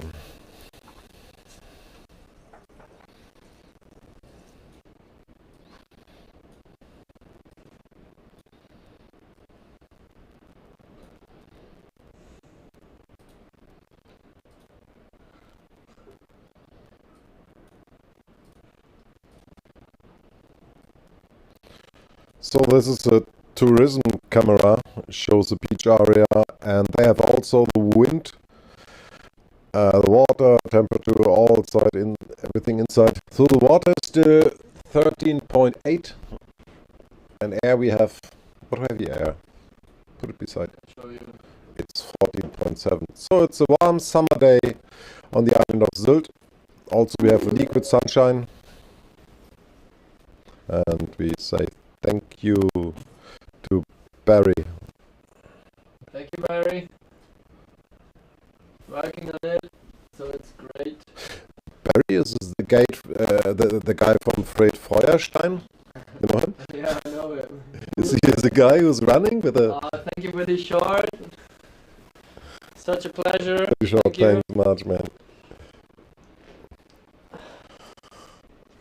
So we tried to get Marine in front of the microphone. Yeah, Also Thomas. But in the moment she likes filming. likes filming. Yeah, Marine Hunter is filming. Thomas is in the background. She stopped now the Okay, Windsurf so career I think a red and flag. starting her camera career. So the red flag is up.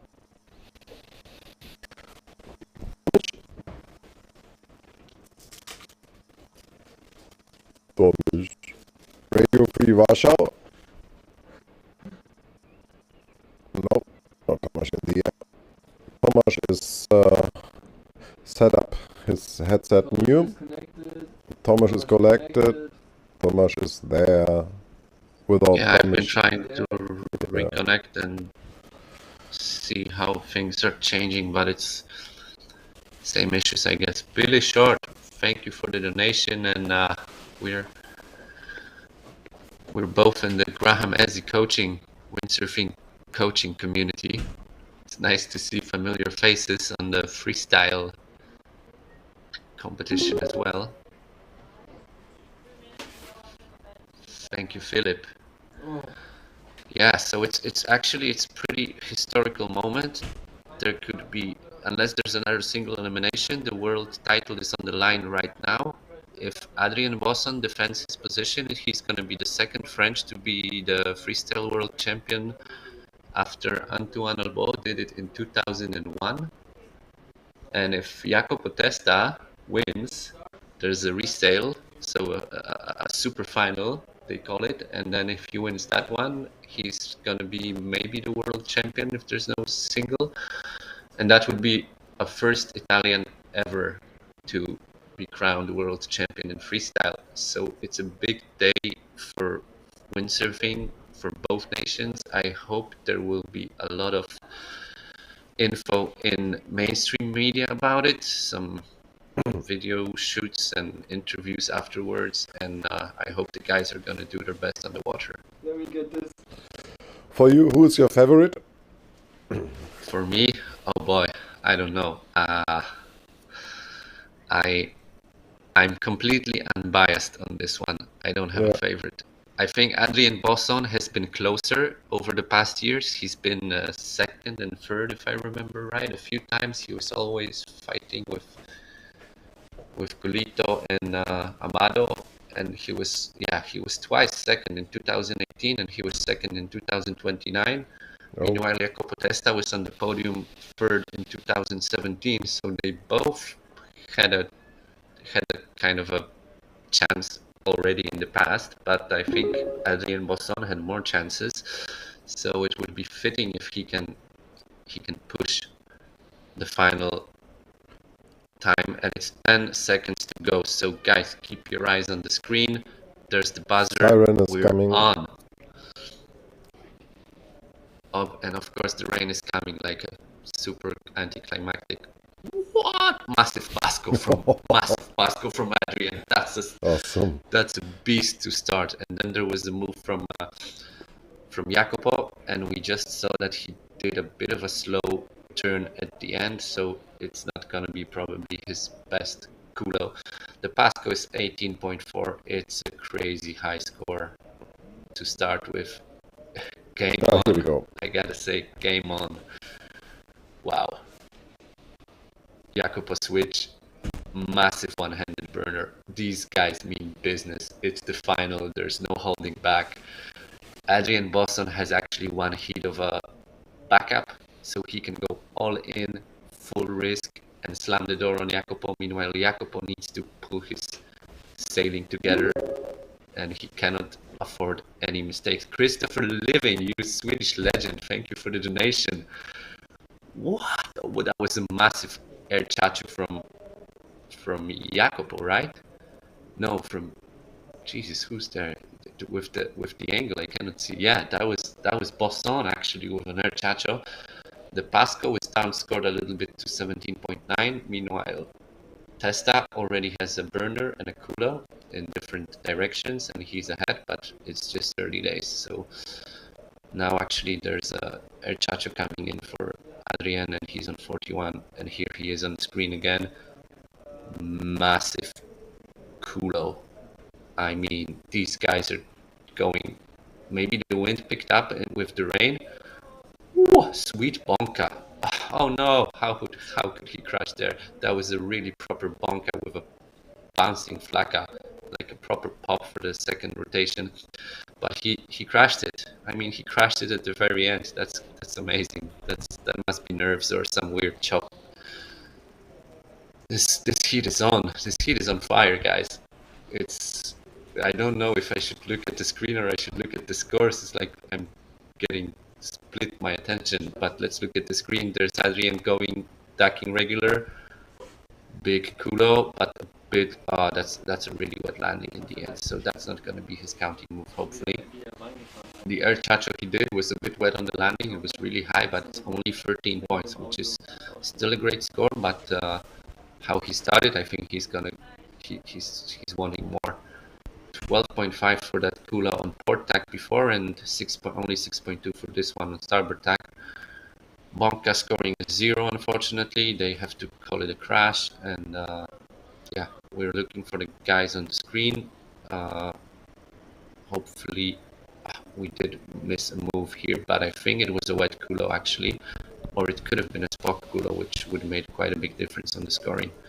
We have to wait and see. Adrian going port tack, quite a decent speed. What she's got for us? There hasn't been a shifty done yet. Can he do a shifty now, huh? Use the ramp.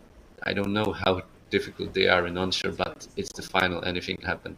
Meanwhile, he goes for a punch, like fully in the air, landing right back on his tail, super style.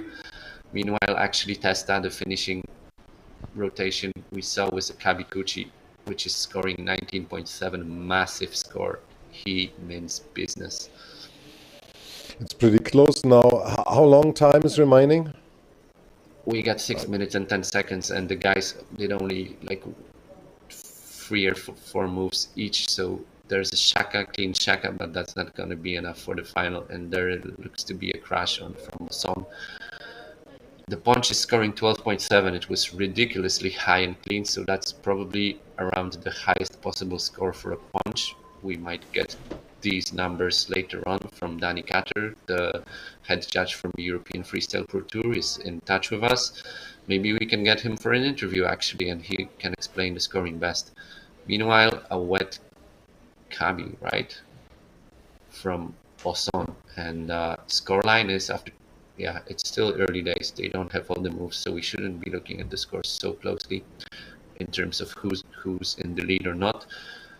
But I can tell you they both have some big moves and they both have some bad moves. But actually, Jacopo Testa is counting only scores above 10 and his average score is 14. So massive shove at one-handed Spock. Oh boy, that was perfect. That was right from a wave and perfect rotation. Long extension on the shove. That looked really pretty.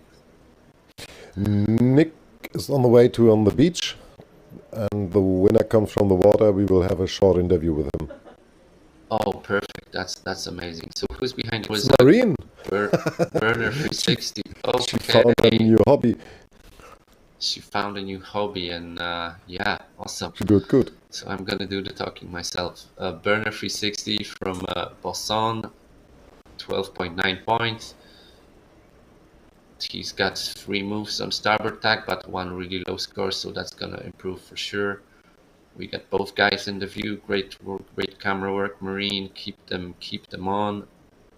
Testa with so much more speed. He's gunning downwind. Bosson ejects with a tack.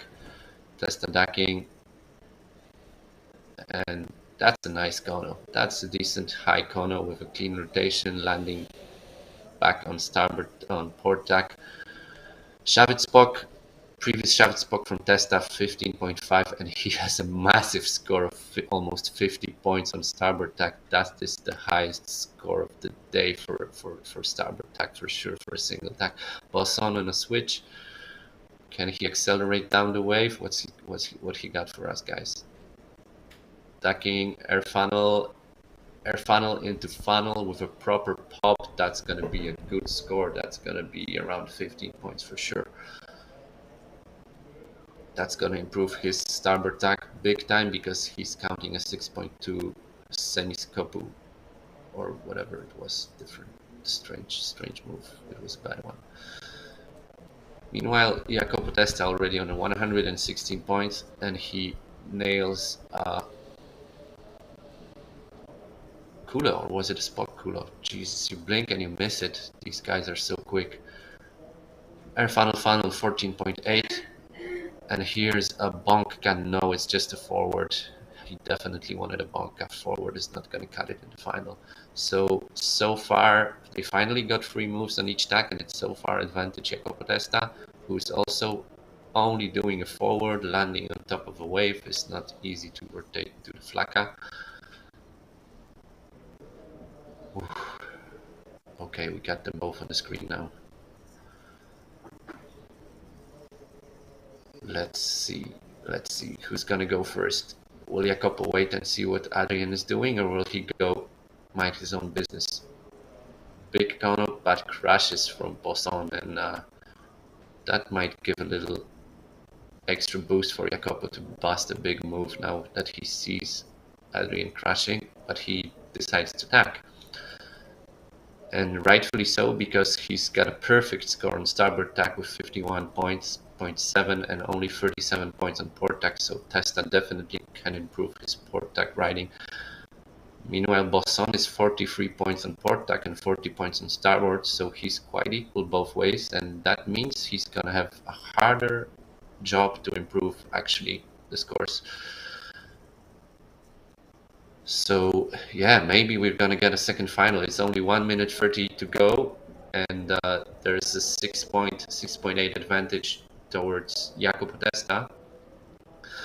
And actually, yeah, it would, like, Bosson would need to bust like an 18-point move if he wants to better it with a single move, or yeah, he gotta go into the 20s or go like 2 moves that are around 16 points to be able to get ahead of Jacopo. So that's a tough deal, and yeah, the wind is pretty light. If the readings are 20, it's around 15 knots, but Bosson crushing it, like not crushing, but failing attack and just jibing out of it. Meanwhile, Testa sailing really far outside. It's clearly a tactic for him. Maybe he thinks that the waters are less choppy back then or what, I don't know, but he's right at the edge of the competition area, marked by the buoys, and there's the jet ski somewhere on the line as well.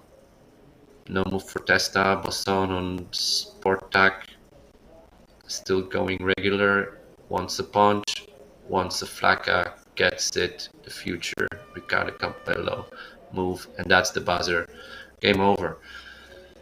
And we missed that, but actually tested it a bunker in the end on Portac with a 16 points, making him a 124 total. I think the maximum score with free moves counting is 140 maybe, or 160 if you do the absolutely best moves, but 124 is the highest score of the day by far.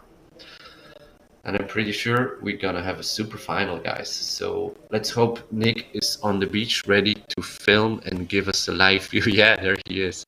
We're gonna see the reactions after the guys are giving Nick the can't scores. hear us, so I think he will do it on his own. I push Alex, him do you then. know if we will get sound from Nick or not? We will get sound from Nick for sure, but he can't hear us. Yeah, I understand. He is. But then we'll just No, this shut is, up and friend of listen him. to the audio from Nick Yeah. when the time comes. So the guys are gonna get in a moment. Yeah, super final coming up. It was a super exciting week. Going out. I got him. You got him. Who is Dr. Matrix?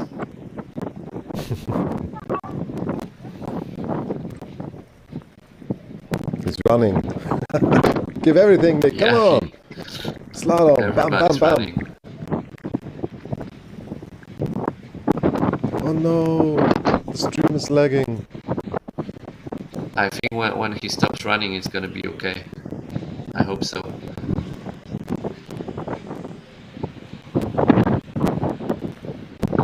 Yeah, Basher. So was it, man? Testa You're was live. actually Nice. The wind picked up a little bit.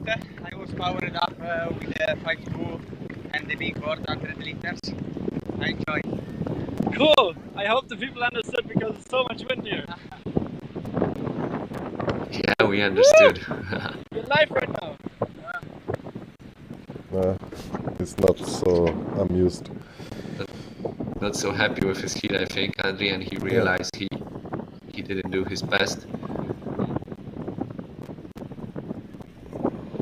Gentleman handshake, waiting for the official results. Probably somebody with the phone already told them. That's the new skate. Adrian Bossau's board. 39 liters. 20. 4.8 sail. Fanatic. 102 liters, I think.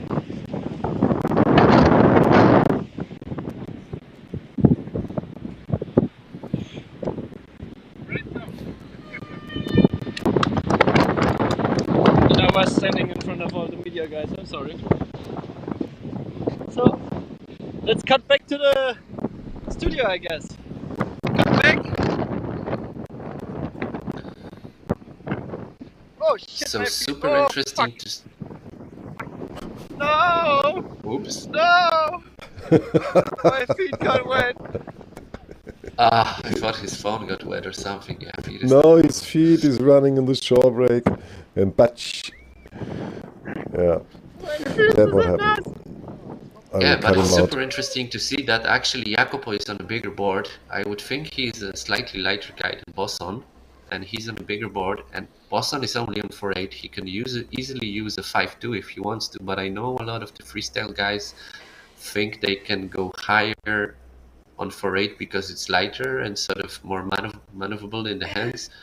So that's an interesting tactical decision in terms of equipment, and yeah, we'll see if they will make any changes for the super final. Maybe Bosson should get a bigger sail. Maybe he's going to do it now. We don't know. It could be, well, Testa was saying the wind picked up a little bit actually, so maybe it got a bit stronger with the rain, but yeah, we'll see. There's 8.5 minutes left until red flag, so we have a little bit of a breather. Yeah. And Well, it's cool with two cameras. You see the... Okay, now you see his fingers. But it's a nice option to have two cameras.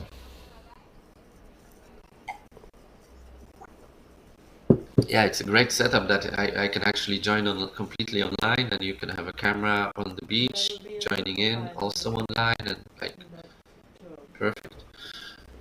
Like, okay, so I have some interesting info from Danny Catter. What is the info? The info is about judging guidelines. So it's a 0 in terms of style, where the judge gives from 0 to 10 points. 0 is a crash. Between 0 and 3 points, it's a snorkeled, sail flat water start with foot out of the strap. 3 to 5 points, it's a water start with both feet in the straps. 5 to 7 points, it's slightly wet but high or very powerful. 7 to 9 is clean, dry, and stylish. 9 to 10, so the highest possible style score is clean and or planning, powerful, impressive, stomped, very stylish. So okay, it's still subjective.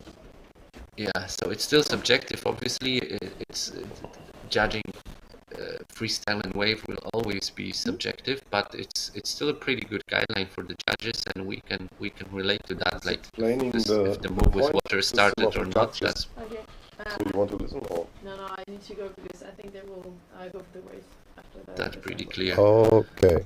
And so thank you very much. Marine is leaving. She now preparing for wave. So it looks like the girls go on the water for the wave contest. that would be awesome to see. Yeah. So now the super final first. Let's focus on the world title in freestyle. And it looks like Nick is freezed. I get only this image from him. It's everything. Maybe, I don't know. So more info on the scoring is that judges are scoring 1 to 10 on their iPads. Actually, it's 0 to 10, I guess, for execution and style. The system combines the scores from 3 judges and produces the total technical score, maximum 26, based on the list. So the amount from judges is then multiplied by the technical score for each move, and and the result is a maximum of 26 points. So we can add 5 points for variety to that, and then you can calculate with 3 moves counting on each stack. That's like 100 and like 31 points for a move. So 6 moves, it's 186 points, I guess. Would be like the highest possible ever, but no one ever gonna do that because they would have to do like double air kudos each tack and double air burners and like maybe there's only you never know. But I think there's not enough moves in the highest technical category to make it to fill in the scorecard only with the best scoring moves. Yeah. So, but yeah, that's not important. What's important, it's 124 for Testa and 112 for Basson, and there's a super final in 4.5 minutes. The red flag is up again. Guys are already getting on the water. Who's gonna stand behind the camera? Is Nick back already? No, in the moment Michelle is behind the camera. Okay. If Nick don't make it, I will go. We need Nick ASAP. We have also, I just called Alex. Brian. Okay, good. But you, Alex, you know who was in that heat. You know which sails they have. They're going to be the only 2 guys in the water. So hopefully, yes. Such a pity. Comment from Mark. Such a pity that the finals have not enough wind. I'm not sure if it's not enough. The guys were busting some pretty badass moves. If you look at the scorecard. So it's definitely enough wind. It's not cranking. They are using the bigger gear 4.8 and maybe 5.2. But if Boston was on 4.8, it's not the nice. Okay, here he comes. Right hammer. What's the action? So this is super final. This is the final of all finals. The super final is coming. The final of all finals is about to start in 3.5 minutes till the red flag is up. So yeah, so I know how these fellas are feeling, you know. The pressure's What are the on. nerves? Yeah, tell us who's got the more pressure now? The guy who just Testa, who just beat Bosson, or Bosson, or Bosson, who has a second chance to claim his title now? I think if you win twice, it's more difficult. Yeah, so more pressure on Jacopo still, even though he busted out a perfect score of 124 with some massive moves. Let me tell you, it looks so difficult out there. The shore braid's getting a little hairy. It's going to be difficult for those fellas out there. I'm glad to see the wind really filled in much better. So who's that coming in there? That's Folgt. What's he doing? He's warming up before the waves. I think the plan is to run the wave double elimination next. Yeah, he saw Klaus yesterday. He's amped up. He was with his kids, and he said he's ready for the action. Yeah, he wants to finish his career, his professional career in style, I guess. So he's got nothing to lose, and he can still kick some ass in the double elimination. But let me tell you, he's a really good competitor. I saw him winging. He's really good at winning. I think he may change over to winging professional, or his kids might take his job. Yeah, that could happen. That could happen. And I think, like, with the onshore winds, he's the one to watch for. Like, the more onshore it gets, the better he will be in comparison to the other sailors. Well, he's accustomed to this weather. This is maybe not his home, but is his home break, you know. So I think he has that advantage. Definitely. Okay, we Danny is listening in because he confirms that 186 is indeed the highest possible score. The formula is hard. The formula is complicated, but for the couple of highest scoring moves are shifty shaka, double forward, shifty, air cabi, air skopu, banka, and they are all between 8 and 10. Wow. On the technical score. So the technical score is also between 0 and 10, I guess. Yes. 1 and 10. And together with a lot of combo moves. So combo moves would be double air culo, or like culo, burner into burner, and all that stuff. We haven't seen a lot of those yet, but actually we've seen in the last heat, we've seen an air kabikuchi from and a banka from Jacopo. So he's been taking off the highest scoring moves in his final, and no wonder he beat Bosson. Wow, so just see what these fellas are doing out in the water. It's choppy, it's messy, and these fellas are pulling off some sick stuff. So that's what's going up there?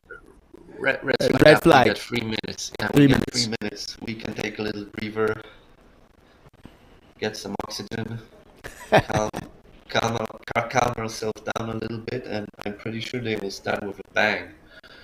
Yeah, that's what these fellas want to do. You want to start strong, intimidate your competitor, and crank some action. Yeah, that didn't work so well for Bosson in the first final because he started with a big Pasco 18 point and then couldn't really follow up on the same level. And Jacopo had the opposite. He started a bit slower, but then he pulled out some massive moves.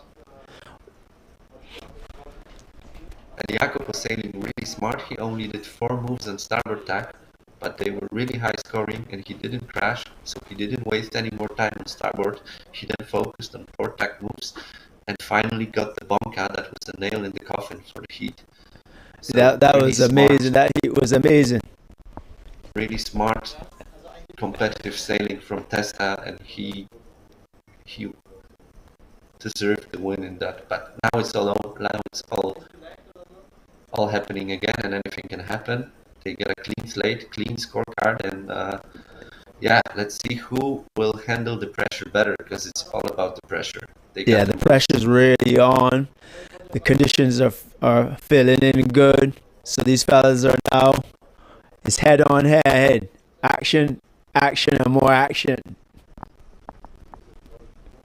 Exactly. There's a lot of support in the chat for both guys. We have a record-breaking over 500 people watching. If you like the show, please donate some coffee money for the Surfmagazin Sylt. We know the sound is a bit cracking now with the last two heats, but there has been some technical issues along with the Wi-Fi and with the equipment working for the whole week, basically 10 hours a day. Guys are pulling the best they can, and the yellow flag is up. We are less than a minute to start of the heat. If you are watching on the PWA page, if you go to the YouTube channel of Surfmagazin Sylt, you can just click on the YouTube video link that will get you straight into the YouTube. There's a link for the coffee.com. There you can show your support for the Surfmagazin for providing us this amazing stream. Imagine, these fellas, Alex and all the fellas, are working really hard. They're passionate about the sport, the personnel. So that's the green flag. Green flag. Here we go, guys. Okay. Visual on boss on. Port tack full speed. Flying over the chop. Jacopo decided to start the other way. The guys are split. We're moving. Yeah, they're splitting the camera up. Yeah, they're not making it easy. No. No, so what happened? Somebody went down. Yeah, okay, we got Jacopo going for a cabi, and I would say it's an air cabi actually, so it's a big start of the heat. It was landed pretty clean, it wasn't stopped, but it was smooth. Cabi Cuccier 16.8 points, we have already the scores, and there was a crash from a punch 360 from Bosson. Yeah, Bosson went down there.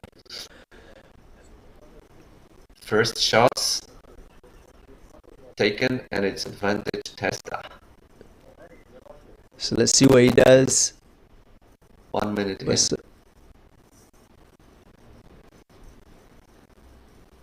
Visual on Bosson, starboard attack. Regular stance. Getting up to speed ducking. Nice. But landed wet. A little wet there. That's gonna, yeah. The judges are harsh, they're really harsh on the landing. If you drop your butt into the water, if you keep the sail low over the water, you're gonna be penalized. Eyes on Testa now, starboard tack. He probably did a move on port tack that we couldn't see.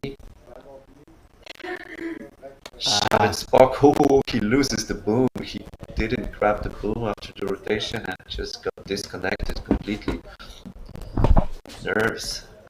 Everything is getting a bit more difficult, and everything is on the line. I'm not good at it.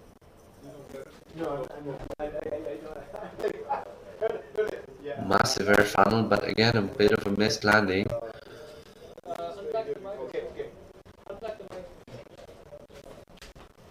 Yeah, what's going on with these guys? They are nervous.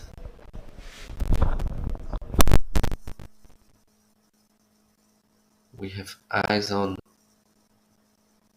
back to Boston. I think we lost Brian. Yep, it's Jacopo with a shaka, big shaka, but only a shaka, no rotation after that. Boston going switch. How did he manage to water start a burner after that wave just put him completely off balance? That's crazy, but that's not gonna score high, so that's a tough one.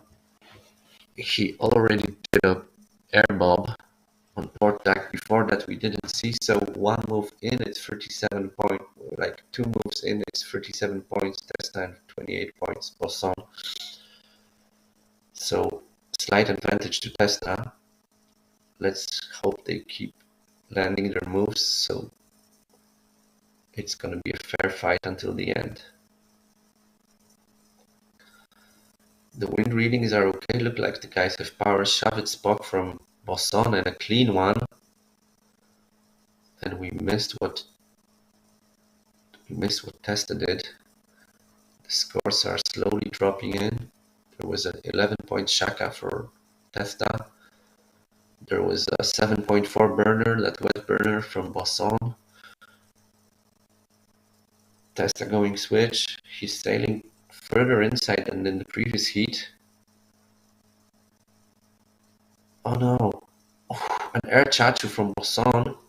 Bit wet landing, but that's so difficult. You cannot it's almost impossible to land it upright. It's like only Golito can sort of plane out of it. I saw him do that a few times, but it's super difficult. Now with 3 moves in each, it's actually decent advantage for Jacopo, 56 to 40, and there's a 4th move. 4 moves in, it's still advantage Jacopo, 69 to 57. Jacopo is slowly chipping away with a big, stylish, laid down shove it spock from Jacopo Testa on starboard tack. That's gonna up his game again. Thomas, we try to get both, but it's difficult because they ride in different directions. So I try to spot. I know. Sorry for this audience. We give our best over there. It's better to be zoomed out and not to move the camera too much left and right. We go Bosson messing up the deck, so there's no move from him. Back to Testa, great. What's he got for us? Port deck, he still needs 1 more move to fill in the basic. He got the forward loop, but he missed the bonka. Shove it spock from Bosson scored 11.4 and Shove it spock from Testa scored 15.4. So once again advantage Testa, and he's 15 points ahead with 5 moves each. That's a solid advantage. Yeah, so whose name is being written on the wall on the trophy champion right now? Big burner with a nice 360 upright, a little bit slow but still upright. That's going to be a good scoring move for Bosson. That's on starboard tack where he's counting a 7.6 burner, so definitely better bet upping this one. And now we get eyes on Testa again. Testa with 103 points already, and he got his minimum of 6 moves counting. So now it's about making better moves than he did before. And he's got room to improve because he's counting an 8.5 burner and a 7.6 forward loop. So there's plenty of room for improvement. Will he get into the 120 range like he did in the previous heat? Right now, it's still possible because he completely nailed the starboard tack again. He's on 45 points on starboard tack with a air cabi, culo, and a shove it spock. I don't think he's gonna focus much on starboard tack anymore. Meanwhile, Bosson is a bit behind. He has 3 moves on starboard tack with a 36 of total score and 15 variety, so that's not bad, but he's got to get better. He's missing a move on port tack, and he's got room to improve as well. Jacopo on port tack, and he can improve a lot this way. One-handed flaka into shaka, but he drops it. So no changes in the scoreline for him. Meanwhile, Bosson also needs to get a bit more action going on port tack. What's it gonna be? Rubens Forza Testa on the YouTube. Yeah, looks like it's working, man. Looks like it's working. Bosson again, starboard tack. He's got some room to improve there. He's counting a 10-point cono, so definitely he can up this score with not a lot of effort, but it looks like the wind is not cranking. He's going upwind a lot, so maybe he needs to get, yeah, he wanted to get some height before he goes switch and drops downwind again. Dax, air funnel, 360, nice. Slow 360, but super upright, super clean and controlled, and it's gonna be great scoring because the air funnel was huge. Test on port tack, and he can improve big time here.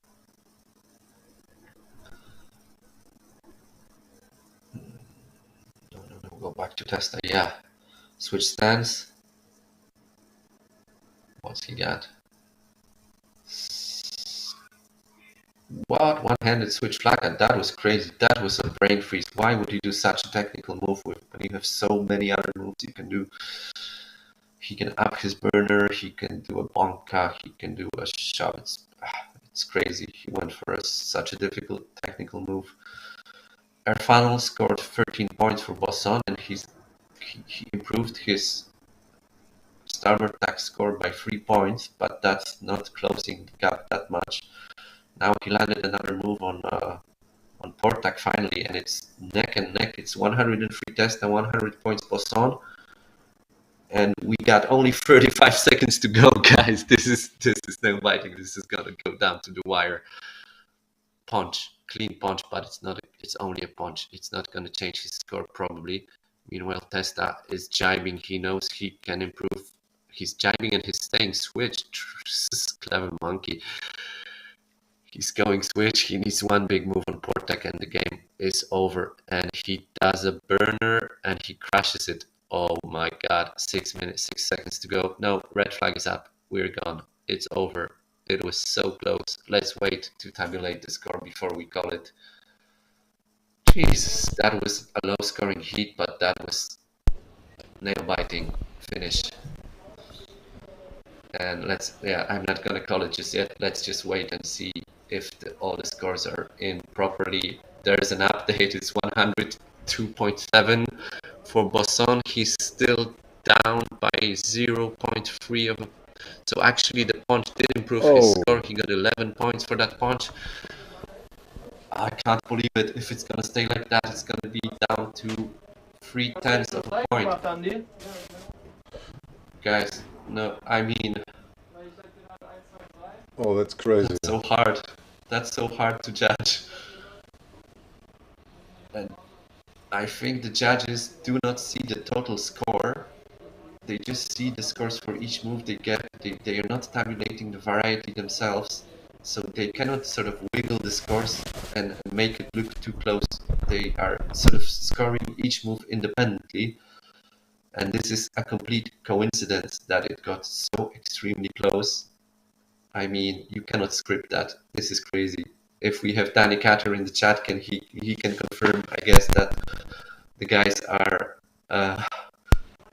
the judges don't see like how the scores add up. And whoa, that was a nervous heat. And if the scores stay, I'm pretty sure they will wait with the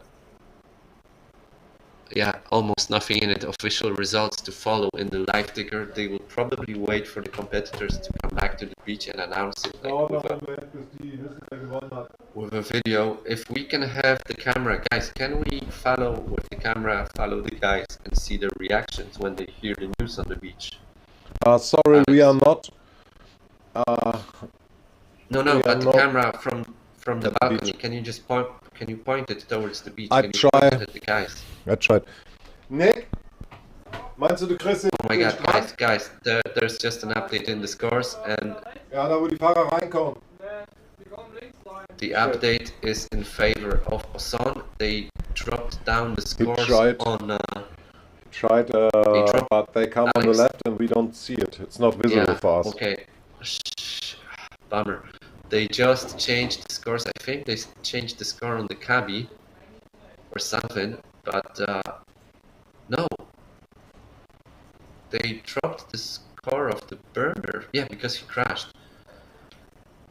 The scores just changed, and it's Boston in the lead by 0.3. No, it becomes crazy. Yeah, go down. That will be great. Nick is running to the beach now. Oh, awesome. Okay, take it. On one. Yeah. I don't know what to say. Like, is this the final result? Is there's gonna be any more tabulation? I mean, this is almost conspiracy theory stuff going on here. Come on, like. And now it's 102.4 compared to 102.5. They are really fiddling with the score here. Come on, guys! I don't understand what's going on. It's it's 1.10 of a difference. Are they gonna get a resale again?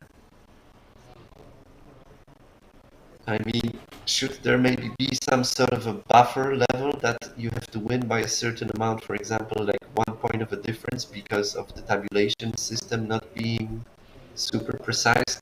Is there a rule book or something like this?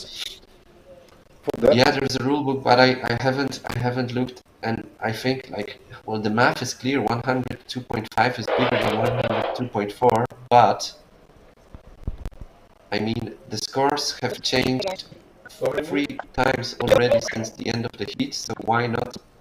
It's possible they're gonna change again. The official picker is not giving us any updates apart from that the next wave announcement is at 3 p.m. with a first possible start 3:30. Something really strange with the score. New change. Oh my god, it's 102.4 and 102.5 on my screen, and it's advantage Poisson by 1 point. Now Testa's score dropped down to 102.2, still super close. People are getting angry that the judges are fiddling with the score afterwards. How is it fair for everyone? I don't know. It's like the judges are allowed to sort of No, I get nothing, Nick. They can readjust their scores, but I don't know if they have a time window for that. Can they do it after the heat? Can they? Yeah, I'm not gonna comment. I'm not entirely sure what are the rules there, but we have to wait and see. Hopefully we'll get a visual on the beach with Nick running down there with his phone right now. Sit back and relax. I mean, but Thomas, they counted again all the scores, but the system is counting it in real time. So if the total score changes, they have to change either the score category. So, for example, if it's a burner 360 and a burner, I think it's just the style points. But like the moves, the names of the moves didn't change. So they just changed the results of the. Where's the restart button? We did see, yeah, Maciek, what do you think about it? It is insane. What's going on with the score? We've seen in previous year, we've seen scores being changed after the heat. We haven't seen it in Sylt, I think, so far. But it's not that it not happened in the past at all. I think when there is a clear difference between the riders, they sort of approve it faster, and therefore we don't see the changes. But if it's so close, they need to be sure they have scored each move correctly, so they are going through all the moves and all the scores. Disconnect. And then it's possible that they can do some updates, but this is insane. Frankly, I would just like to see another resale, because I cannot tell the riders apart. Here we are, the guys are looking at the camera, they cannot believe it themselves. But Magic tabulation is like, it's being tabulated real time. Why would it change after a while? I don't know. Yeah, that could be the tabulation, but maybe it's like one of the judges didn't confirm his final score, so it took only 2 scores instead of 3, and then when he confirms his final score, then it gets retabulated. That's how the system will work. Because I think the judge has to put in the score and then has to confirm it, and until it's confirmed, it's not in the system. Yeah. Let's wait and see. We get eyes on Testa. He's clearly nervous. I get Poisson, Testa.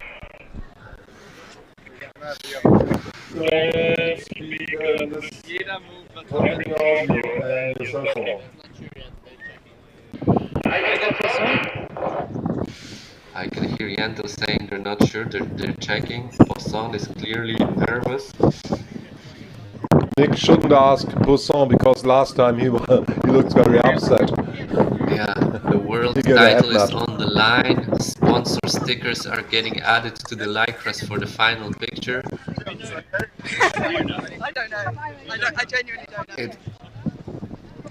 It does look confusing, and boy, I wish we get a resale. Oh, and this lady, she's an absolute Sylt legend. She's been collecting those autographs for as long as the Sylt event is running, if I'm correct. She has every important windsurfing person in the world signed that jacket.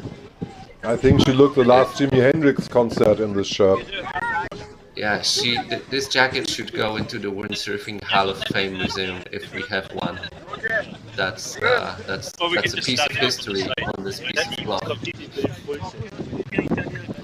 So Nick is close to Boson now. Listen.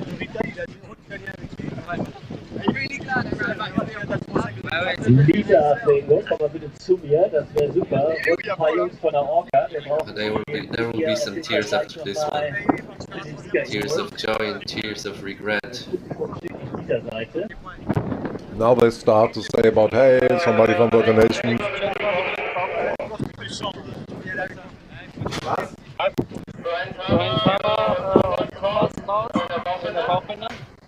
Want to try again?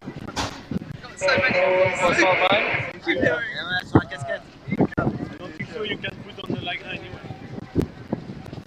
Hey Matsbjorna, nice that you chose to find Heat with us. Put it wherever you want. Danish wave ripper and freestyle as well, multiple Danish champion is joining the show. Ce soir, tu vois. C'est pas l'adresse, tu dois le slalom et ça vous Adrian, you're live to 500 people. Whoa! Yeah, man. Hello, guys. There's the sound, it's recorded. Yeah. I would like to say hello to all my friends, family in Tifour. Yep. Yeah. Yep. Nice words for Boson. I think he got a bit more relaxed waiting now. He's smiling, that's nice to see. Ja, maximal dramatische Situation für die beiden Finalisten. Im Satzcontainer sind direkt die Videos sich nochmal angeguckt von allen einzelnen. They're already calculating the score. Yeah, but Deshalb wird jetzt wirklich jeder einzelne let's just wait and see, guys. It's gonna be I mean, looks like the scores have remained. Looks like the scores have remained the same for a while now. They check out every single move now.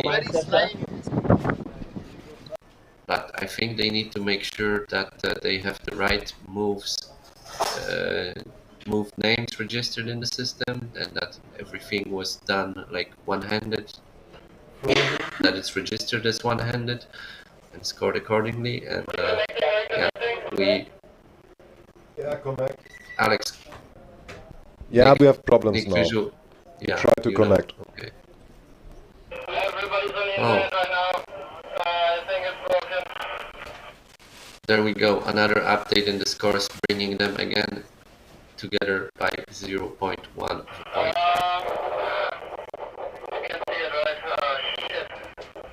You cannot You scratch hear that Nick? stuff, guys. Yeah, he's in the drink. Try it again. Sorry, guys. Yeah, the picture got stuck, but we have Nick with the walkie-talkie, so worst case he can give us some audio feed. So give us some audio with the.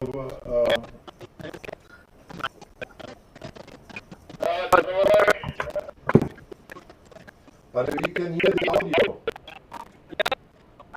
Yeah. Yes. So come closer to Anya.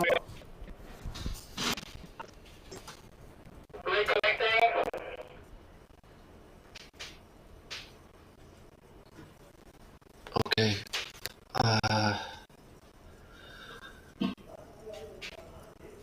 Let's just wait and see. It's getting a bit long of a wait. It's like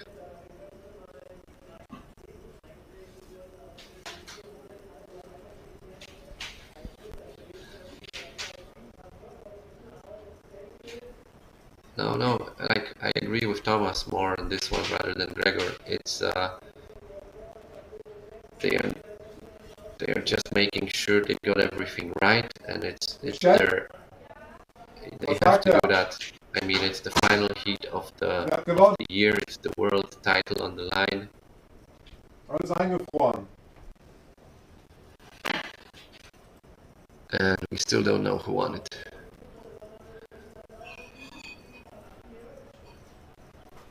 We still don't know who won it. I wouldn't mind to have a resale. I can hear the sound from the beach, but nothing. No audio, no video.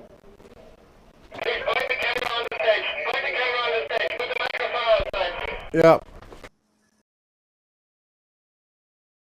As you heard, we're gonna put the main camera on the stage, and we're gonna put the microphone on the balcony, hoping that we can pick up the official announcement and the winner's decoration.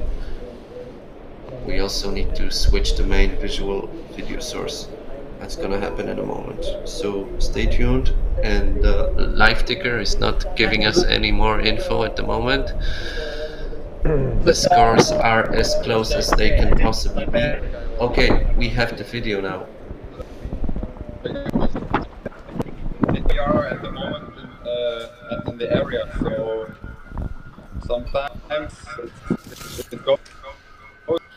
Okay, next you are live, but it's I'm it's always a moment, it's not so easy.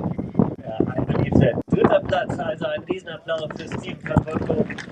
Tolle Leistung, das kann man nicht anders So sagen. Steven is having an interview. He got third. That's clear and final. And we have a lagging visual. What you talking about? Yeah, we were talking about gear, the gear we were using, about the control and how hard it is out there. We've been waiting all week for that condition, and it's tough. Like there's the short break, just this, get out, it's hard. And then outside it's just like the water is moving so fast, and there is like huge amount of water. It's hard to know where to do the tricks, so it was really challenging.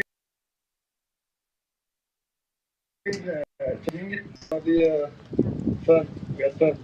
That's good. That's the best thing. Powerbank If you had fun in the final. Jacobo, when you look back, is it for you, psychological-wise, a better position to be the challenger, to come as a second into the final, and you can only be better?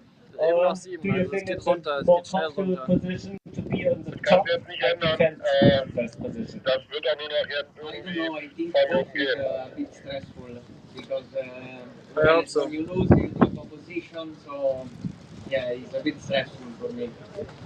How was your feeling in the morning?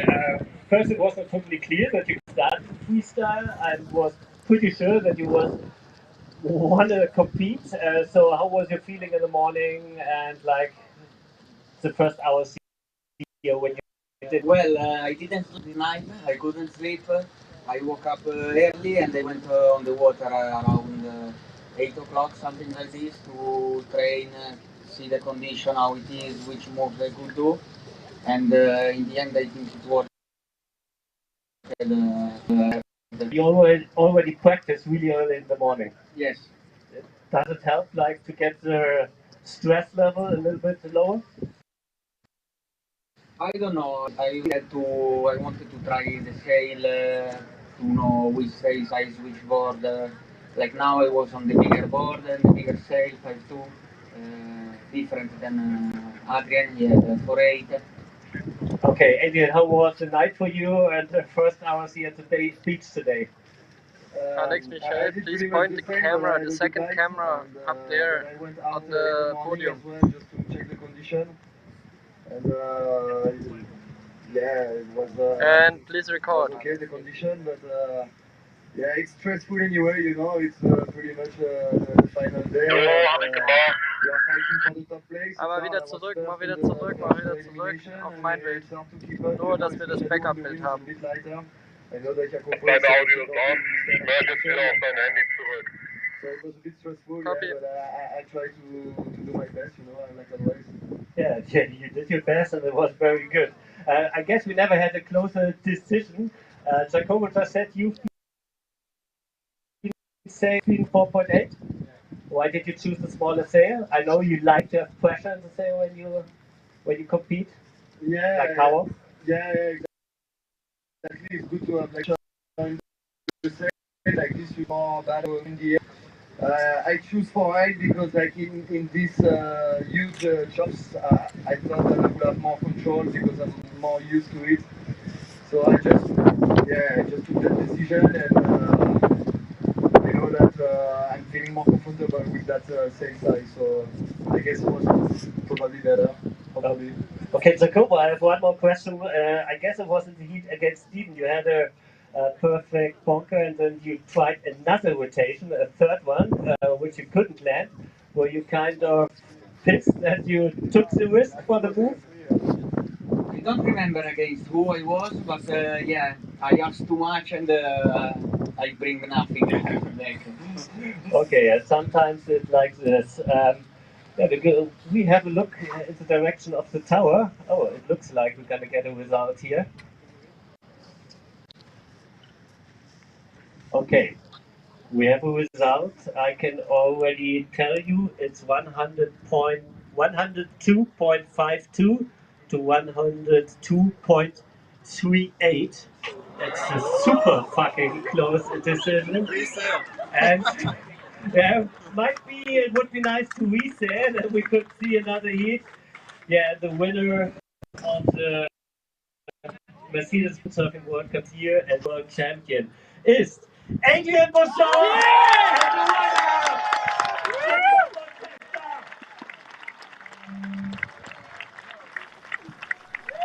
There we go, guys. Adrien Boisson, new freestyle world champion. Congratulations, Team France. What a super final that was. Crazy. Absolutely crazy. Did you see their faces when they read how close it was and they didn't know who is who? I wonder if they could ask them both if you want to resail without knowing who had the higher score, if they would go for it or not. Oh, nail-biting final. It doesn't get closer than this. I feel for you, all the Italians. It was looking good all the way for Jacopo, but this is the final score, and the winner is Adrien Boisson. It was so cool that you were also happy What a final. For Adrian. Die 3 Besten im Freestyle und in der Welt.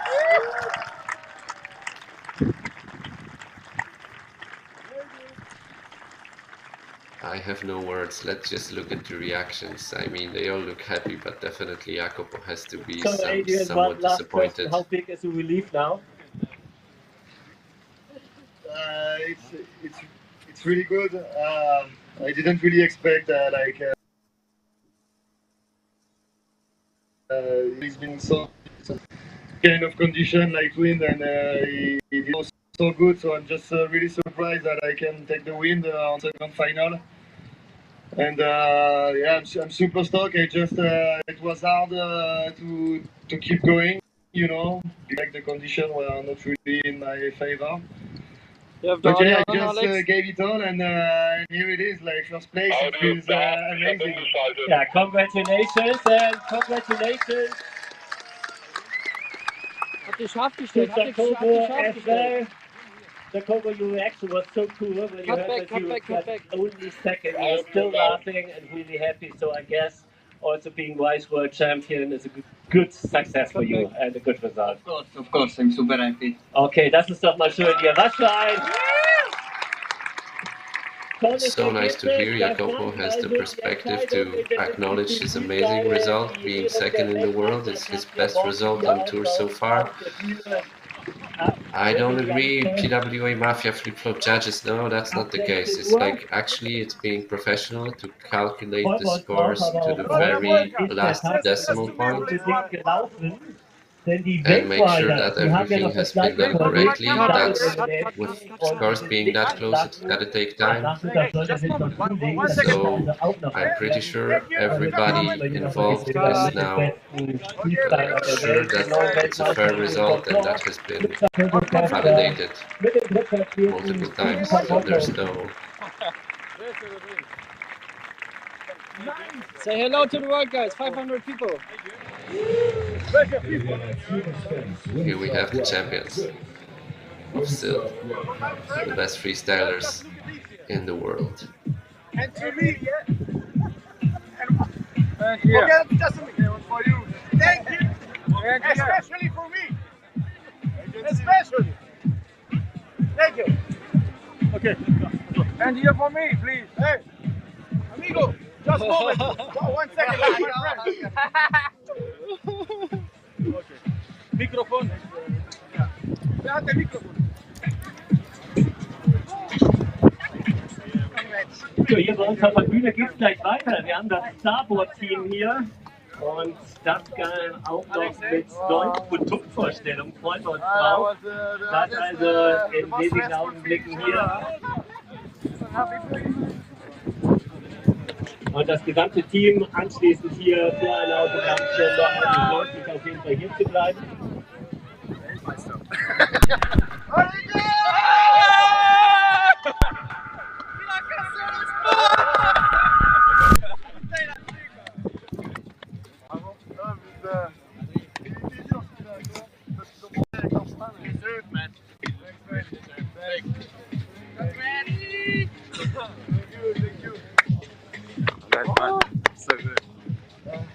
So stressful. Yeah, I think that would be a very interesting rule to have, that in the super final or in the final of the single, if there is time, there should be a buffer that you need to maybe beat your opponent by at least 1 point. But you know, sometimes the events are being like, we run the heat almost pitch dark, and the final heat of the day there is no time to run another heat. Today there is, but that's not always the case. And yeah, definitely congrats to Adrian and Jacopo. And what would be interesting actually for me is like when the guys heard what was the score difference and they didn't know who won, if they could sort of decide both if they want to resale or not without knowing who won. That could be a fun aspect. But then if they disagree, what do you do if one says yeah, let's resell, and the other says no? Yeah, it's hard. But the scores did not change per se. They just made sure all the moves are registered correctly and so on. Like finishing the thing, so I know it looks strange from the viewer perspective because it has been changing after the heat ends.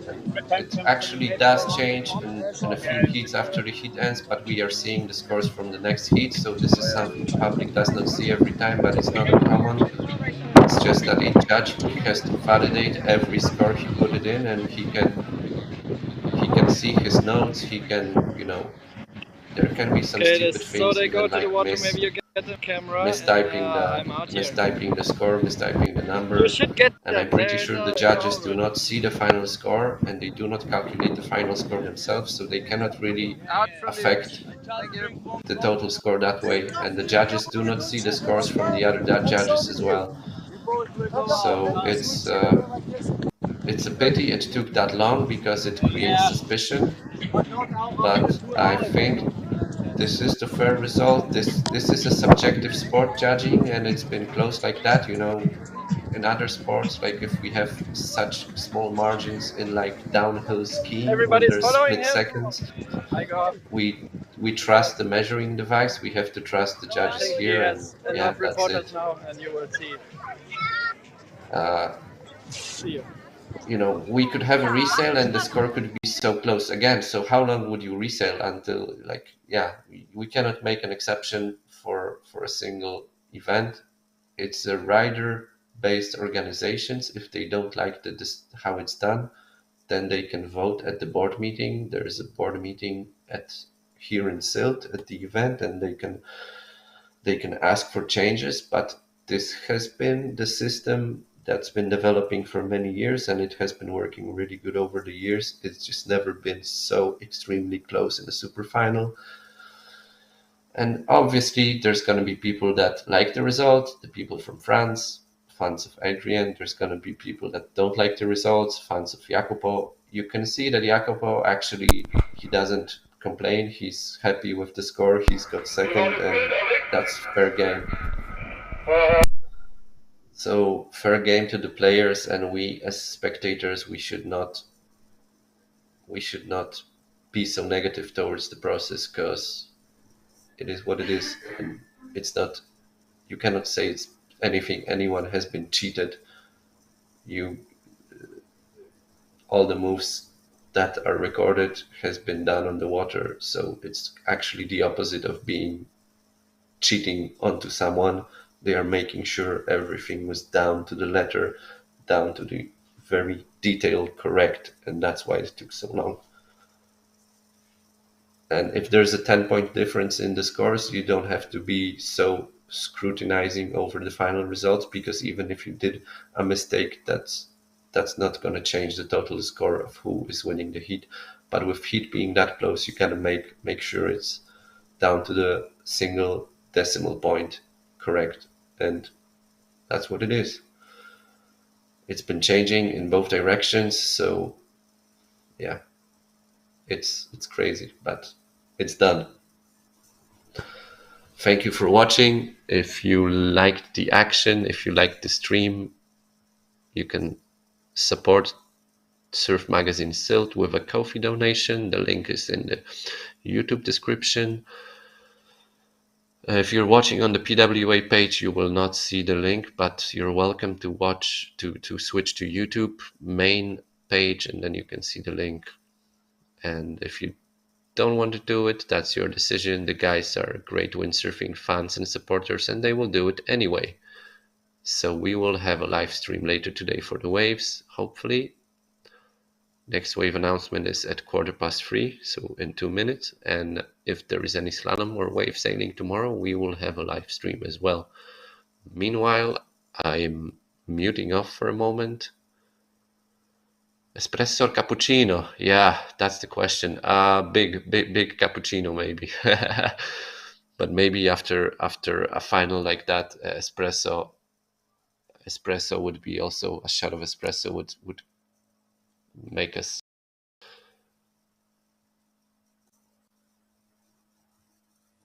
Yeah, Giova, you're right. Jacopo is a true gentleman, but should they resale? Well, that's not what the rules say. The rules are pretty clear. And you're welcome to go to the PWA page and read about the freestyle competition rules. There's a long document, and it covers all the possible aspects of competition, and and all the situations, even the situation like this. With 2 cameras, they could if there was like a official live stream with 2 cameras, one of each guy, they should watch the video again and check the moves on the replay, and then they could rescore it again.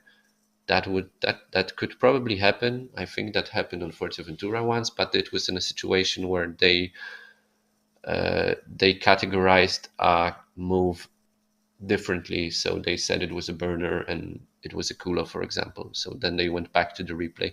They do not have an official replay here because they don't have an official live stream. We are able to watch only because of the amazing job that Surfmagazin Sylt is doing. And we should be really grateful because that was a heck of a final. And from an independent freestyle fan position of myself, I really loved it. The action was packed and the moves were massive, and like the super final was so tense and nervous. You can see it in the results, but the heat before, that was the best heat of the whole competition, no doubt about it. And boy, that was some high intense sailing. I'm gonna take a short breather, and you are all welcome back when we run with the wave heats. There could be some interviews in the meantime. I'm not sure. Alex will give you a brief update. And yeah, thank you for watching and thank you for joining us on this freestyle journey. Once again, 2022 Freestyle World Champion is Adrian Bosson. Congratulations. Signing off for now.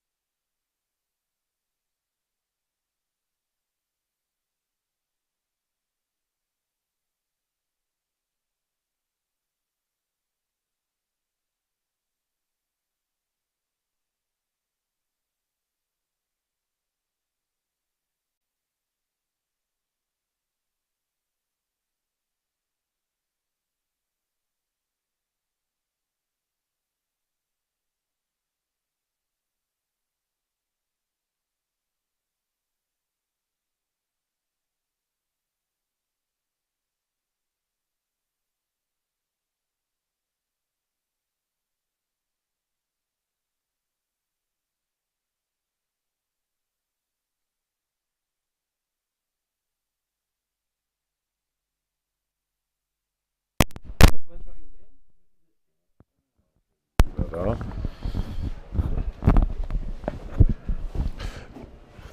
Thomas, are you still there? No, Thomas is gone. Maybe it's in the restroom, I don't know. So, next thing coming up is a wave. Yeah, I'm here. Do you need me for the moment? No. It's taking a little bit time before they start. Yeah, the I wave just contest. muted myself and I need to like take a little break. Yeah, no problem. Get some drinks in and I'll be ready when we start with the wave action. I'll join in again, okay? Yeah. Thomas, are you still there?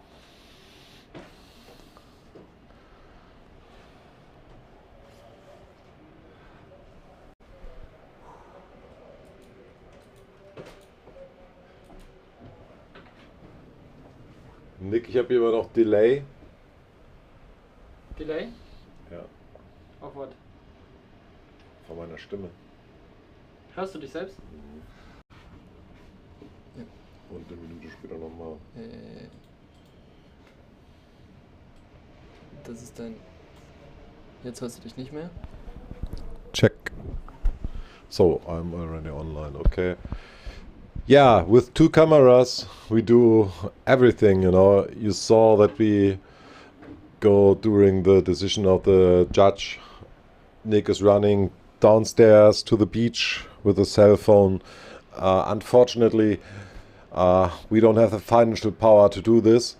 We are a small surf magazine here located on the island of Sylt, and we are streaming free for you.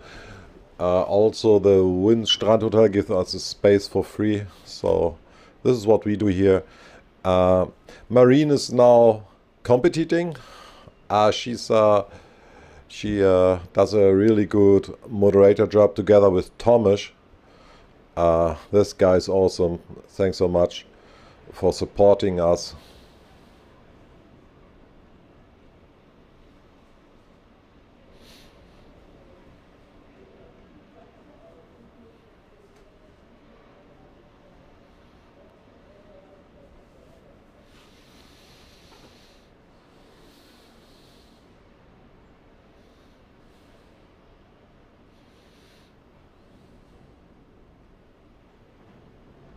I think the way Jacobo is acting shows that he's a really sportsman and shows his respect to Adria and doesn't make any difference if he's complaining.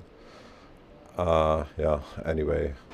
I just take a look on the PWA page to see what happened next.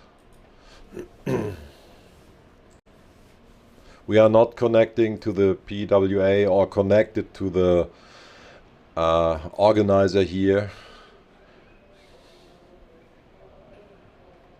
So next wave announcement is 3.30. First possible start is 4 o'clock.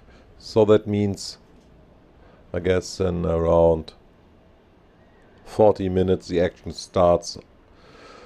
Wave woman.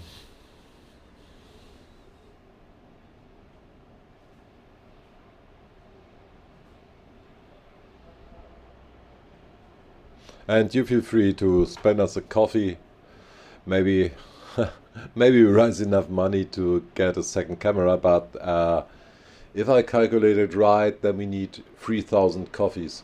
What else we have? Please leave us a subscription, that will be great. We are now on a level around, I don't know, 600. We need 1,000 for YouTube. That will be great if we reach 1,000 during this event. Normally the Surfmagazin Sylt is, yeah, we do some mixed stuff. We do stand-up paddle, we do surf skating as well, we do windsurfing, a little bit of kite, maybe wing surfing, and yeah, we bring the news from the surf scene. Today we have the championship, the German championship in wave riding. It's in Segnos in France. I think it's Senos.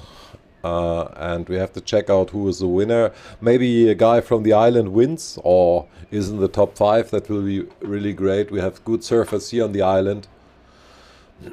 So we have to check it out. We do a small break now. I think, yeah, 20 minutes. Maybe Thomas come back. We're using the camera now to get some images from the water. And yeah, you can see. Stay online, spend us a coffee. All the best from your Surfmagazin Sylt.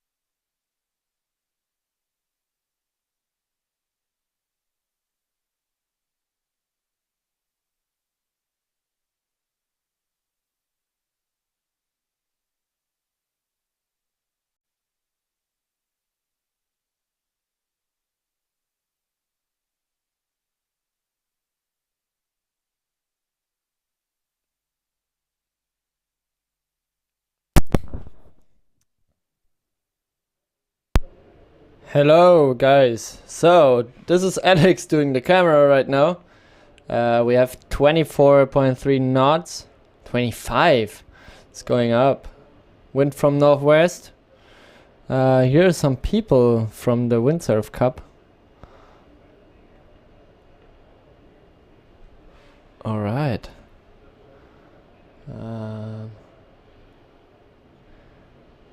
Let's look what he's up to. Maybe he's tracking somebody. No, I don't.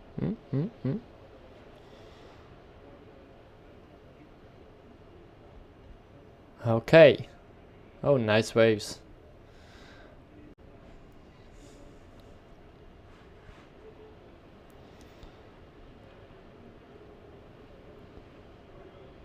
Oh, shore break. Oh no!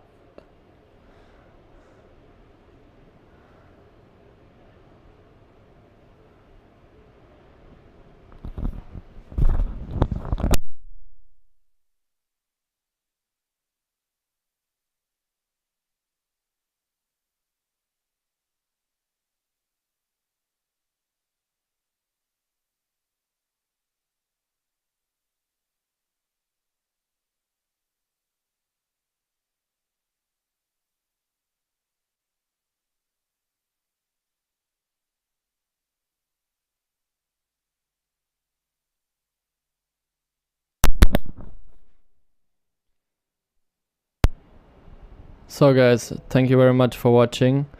This is Nick, the camera guy. Look. This is Nick, the camera guy. I went downstairs. Alex said that somebody was complaining because of the second camera.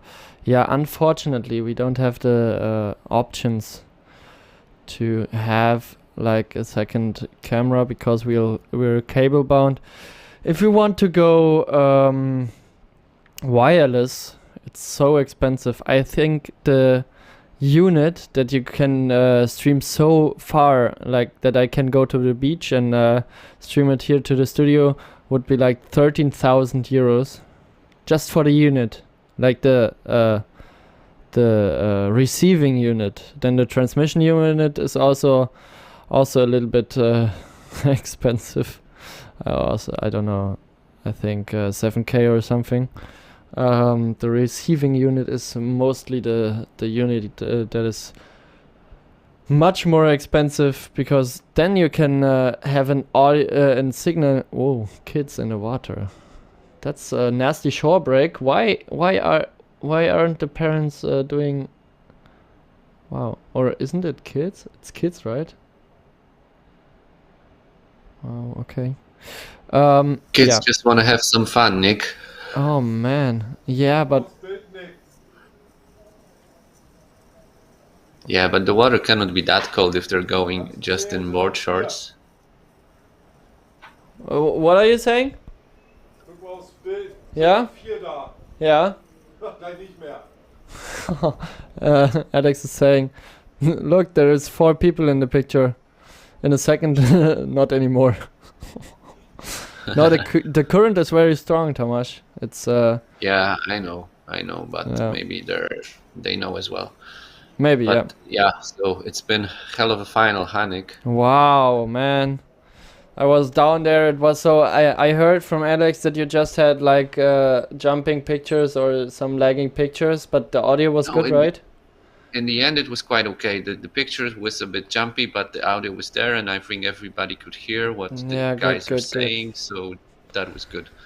We had quite a lot of viewers, and I want to thank you, everyone, for the coffee donations that you did for Surfmagazin. Thank you very much. It's much appreciated, and let's hope and wait for the wave sailing. Yeah, well, man, it was so down there. I think through the stream you cannot express the feelings down there. It was so crazy. Everybody was watching. Everybody was do you say that? Fevering with with Bosson and yeah, it was. Yeah, I mean, it was so tense. The waiting was so long. Like the riders must have been on the edge, absolutely on the edge. And then did you saw their faces when the organizer read out the scores without saying who is who. Yeah, and everybody was like, was so silent there.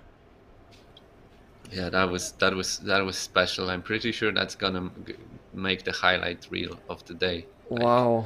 That reaction of those guys, they didn't even realize how close they were. Yeah, I think, but the people should watch another YouTube video of this, because there will be so many in very, very good quality, because we wanted to do it live and then it was choppy. But I will have a look what we can use and what not. Yeah, I'm pretty sure there's gonna be videos on the PWA page. Yeah, probably yeah, on the Aklar. Yeah. And, certain riders will have them on the Insta stories and everything. So everybody will have it, yeah. So yeah, thank you guys, and thank you, Thomas. Is it Tomas or Tomasz? Tomasz, right? It's Tomasz. It's like with the Polish pronunciation. Oh, yeah. It's Tomasz. I come from Poland, so yeah. But So it's either Tomasz. way, it's good. Yeah, it's Tomasz. Wow, I'm still kind of shaking a little bit. It was so tense, and everybody. I was looking behind me, and there were just cameras. I didn't see any people. Wow. Yeah, sorry. It was absolutely crazy. I think we should actually take a little break and regenerate for a moment before we do the wave action. Hopefully let's do the that. wind is going to pick up a little bit, and the waves are going to get a bit bigger. The tide is pushing, right? It's going to be high tide in the evening. Yeah. Let me check. Alex? Wait a second.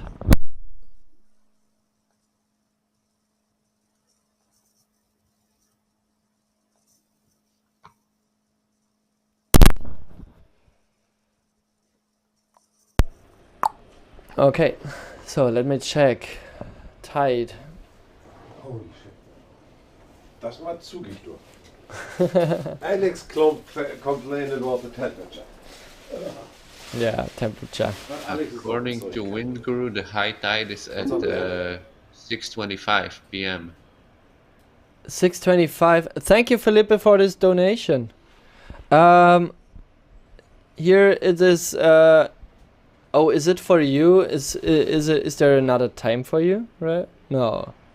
No. I'm checking on Wind Guru, so maybe they are not Oh, entirely it's correct. for Westerland. It's 5:41 high tide. Okay, yeah, that must be the more correct one. So yeah, so it's still possible that they're gonna run some heats in the waves.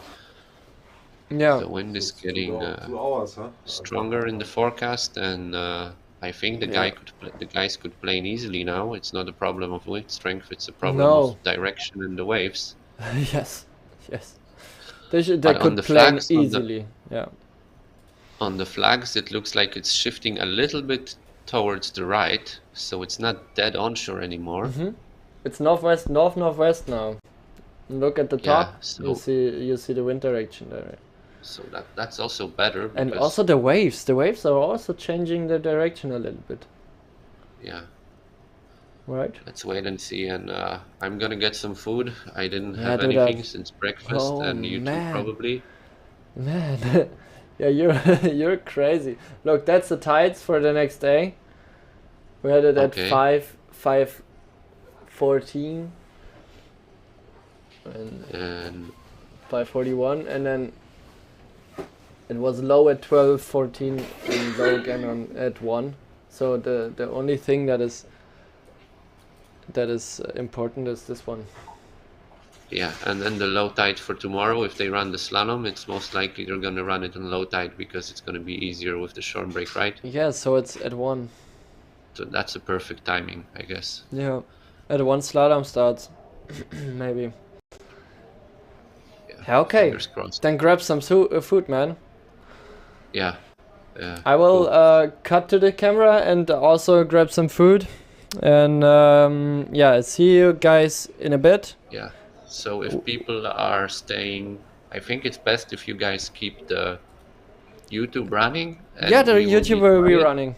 Sure. And then when anything is gonna happen, then suddenly you're gonna hear from us on the YouTube. So keep the sound Yes. up, and we're gonna make it silent, right? Yes. Yes, we're gonna make Yeah. it silent. So keep it up. Bye bye. Cool. Have Bye a for now. have a good evening. What is it? Not lunch. What is it? Dinner. Dinner time or something. Have a good dinner.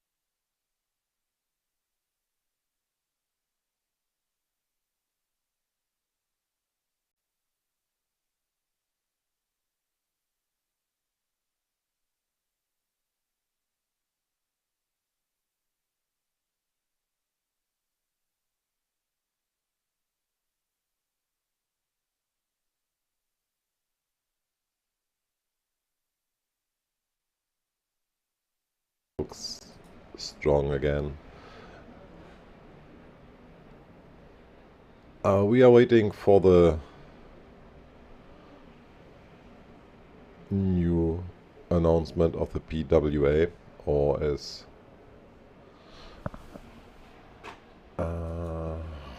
hopefully 4.15 the new announcement will come in. I'm not sure why they don't start, because there are nice waves, we have nice wind, strong wind, the sun is shining, there's a big audience at the beach, but right now nothing happens. They will have their reasons, I can't understand it. The tide is coming up now.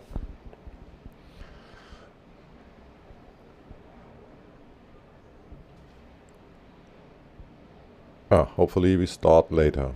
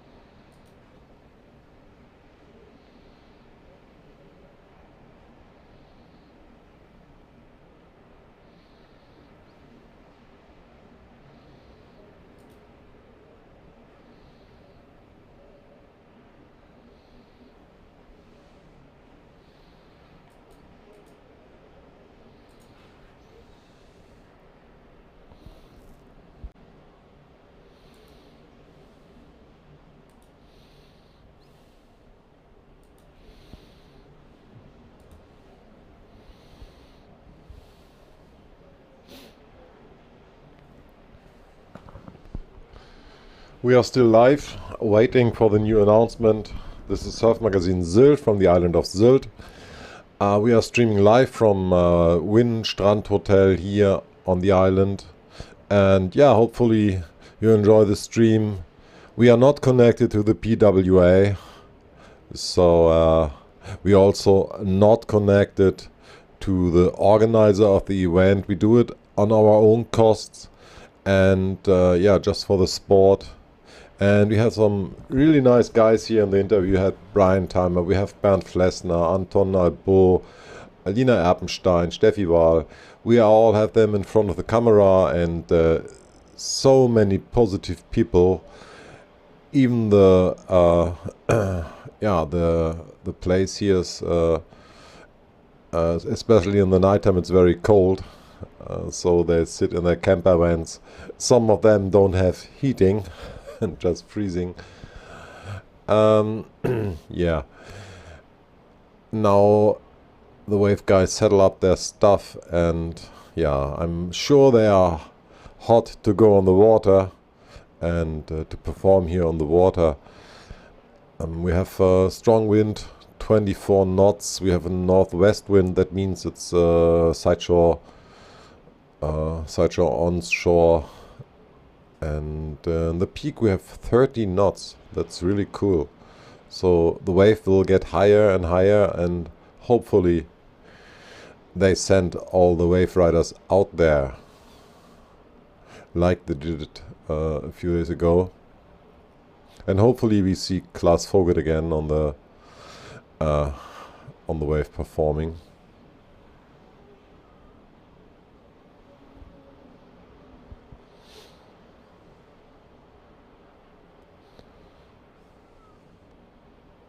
When you come to the island of Sylt, we will be happy if you visit the Strandhotel.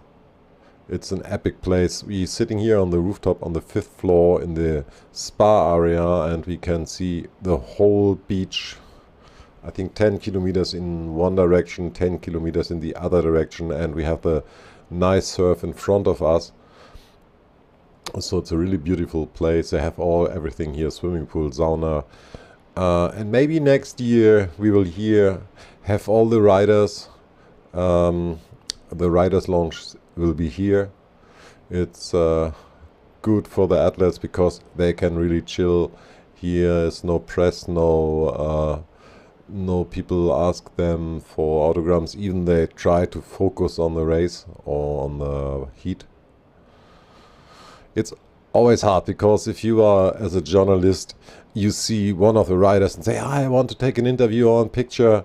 But yeah, these guys try to focus on their work. They try to surf, they try to focus on their performance, and sometimes they feel disturbed if you go there and ask them random questions. They already answer it 10 times a day or 10 times an hour. Yeah, this is always hard for them, but also they love it because I think Sylt is it's the most wanted place for windsurfers here, because on Sylt a windsurfer is legend.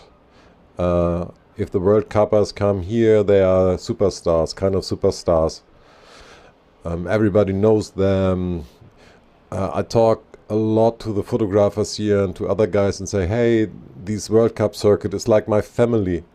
I know every rider. I've been here since 15 years and I know all of them.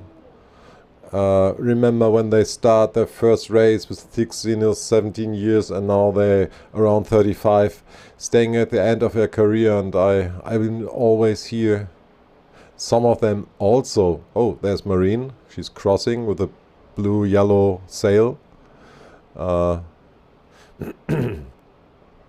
Yeah, stay here on the island, and they also visit Pozo, Gran Canaria, just to see this fantastic sports. What we see indeed here. What they do, it's so crazy.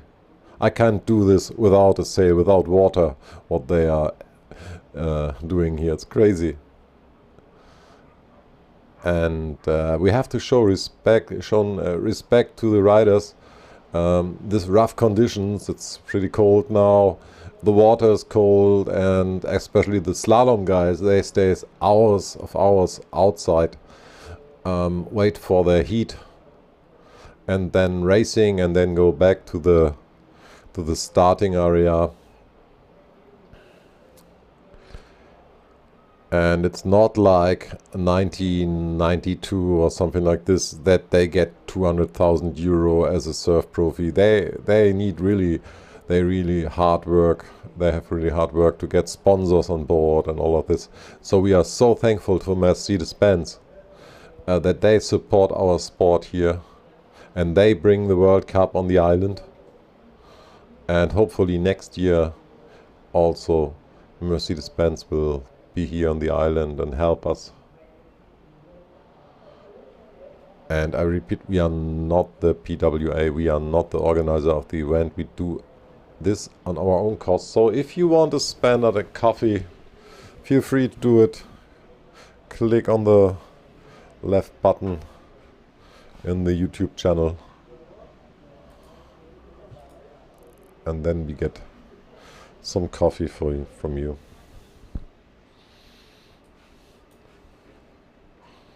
I see from time to time it's a little bit lagging. Hopefully it's not on your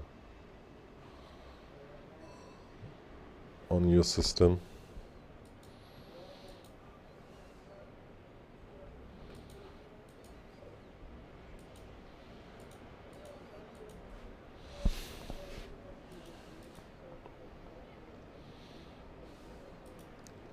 Yeah, back to the big final. Adrien Ponson versus Mr. Jacopo Testa from Italy. And at the end of the heat, Jacopo leads against Adrien with 0.3. We don't know what happened, but yeah. Ponson wins in the end. I think he deserved it. He deserved it. Also, Jacopo deserved it, so both deserve to win. And if there's a 0.3 difference, may the PWA should say, hey, you are even, you both get the first. And our stream again start to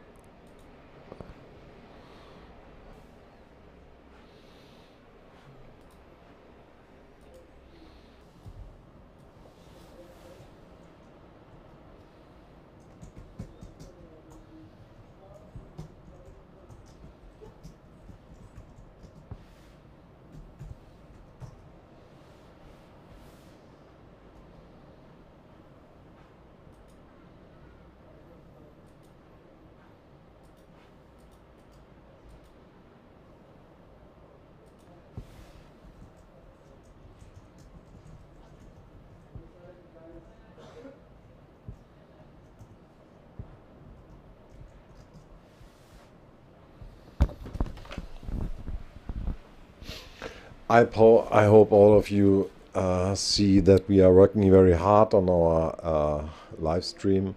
In the beginning it was very hard for us to stream because yeah, we have experience in other sports but not in windsurfing, especially freestyle and wave, and we have done it in English, what is also a problem because we are not native English speakers, but now I think we do a pretty good job.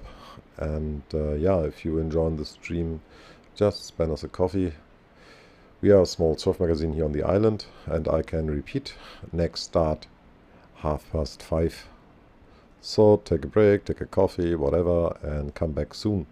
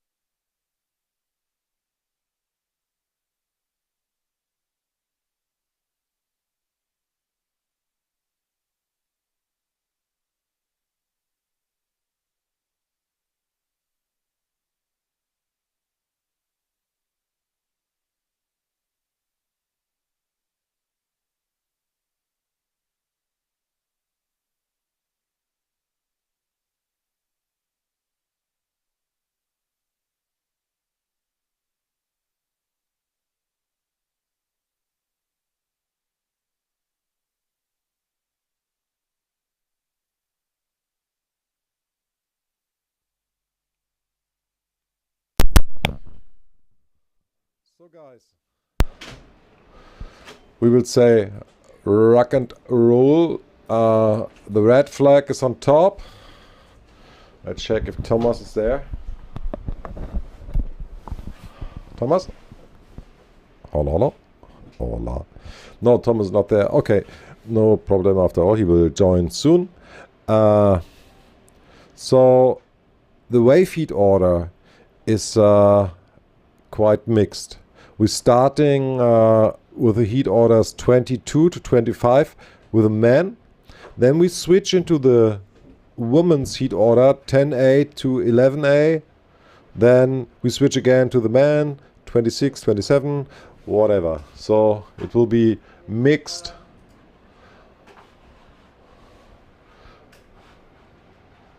Wave is always Hallo.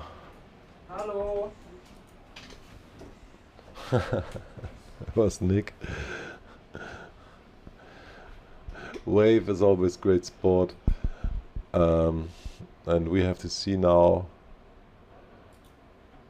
the letter wave. Freestyle Waves. Ich höre dich laut hier. Das ist gut, dass du mich laut hörst.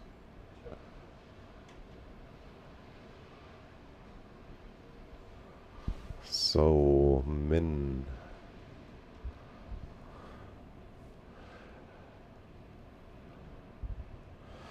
Yeah, it looks like Klaas Folgt, and this is the best news of the day. Klaas Folgt, he will attempting again in his heat 24B.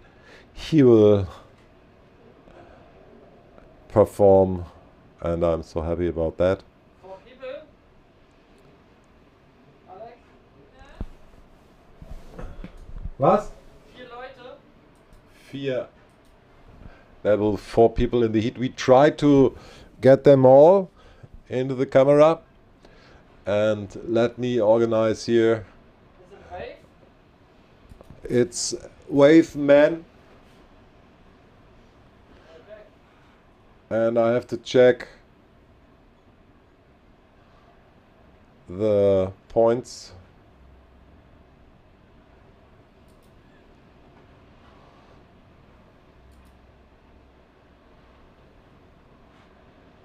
What is it? It's 5. These are the wave double eliminations. We have 14 minutes heats, best 2 waves, 1 jump to count, and the start is coming up at a 4:15. Is it 1, 2, 3, no? Did I not lie? I think maybe. Is Thomas there? Ja, yes. Nick, da geht doch gar nichts ab. Ist das ein Preheat? Der Heat startet um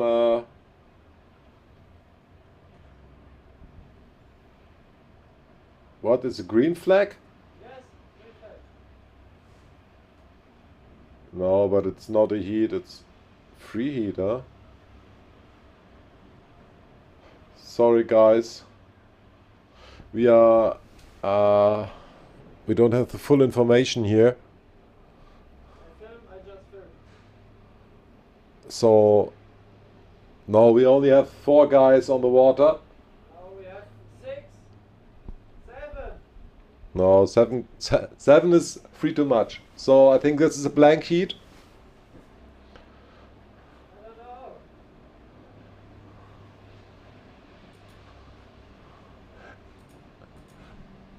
Maybe anyone from the audience can tell me what happened there. For now I see there are wave riders, they're out in the water, they are riding, but the green flag is up, but I think it's a blank heat. It's a blank heat, yes. It can only be because it's always like this. It's a blank heat.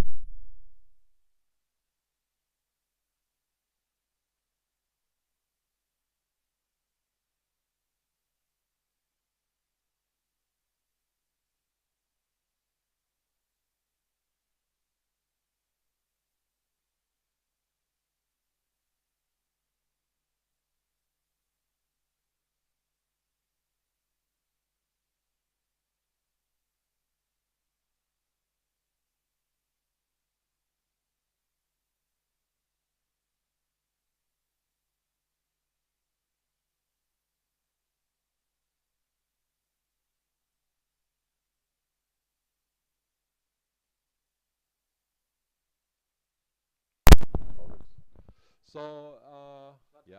We wait a few minutes until the start.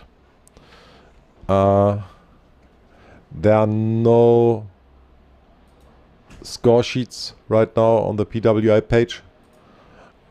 Next start in 10 minutes. And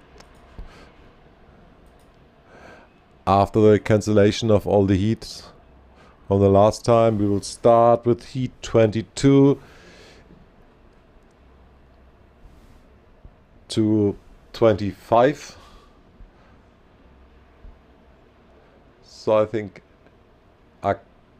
Agation against Nebelon will be repeated.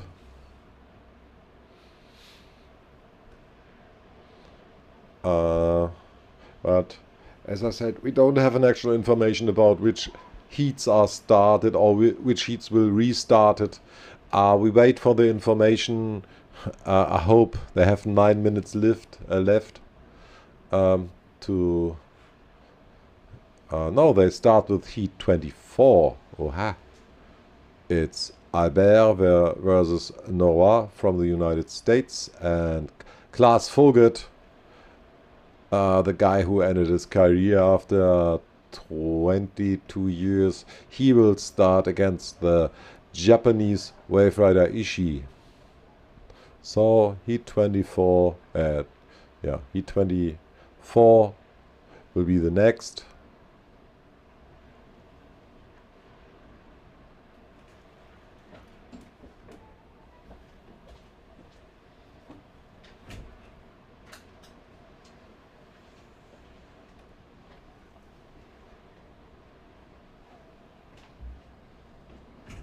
$4.15.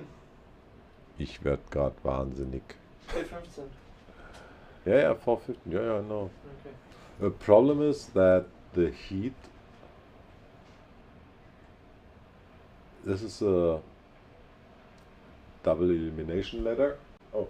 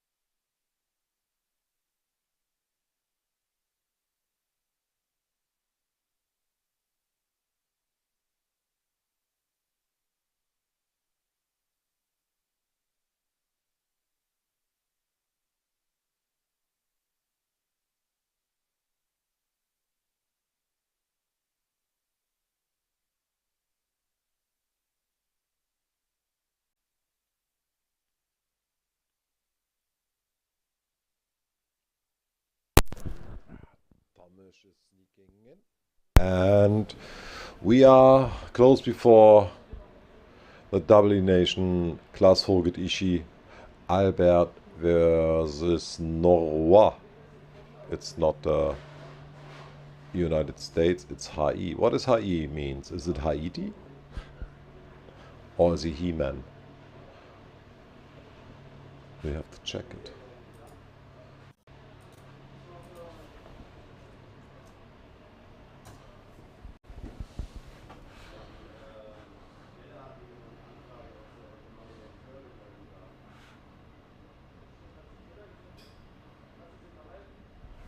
Yes. Do you hear me? Yeah. I have again have an echo. I don't know where it is. Somewhere here.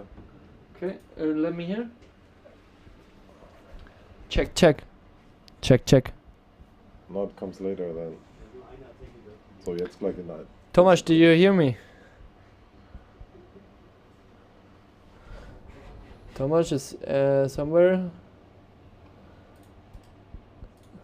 Thomas is there. There's Okay. No. Oh, Thomas, hi. Now it's working. Yeah, hello. Oh, great. Yeah, I was getting like a strange frozen screen for a while. Same for me at when Bossar came and I was live down there. It was same for me. I don't know. I reloaded the page like 200 times. It's all good. So we're almost ready for the next heat. If you can keep the camera on the flag, I'm gonna get my timing right with the red flag going up. It should be Nick, in a can minute you now. put your camera on the flag that he can put its time right? Yeah, it's good. It's Because on the he's flag now. It's on the flag. yeah, it's on the flag now. It's okay. Yeah. So it's Hawaii, yeah, because there's USA, and then you switch to Hawaii. Exactly. Hawaiian localism. Oh.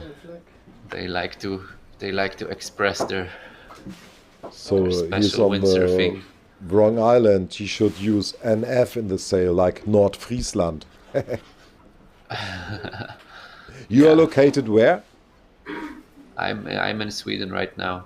Where in Sweden? Swan. South of Sweden, yeah. South of Sweden, in yeah. Lund, just close by to Malmo and to the bridge to Copenhagen. Uh-huh. Quite a quick drive to Klitmøller, just 5.5 hours. So. Oh, maybe we met then. Meet then when we are in Klitmøller. Yeah, we have to definitely grab a beer. Yeah. Maybe we can stream something together. Are you planning to go to Pozo, Gran Canaria, or is it? For the event? Yeah. Or for the event? As a spectator or as a volunteer or what? Yeah, no, we want to stream there a little bit. Oh, you want to go and stream there? Yeah, then maybe Yeah. maybe I could go, but it's too early for me to plan it. My wife is showing me a thumbs up, that smiling that definitely we should do it. It would be Yeah. amazing, but we Yeah. can be in touch about that definitely. We listen to the PWA, what they say. If they stream live, if they put a live stream, then we don't need to go there. Yeah, I'm pretty sure in Pozo there will be a live stream, because there's not much people on the ground and they have to show it for the public all over the world. There's the signal, we got the timing, and it's going to be a historical heat, or maybe the next one, because No, it's this everyone one. were Klaas Folgt. Yeah. Yeah, but Klaas Folgt, is it his last heat, or is he gonna advance to the next round? Take a look on the ladder. We don't know. He's in this yeah, heat, yeah, so yeah. He advanced to the next, maybe. Yeah, looks like. we'll see. We'll see. I put my money on him and Morgan in this, but Antoine Albert is going to be a tricky competitor. We He's saw not him in the again. freestyle elimination. I don't He's think. against. No, he's versus Ishii. Yeah, with Ishii. Ishii is a young Japanese talent, and together with Takuma Sugi, they did really well in Cabo Verde earlier this year in straight side, like in proper side of conditions and pure wave riding. Yeah, we And- don't know. There's a question on the chat about the sail sizes. I'm not sure. Did you manage to see what sail sizes we are on? I don't know, but it's It's pretty hard to 45 say. seconds to start. because, So maybe we should zoom out, and we can. We know that Klaas Vogt is going to be on the red sail. Morgan is going to be on the Neil Pride, which is sort of dark blue, I think. Okay. Albert is going to be on a bright blue Goya or bright green. I'm not sure which color he's using. And Ishii is going to be on a multicolor RRD, and it's like black and white and orange, I think. But these are the 4 guys. And my suggestion for Nick is that to stay on the wide view, wide angle as much as possible, and just once he decides on a guy to follow, we should follow. And especially, it's going to be super tricky because guys are going to be going left and right instead of in and out. So we have to be patient and we have to hope for the best. Okay, here we have 3 guys in the heat, so these 3 are good. This Morgan going first, then there's Albert in the middle, and Ishii on the most on the right. No, that one not actually. That one not. That's Lena Erpenstein coming back from her training. Und versuch mal so ein bisschen weit zu bleiben. Okay, and then there was Klaas Vogt sailing past our screen as well. I tried to give him the information. Okay, there's Takara Ishii with a forward, nice planing forward, quite low, but it's good to have it on in the bag. Jumping is going to be tricky. It's only 1 jump to count. There is Morgan, close on the inside, risking getting too much inside, and then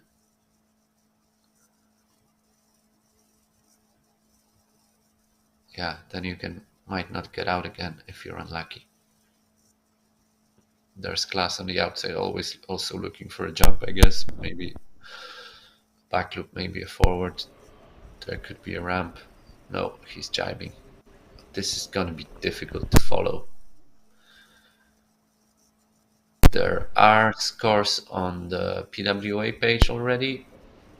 Okay, I tried to put it inside. Yeah, there's a forward for Ishii, and there's a crashed back loop from Vogt. So 3.2 forward and 0.4 for for Vogt, and 3.12 for Ishii. And these are the only scores we have so far. There's 12 minutes left in the heat. It's action, action, action, but it's slow action compared to the freestyle. It looks like, okay, there's Antoine Albert on a wave. It's a decent sized wave. He did a little front side on the top of the wave face, and he decided he doesn't want to get eaten on that one. Kicks out before it breaks. Takara Ishii, front side, it's completely onshore basically. It's so difficult to keep speed. So we had a forward from Albert looking at the score lines, and he crashed the wave down. He's gonna get washed. Update on the great, scores are on the screen. I think you can make it a bit smaller so we have the clock visible as well. Clock is useful. Okay, hold on. Just want the people that they see everything. Because a lot of them... Actually, I'm gonna see in my small YouTube screen. That's more of if it's big enough or not. Yeah, that's definitely big enough. I think you can make it a little bit smaller and it's gonna be still okay. So a little update on the action. The first wave from Albert was 1.88. The second crash was 0.62. Takara Ishii with the highest scoring wave of 2.75, and that's how it is for now. Oh yeah, that's also better. Maybe have the coffee link. Morgan on a bump, getting a nice hit and getting punished for it. The wave just doubled up on the landing, and it was tricky navigate the whitewater, but it was an impressive frontside hit with a lot of power. So I wonder, the judges have to score it as a crash, but that was a good attempt. Klaas Vogt, German master, competition master. He's multiple German wave champion, right, Klaas? Yeah, but not so often competing at the German championships, because wave in Germany we don't have so much competition. We have mostly slalom. Last 2 years we have a wave champion, but Klaas competed not there. Yeah, I think he did more of them when he was younger. Now he's pretty busy with all the development in the wings and stuff. He hopefully makes it through, huh? See how the action goes. Yeah, that's Klaas there. Who's that is? That's Takara Ishii. Oh, that was Ishii from Japan. Oh my gosh, he got pounded. Yeah, he had a little tsunami. Had a tsunami there. That blasted him out, man. That shore break is heavy, man. You don't want to be in that shore break. That's Klaas going there now. Oh my gosh, let's see if he finds anything. See if he finds a jump or something there. Sit here, though, because Thomas is also talking. And yeah, Brian, you do the talking. That's what we need now. It's a bit of soul surfing in this onshore conditions.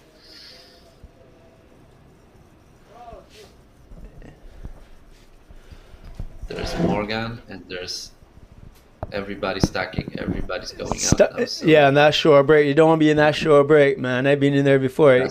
It annihilates you. Kiss of death.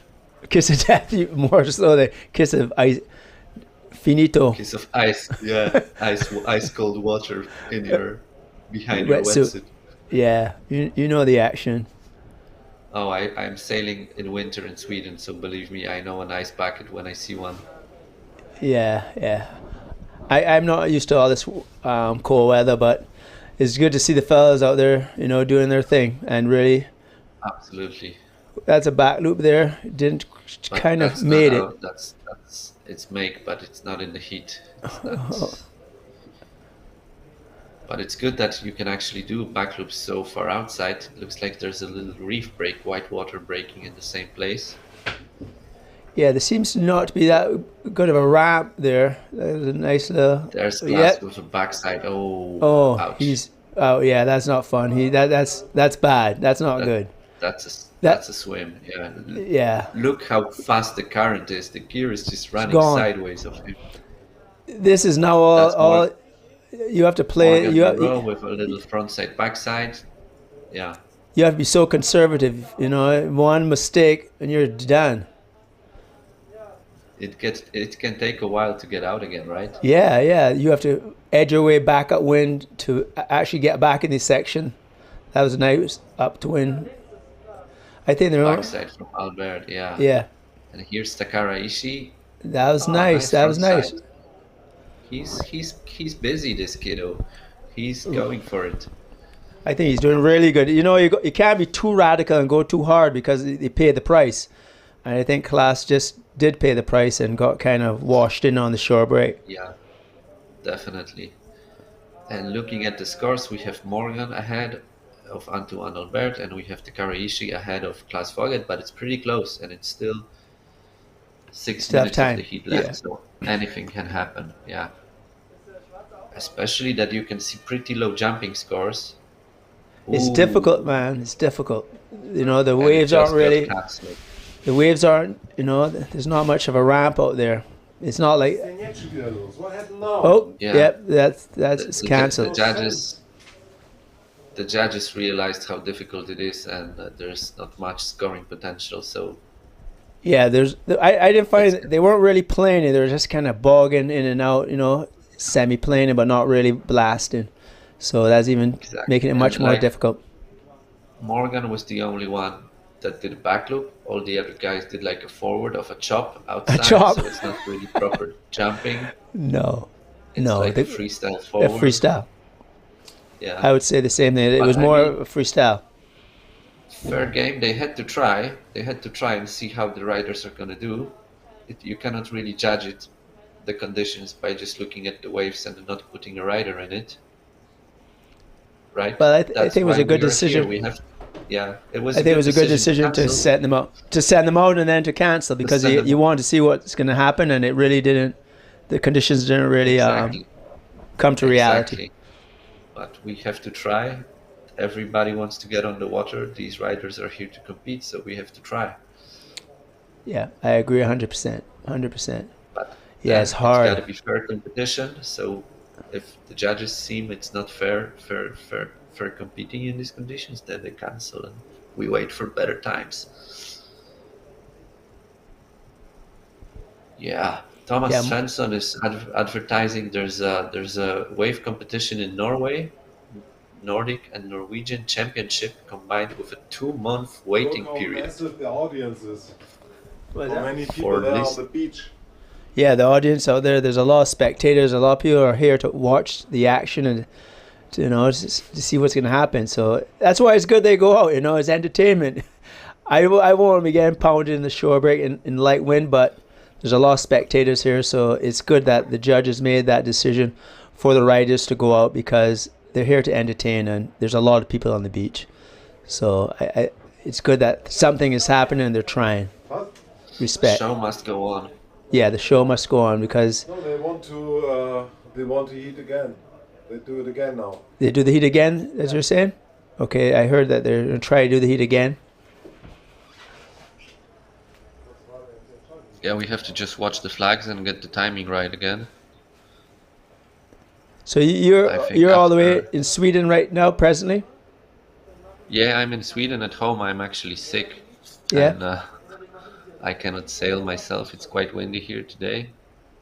All my friends are sailing, but I'm really enjoying myself talking to you and watching all the action. It's been great. Stop it.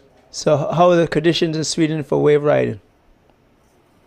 We have some really good places. When it's west or northwest winds, we can get some really clean waves with like a rock break, rock reef. And then there's one place on the east coast that can deliver really big waves with northeasterly winds, but it's pretty rare, like some winter storms. But there's plenty of passionate wave sailors in Sweden. There are people windsurfing all year long, like even if it's freezing temperatures and it's a good forecast, there will be people on the water. Yeah, I never really windsurfed in Sweden yet. Yeah, you're most welcome to come. I'm pretty sure we can make a show, and there will be many people wanting to meet you.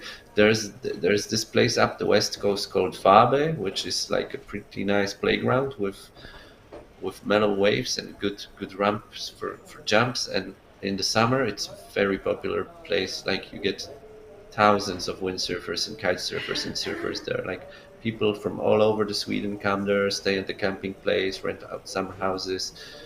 It's properly booming with water sports. Wow. Have to come and check it one of these days. Yeah, the conditions here are a little dicey, especially closer into shore. It seems to be the fellas are really bogging and not really getting on the plane. Looks difficult, very difficult. Looks like the wave breaks basically directly on the shore. You get one front side and you're done. You're done, and you have to either pay the price you got to go for it, or it looks very difficult out there. So I heard earlier in the week for the single elimination, the conditions were amazing. Oh yeah, you gotta watch the clips. It was like proper side shore with wind from the left, south wind, down the line, side off, down the line, clean waves, scary sections, aerials, broken gear, 360s, you name it. It was all going on in the single elimination. So it's good entertainment for the spectators online and also at the race site. So everybody was enjoying the entertainment. Definitely, and the riders were loving it. They said it was the best Sylt in years, the best elimination they had. Wow, nice turn going on out there. That's a nice turn. Masugi. Yeah, that was a nice. This guy was doing freestyle earlier today, and now he's back in the waves. Yeah, you have to play it kind of conservative, but you still want to go for the maneuver. But you have to be really cautious. Yeah. So, Brian, have you been a lot to Japan in recent years? No, Can you tell me something about the Japanese windsurfing scene? No, when I went, it was very long ago. I went for the the World Cups, sometimes World Cups. I think it was in the 90s, and then I went back again when I was sponsored by Hot. So but I haven't been back for a very long time. But during those days, it was like $250,000 or $200,000 prize money. It was big time. So that was the sometime World Cups we used to have there. It was amazing. They really entertained and hosted us top notch. So it was a really good experience. All is good experience in Japan. People, the culture. I love the food. The hospitality, the food, amazing. And there's a big crew of Japanese now coming onto the tour, which in the last, I would say, 5 years, that are really contenders, and I see them in Hokipa, and it's really good to see this.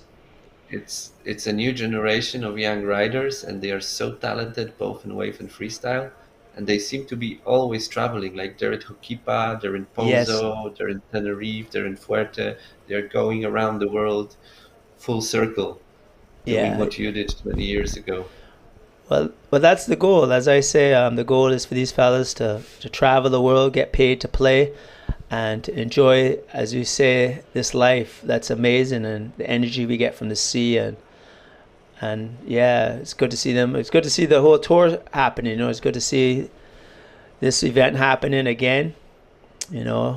Mercedes-Benz, sponsoring it. It's so important for these brands to be part of windsurfing, that we can have these events here in Sylt, Germany. Absolutely right. And actually, there's going to be a slalom event in Japan later this year, in the middle of November. So this is going to be where the slalom world title is going to be decided. That's good. That's why it's so important. If you didn't know about, Japan was a huge market previously, like huge. The magazines, the presence, the support they got from brands in Japan, their events were some of the biggest in the world.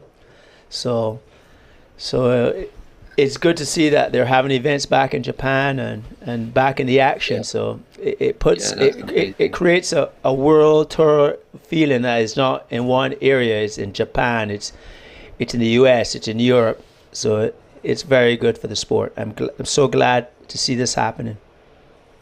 I agree. It's been so strange because, like, between the time you were there and now, Japan has been quite isolated. I've been talking to Graham Ezzy, and he's been there on the Invitational Wave event a few times.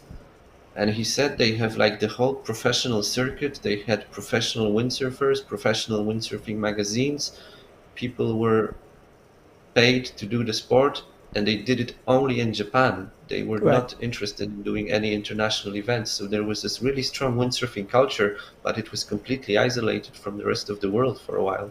And now the kids are bringing the sport back, both to home, showing us how good Japan can be, and showing Japanese media and people how good windsurfing around the world can be, which is good in both ways. Like, we're super happy, I'm super glad that Japan is making an international presence again, because it's a great windsurfing destination. Well, that's what I'm saying. In the past, Japan was one of the biggest. I would say, like, Germany is obviously huge, but Japan at the same time, they had a lot of passion and energy. When you went to Japan, they were so passionate, and they had, which is really important for the sport, they had a strong fan base that really carried the professional part of it. So they're always eager to have people from international coming into Japan. But more so, what's happening, a lot of the Japanese are going to Hawaii, doing the tour, and having a huge presence on the tour and doing really good. Exactly. Let's hope that trend continues, and that some other nations that are not really represented on the tour so far are gonna step up with some good riders, and we're gonna have a good international mix in the PWA. Yeah, man. Yeah. Well, we're still waiting. There's not much updates on the PWA side, so I guess it's the typical Sylt waiting game. The wind is supposed to increase in the evening, so I think there's a chance that we're gonna make a few heats today. think with a little bit more wind, the waves will get a bit more size and punch, and hopefully the jumping is going to get easier and we can run a few heats before tomorrow. That would be good. Yeah, I think the waves. It's up again. Oh, do you want me to go again? I'm so bad. No, you're good, man. You're so good. Man, Brian. Yeah, action. Yeah, guys, You're the action man. You're so good, man. Audience, how do you We're back. How do you feel like Brian is moderating? And don't even think about saying that That's a birthday boy. Just say it's great. No. Be honest, but I think it's fabulous. Here you go, man. Action, and more action. Life upon earth. Yeah.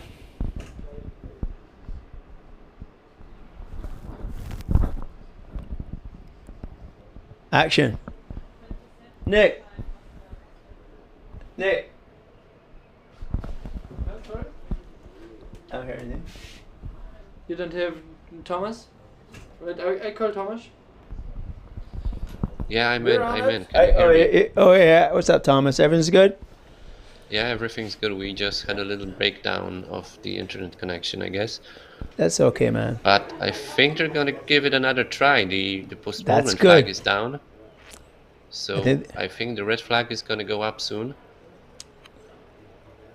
We're in for some action. And it's a good call, I think man.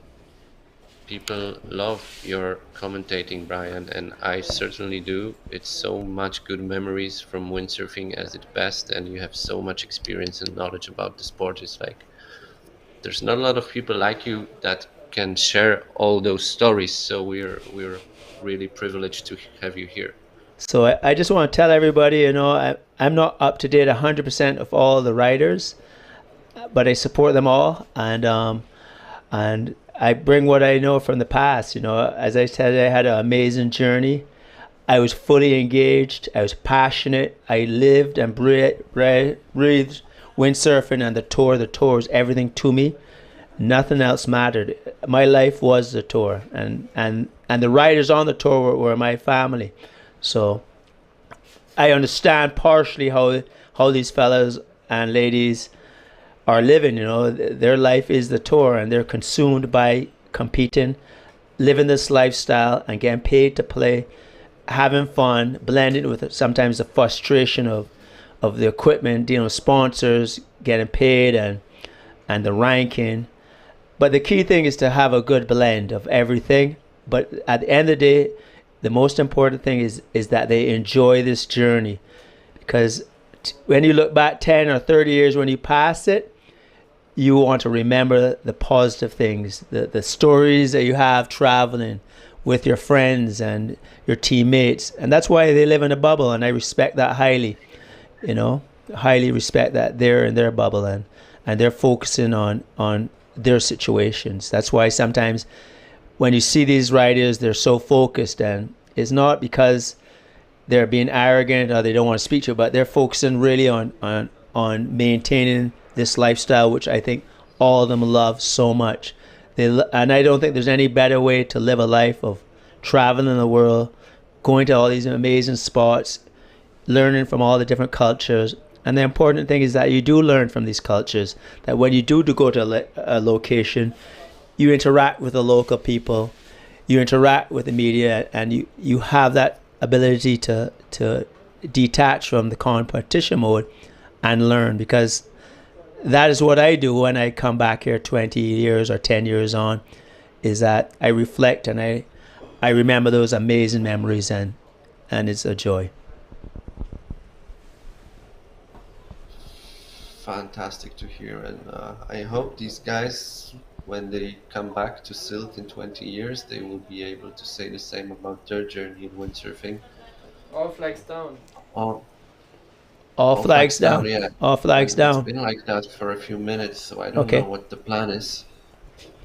But it's good. The way I look at it, it's good that they're trying, because a lot of people have traveled really far to come and watch. people are tuning in. They want to know what's happening, and even if it's difficult for the spectators, they want to see something happen. So I give the judges, respect for trying to make the show continue. It's a show. Definitely, I agree. Who was the head judge of the windsurfing tour back in your days? Who was head? Klaus was one of our head judges. I think he used to do this event too. So Klaus. So he was I don't remember his last name.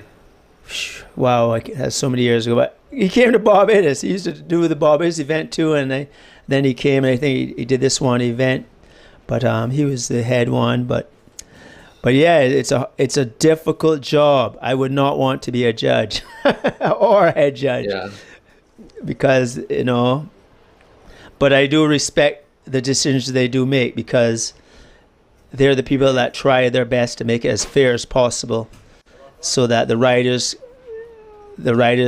get their. Sometimes you lose a heat and you think, shit, I shouldn't have lost that heat, but at the end of the day, you have to respect the judges' call and hopefully get the best judges that you can get that understand the maneuvers, understand the difficulty. That's why when it comes to freestyle, I'll be quite honest, I can't even comment. I am lost. Those maneuvers are so complicated, so hard.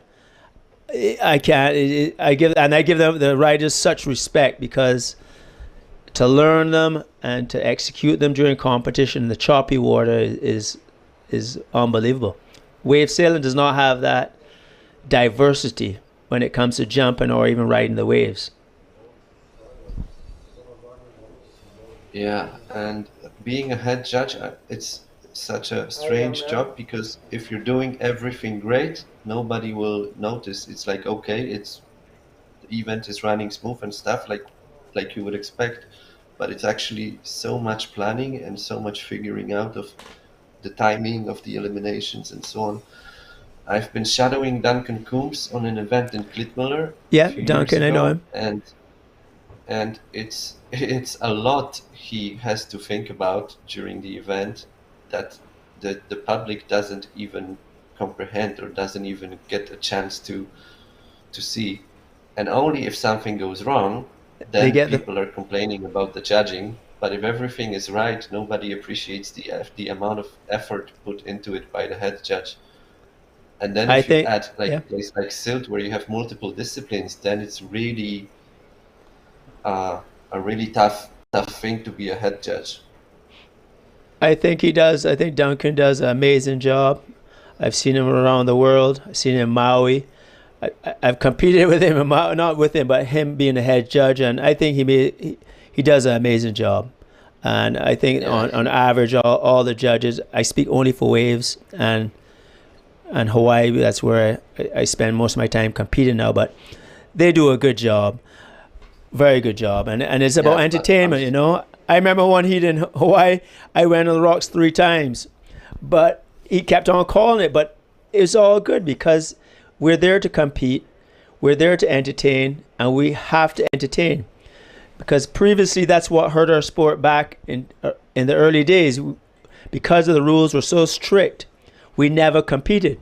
So our rules were so, like, if the wind wasn't correct or the waves weren't good, we did not compete. And we went to so many events and did not have a result. So I'm always in favor of competing, even if though it may not be the best conditions. It's entertainment, and the average public don't have to understand the technical parts of our sport.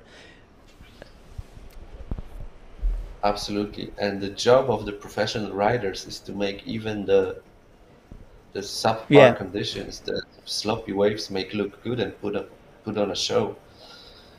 And it's easy to do good action when you have great conditions, but it's difficult to have good action when you have bad conditions. And this is what the best riders in the world can do, like we saw in the freestyle heats. Well, yeah. This is Brian Tama and Tomasz. Oh shit! No, a second ago I knew your last name. What was it? It's Truba. I didn't tell you True. before. I don't. How did you know? Oh, you didn't tell us. Oh, that's No, I Alex never told told me, you my and then second name. I forgot. But this is Thomas Thomas Truba, right? Yeah. Yeah. And Brian Timer live. Thank you all for watching, and I would love, to know from you, Thomas. Do you know what is happening there? Do you have any news, or should I go down and do a live questioning in the tower? If you have a chance to do a live from the judging tower, that would be perfect. Right now on the ticker, I could do it says that. we are on standby, so we are basically waiting for an indefinite amount of time. All right. The sailors needs to be ready, and then there could be a quick decision Cool. to start the heat. But I think it's best, like, if you have the chance to get some live interview Yeah. with the competitors or the organizing committee, that would be perfect. Yeah, cool. All right, I go down, and to all the audience, like to everybody, we would really appreciate if you subscribe our YouTube channel. There will be so many live streams more coming, and I think you wouldn't want to miss it. And you get free action. A free action book in a raffle from Brian Talma. And this is Brian Talma live. Here you go, Brian. Action, action, and more action. Let me tell you, we're at the Sylt, Germany World Cup. Mercedes-Benz, let me tell you, it has been an amazing week. I just came in the second week, and there's been always action on the water, off the water, sunny days, rainy days. We've had everything, all disciplines, freestyle, race, and waves. So it's been really an action-packed event so far. Brian, we have a sensitive question from Gregor on the chat. He's asking how the sailors are paid. What did the best and the last one earn per year? Did they get other advantages like material travels? Nice to get some information about everything if you know it. Me back in my time? I think he's interested in both back in your time and the current situation. I think it would be nice to compare. Yeah. So back in my time, Tell us what you know. It was stacked. The whole set of competitors that did first of all, to get on the professional windsurfing tour at whatever distance was very difficult. You had to qualify on. So that was one process. It was not easy to get onto the tour. So you had to qualify to get on.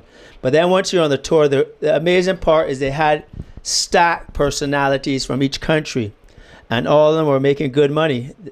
I would say they had also outside industry sponsors that were putting a lot of money into windsurfing. So in my time period, I was ranked around 20th, 10th, and I'm not even from the US or Europe, and I did quite well. I would say, I don't know, it was good. We were able, and when we had board sponsors, we had a board budget. So we get like $10,000 to buy boards. We had a fin budget.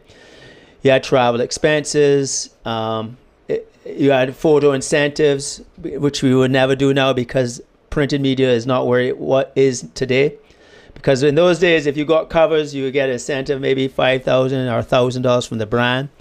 But fellas like Josh always had a plan. So he used to pay the photographers so they got him a cover. That was a good idea, and it worked really good for him. And he just started to stack it up, because then all the photographers will want to try to get a cover for him. All right. So they're at the judges' tower now. Yeah, I think the financial situation of the current riders is not as colorful as back in the days. But I think the absolute top riders from big windsurfing industries, they still earn very decent money.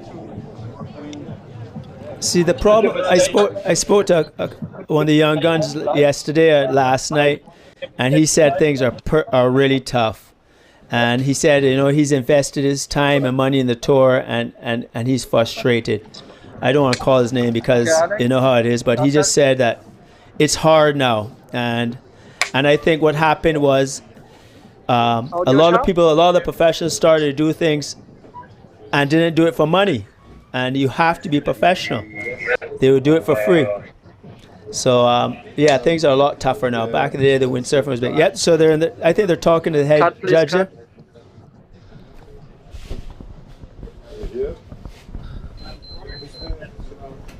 Do we have the audio from the judging? Yeah, do we? I don't know. I don't think so. Alex, cut. Okay. Yeah, there you go. There we go. Okay, we just stopped the competition because the wind is a bit light and it's really onshore, so that means that it's really difficult to jump and difficult to ride waves, so the competitors cannot express themselves to know who is winning. So we have to wait a bit for better conditions. Forecast is better for later, so we have to keep on hold all the competition. Thank you very much. Back to the studio. Thank you. Wait. Nick, if you can hear me, can you please ask about the long waiting time for the score tabulation in the super final? Nick, kannst du mal rumziehen? I don't. Nochmal bitte. Kannst du mal turnen lassen? Soll ich nochmal rumlaufen? Yes. Thomas is asking if you can ask the guy why is the waiting time so long for the big final, for the results.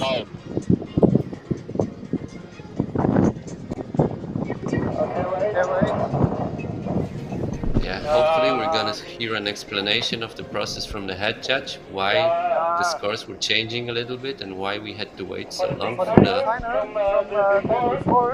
Yeah, from the race before, from the final heat.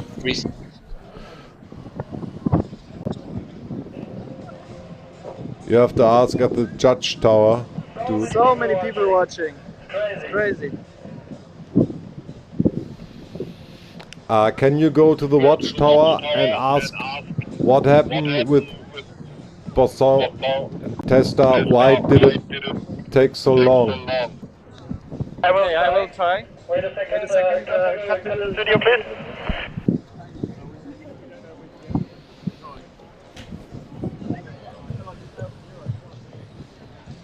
Maybe get now some answers.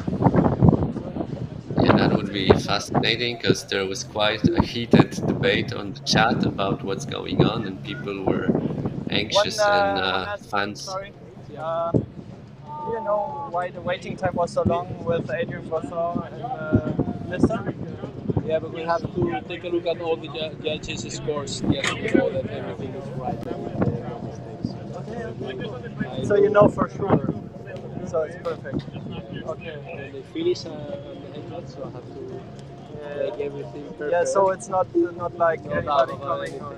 So they cannot complain, you know, because it's too high, it's too low. So make everything perfect. I was surprised that it was that short, you know. Yeah, it was great. What I do is normally I see the score without knowing who's winning because it's better. Yeah. But I was surprised it was 0 point nothing. Yeah, everybody was shaking. It was such a silence, you know. It was so crazy. Imagine this. Oh man. Nick, tell me is it possible that you say that what you said to me once for the camera? Maybe inside because the wind is so sunny. Okay, coming up. There are a lot of discussions now on the YouTube channel about that. Some illumination things, you know. Okay, cut to.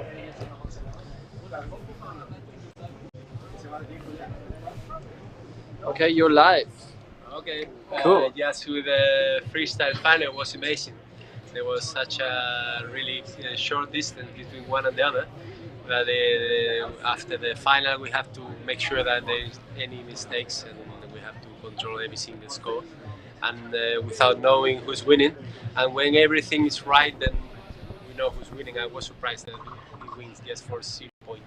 So nice world title, really close, and sorry for Testa. Yeah, so it was. It took so long because you wanted to get it all right that nobody can fight the. I don't know. Yeah, complain about the scores. Complain about the scores. We just double check all the scores, every single move. Yeah. just to make everything perfect. Cool. Thank you very much. Back to the studio. Perfect.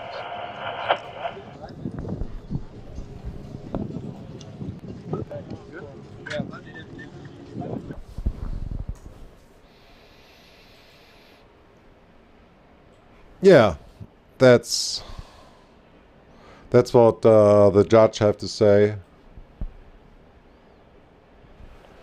Thomas, you are there already? Or did we miss you? Oh, I'm here. I was muted. Yeah, so it was okay. good to hear the explanation from the head judge and confirmation that they just needed to be careful and to be precise to every specific move, and that they didn't know the total scores. Sorry, Thomas, do you want to see something on the beach? Oh, it would be great if you have some equipment. We can look at the different trends and newest stuff. I think people are always interested in new things. Nick, will be great. Just turn off the camera. Just show us around, yeah. Yes, for sure.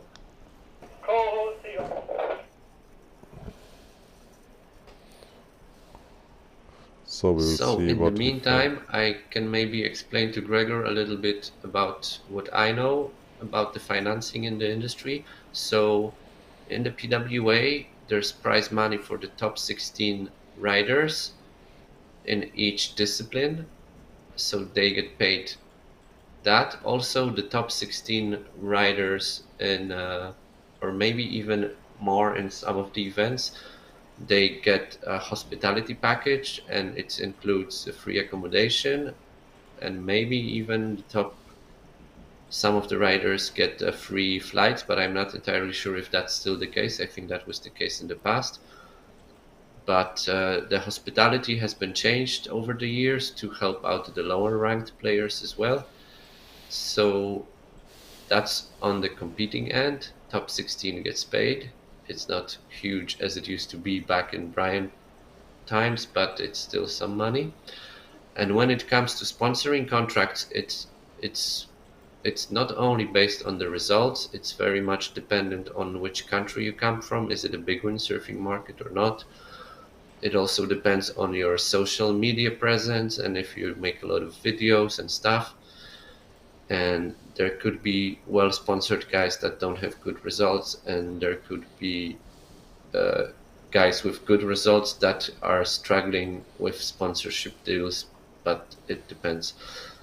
There was a rumor back in the days when Philip Koster was on Starboard and Neil Pride that he was getting 100,000 euros from each of those two sponsors. And on top of that, he had a few outside of the industry sponsors. So that would have been a huge budget for a year.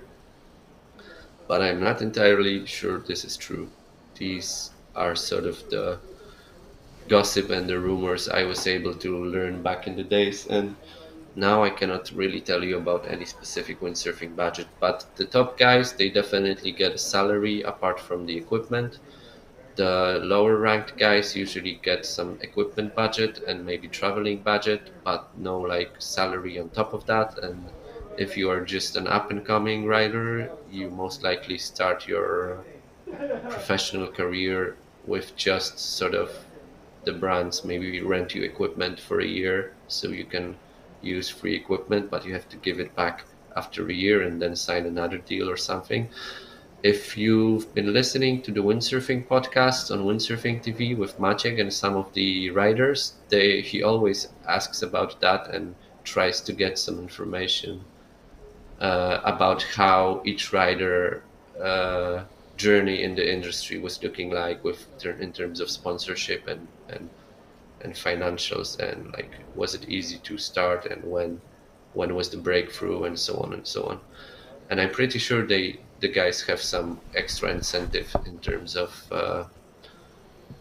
if the videos have like a lot of views, or if you're in a cover of a magazine, it's still some bonuses like that, but it's not as big as back in the days because the media content is so freely available right now. So times are changing, and it's not, in a way, you can reach much more people easy, but it doesn't translate into much more money that easy.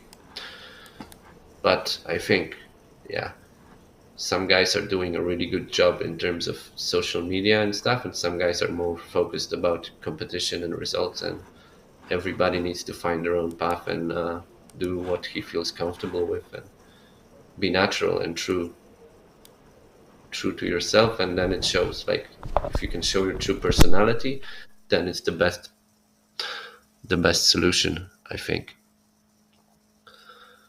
So this is the info that I have, and I cannot tell you about any specific numbers, unfortunately, for any of the riders. I think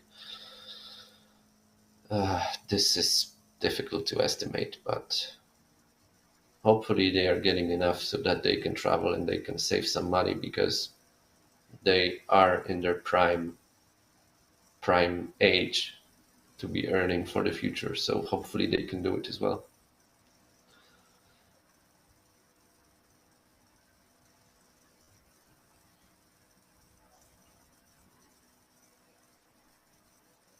So looks like we will be waiting a little bit longer. In the meantime, I want to thank everyone who bought Surfmagazin Sylt a coffee as a token of support and gratitude for the live stream they've been providing. And let's hope Nick can bring us some images from the beach and we can talk about the newest equipment with the riders. I would like, I wish I could say, hey, let's take a look on the beach, but his camera is frozen. You see the picture. This is all we have from him, and I got no... There's there. Yeah, why you don't cut back? Huh? Cut back. Was willst du denn? Ich bin doch gerade... So. This is what you saw. Now it's you. What are you doing? Sorry. So yeah, I'm pretty sure he's standing at the beer stand and get some beer. Or what are you doing over there? Yeah, I was chilling. Lying on my... Was the phone not working, or is it a software issue that we have here? What? You saw everything, right? No? We saw the judge tower, we saw the statement of the guy, and then you asked me, and yeah, then the camera was done, and now we have only this frozen picture of the ground with a piece of your arm.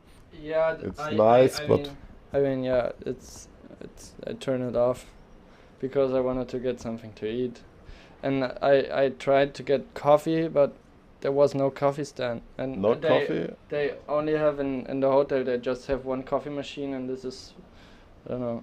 It's good, but it's $5. So yeah. Coffee. Yeah. So we have to wait to improve. The wind have to improve. There's no flag, so Thomas, we can grab a coffee now. And I think, I don't know, 10 minutes, 15 minutes, Yeah. What do you think, what happened?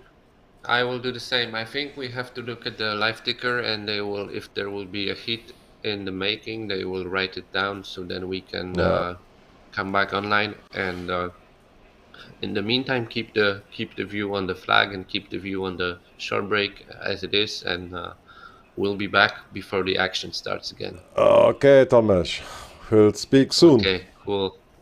Hopefully speak soon. Yep. Ciao. So Thomas make a little break. We also make a little break now. We're watching the flags. The flag is always, so you miss nothing. In our opinion, it's enough wind, it's enough wave, but the judge tower have to decide, the PW have to decide if the heat still goes on. Yeah, until that, we will grab a coffee somewhere. And we are the Surfmagazin Sylt. We are a small surf magazine here, located on the island of Sylt. We are streaming directly from the Strandhotel in Westerland, from the 5th floor. So it's a perfect location, and we are so happy that we can use it for free. Also, our service is for free. So normally we do the German championships, and it's an honor to run this world championships, you know. We met also a lot of cool guys like Brian Talma and Antoine Albo and I don't know, Bosson and Marsilio Brown. We have all of them in the interviews, and what we don't have uploaded right now, we will upload it in future, so you can see all the statements from them, and yeah, it could be interesting. Also, the Dunkerbeck, the young Dunkerbeck and the old Dunkerbeck, they're also in the interview. Liam Dunkerbeck is competing, and I think if we have here the sport already going on, let me take a look. Maybe Liam Dunkerbeck will compete. No, it don't looks like. No. With double elimination.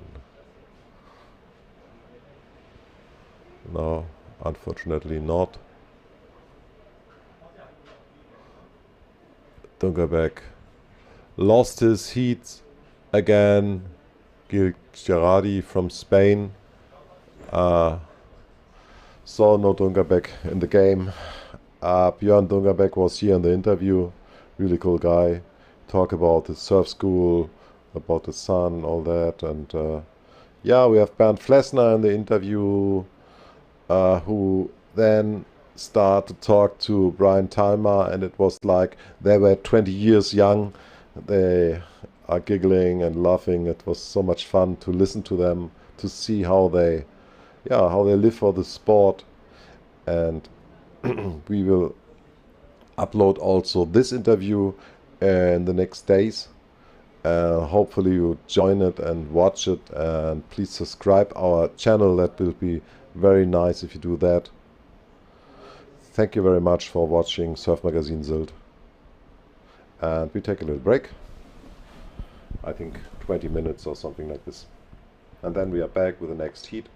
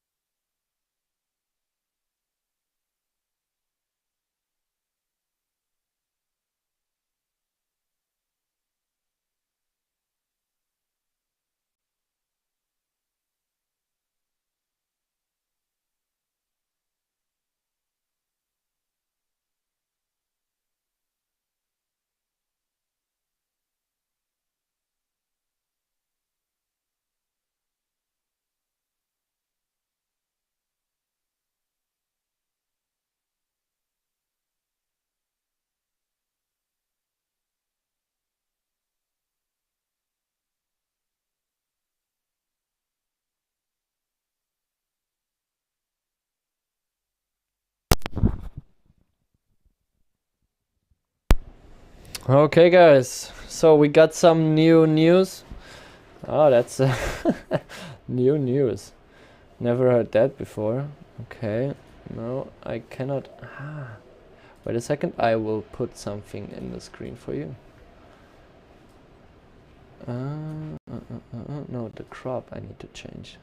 Like this.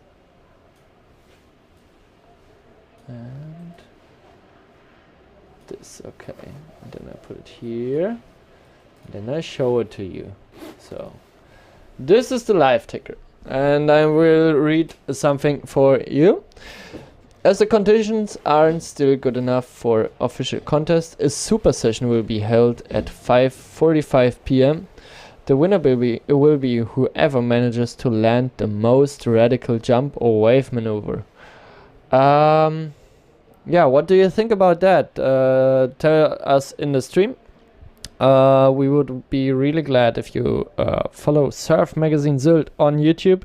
We're on the road to 1,000 followers, so we can continue this live streaming. So maybe YouTube benefits with some stuff, and then we can continue this. I don't know how YouTube pays, but maybe it will be hopefully a little bit more than the coffee, or maybe the coffee will be more than what YouTube pays. I don't know. Of them. What? The guy bring us coffee now. Which guy brings us coffee? The coffee guy. The coffee guy is bringing us coffee? Yes, sir. Oh, nice. So coffee. Yeah, so I already told. Exactly. do you know? Do you guys know what a super session is? Wait, I Google and Alex talks. Yeah, as I told. Hey guys, I know what a super session is. Oh, Thomas knows. Thomas, five bottles champagne, me and Brian Thalma in a palm with 6 girls. This is normally the super session. Do you have other idea? Wait, Thomas. That's exactly what I was gonna say, but it was supposed to be me, not you, with Brian. So here I am. So what do you think what it is?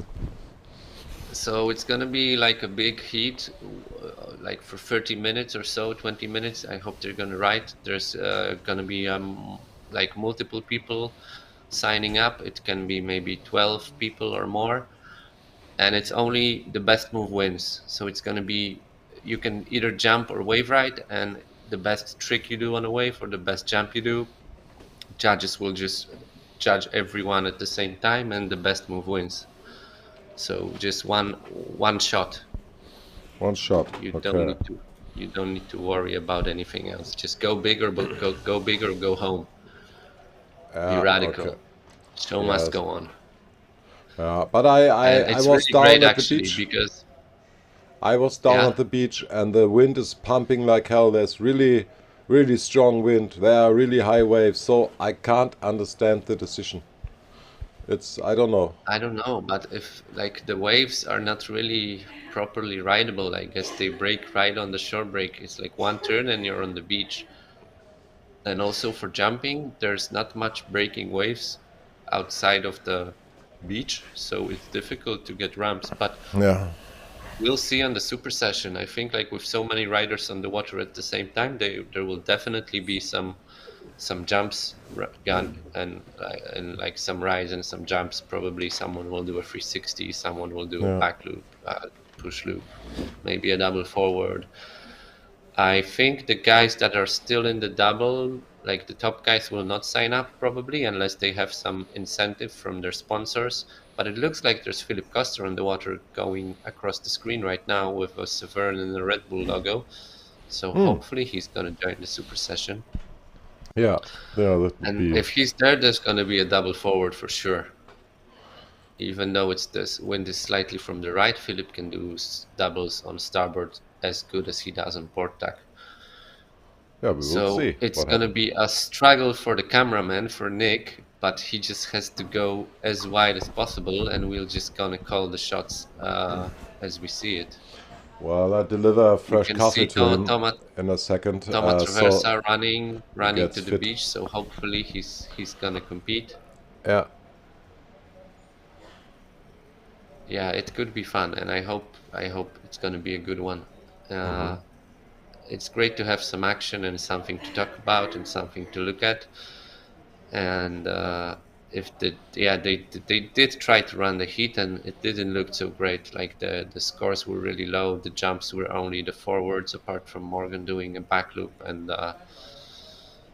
I guess they decided it's not sort of fair competition, so they stopped. But a super session is a great thing to have right now. So let's keep our fingers crossed. Yeah. Well, in my opinion, it's common sense.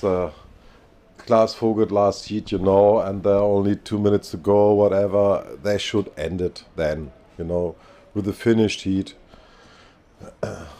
But yeah. No, it was more than I think it was more than 2 minutes. But yeah, I think it's tricky. And you know, the thing is, like, for it to make any difference in the overall scoring, they need to finish the whole round of the double elimination. So they would have to. Where's the wave double elimination? To have a valid scoring for this round, they would have to run this heat and another one, and they would not run another one because it was too tricky, too bad conditions. So that way it wouldn't make any change.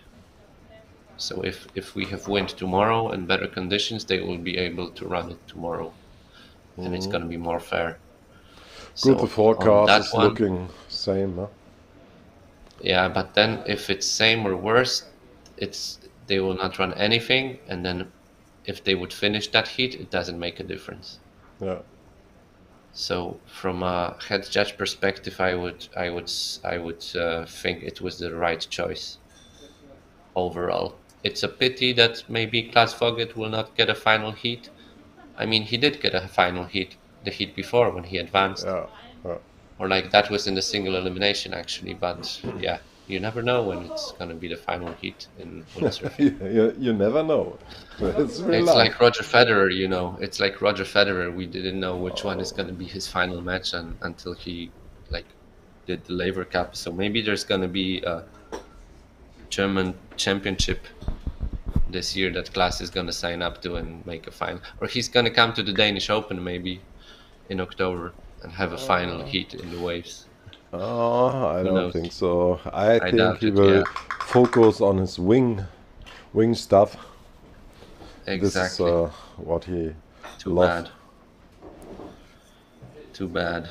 I'd rather see him windsurfing, but I you understand know, why wave, is he doing wave is 43, and sometimes you have to focus on the family and the real job after your career, maybe.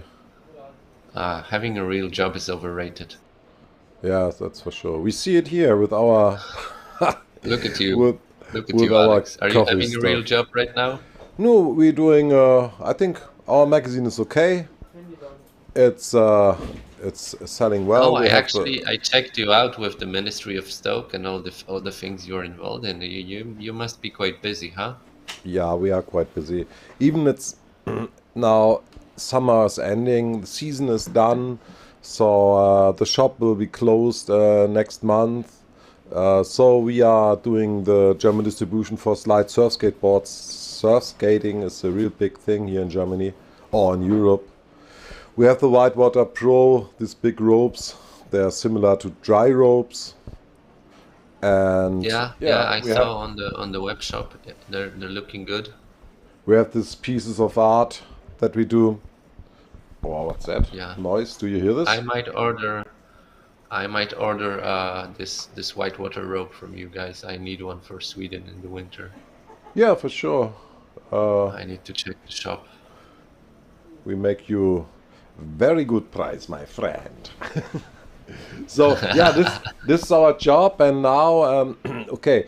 I have to tell you, in front of the World Cup, we was a little bit unmotivated because this World Cup is too big. We are so small, maybe. But then we say, okay, this is a big opportunity to to make our YouTube channel bigger and reach a lot of people here.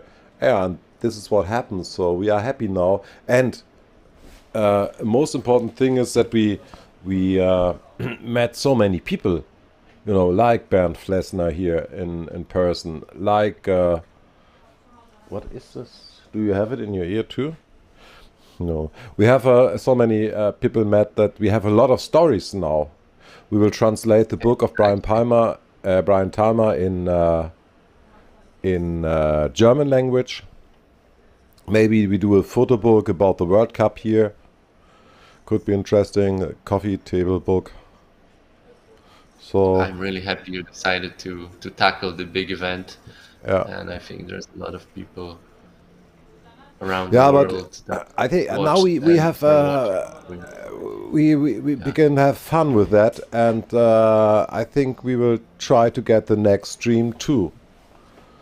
Nice. With a bigger, you know, we get a second camera. We get some guys who moderate, like Marine Hunter did, or Brian, and some other guys. Exactly. That so that works you don't have to do perfectly. everything So yourself, and you yeah. have different people, different stories. Yeah, like and you was a super moderator. So I think it's always good if one is there who don't have any idea about windsurfing or about this all this stuff, and another who is specialized. yeah, it's like, a good like dynamic. you are. It's a good So dynamic. I can ask questions, and the thing is, there are not only really windsurf freaks in YouTube watching. There are also people who are interested in the sport, and maybe they have some questions, and it's your part on my part to answer them. Or there's action on the water right now. Yeah, a lot of riders there. So how much should we zoom in, do you think? That's like pretty wide view, but maybe we can zoom I will keep I here don't know. the Mr. Cameraman. Nick, come here. We will ask Nick. You can ask Nick about it. Yeah. Hey man. Hey man, I'm just thinking how much zoomed in you want to be on this, because there's gonna be like 10 guys doing stuff at the same time. Yeah, that's why I changed the So lens maybe, now. yeah, maybe this view is good, or maybe we can go a little bit closer just to see who's who, because otherwise I won't be able to see who is who, even though I don't know if you're if you're actually gonna see who's who, because it's normally when you go closer. Normally I can tell even from the distance, because I can recognize most of the guys, but this is a little bit too far for me. But, Okay, yeah, I don't have I don't have a.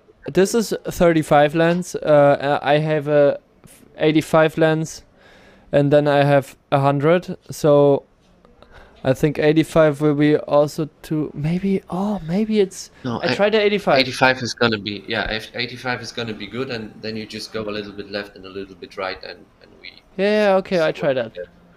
Yeah. Because this is too small. Yeah. So the 85, Thomas. We will see. And the update on the ticker is that the sailors will be given 30 minutes to perform their craziest stunt. 30 minutes. Okay. Yeah. Maybe the last 30 minutes of the World Cup here on the island. Maybe. No way. For sure, we're gonna have some action tomorrow. If I see what they have done today with all this high wind condition, and what will they do tomorrow? Freestyle? More freestyle? No. They already announced that that Bosson is the world champion, so they're not gonna do a second elimination. So what else? Slalom is not possible with the shore break, and for wave But we don't. It's gonna be lighter wind tomorrow, so there's gonna be less shore break. I think there's a chance for slalom tomorrow. Okay. We listen to your words. Tomorrow morning I will call you. I think this view is good. This is perfect. This is okay, Nick? It's okay. See a lot. Just the filters, perfect. Backside shove it from Antoine Martin. There's ponds in the area. There's well, looks like there's Brasilia sailing as well, sailing out on the Yellow Goya. Uh-huh. There's Pauline Katz, I think, on the redback, White Severn in the right corner. There's Philip Koster in the middle of the picture, going down the wave and not taking the wave. Yeah, it's gonna be hectic. It's gonna be quite chaotic. So I'm just gonna call. Oh, the winner gets 500 euros in cash. The winner should buy you a coffee then. Yeah, in the moment, I can tell it open, we have 485 Front euros. look from a Severn guy, and that could be Dieter. Yeah. On the Black Severn. So that's Sarakita, I think, sailing out, tacking. Yeah, I think it's boys and girls together. That's super cool because you never know who's gonna make the best move. And the best of the best. And best of the best, no discrimination. Yeah, I so can everybody, see 91 everybody. coffees, so it would be super cool, guys, if we can reach to 100 coffees for a whole week of action. That's not a lot to ask for. No, but 9 more. 9 more. 9 more. And then Miami we got Beach, yeah, almost. the bonus day tomorrow. Yeah, you see, all these guys are crazy windsurfers. They are, fantastic windsurfers. So there must be so less different between the between them in the performance. Yeah, I think free sailing. If you look at the guys free sailing, everybody is just spectacular. Yeah. And we need to have those competitions in good and bad conditions to be when we put those guys next to each other and put a time limit, so that we can really see who is the most consistent in their performance, and then we can actually say who's the top. Oh, nice frontside hit from a Nilbright guy. It's either Robbie Swift or Morgan Noreau in my book. That could be also Jules Denel from France, but I think that was actually Morgan. There's Pons on a wave, there's Marine in the back, we lost Pons, we lost everything. I think if he stays more in the middle, like move the camera to the right a little bit, then we'll see some wave riding, but actually for jumping, probably the guys might jump more on the left. But I think everybody will want to go in front of the judges. Yeah. I think Nick, people will gonna go right in front of the judges, so we should keep the most judging tower in the view. Most of them go in front of the judging tower to show their balls. So yeah, okay. We try to focus. Maybe just stay on the judging tower. Yeah, stay on the judging towers. And maybe if you go like just go left and right slowly a little, like every now and then. Yeah, going slowly left and right. But this is some bad karma, because as soon as the heat started, the wind really dropped and guys are not complaining anymore. You say it's bad karma because the wind drops in the beginning of the heat, and now 26 knots. It's 26 knots here. Maybe just a hole in the wind, because I saw on the left side there's a guy planning. He is coming, I don't know, with a red sail. Yeah, that's the Is it glass? Or that's, no, it's not glass. No, that's a Gastra, right? That's a Gastra sail. Michelle. My girl is doing the camera work right now. Michelle is doing the camera right now. That's cool. That's cool. I think if she goes left and right, and then if someone has a really good speed, we can stay on it, because Nick and me, we're sitting now outside drinking a coffee, and you want to stay here? Doing a bottom turn now. Campello with a nice front side, and then there was Thomas Traversa on his right, also with the right side. You talk to Thomas. I just look. You're the Thomas talker. Yeah. I can talk to myself. I'm good No, I'm here for you, man. I'm here. Don't worry. Cool. So yeah, and I'll show you when she'll be passing by, because Maureen Hunter is also in the water. She's crazy. Do you know what her sail? Every time, the blue yellow one. She's every time. You actually.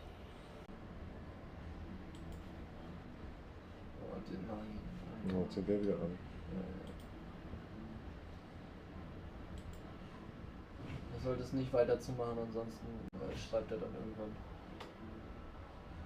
Da, WLAN. Da steht WLAN. Wir streamen wieder. Oh. We're live again. Oh, sorry guys.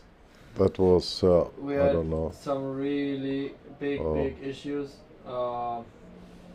Yeah, you see the drop of the people, sure.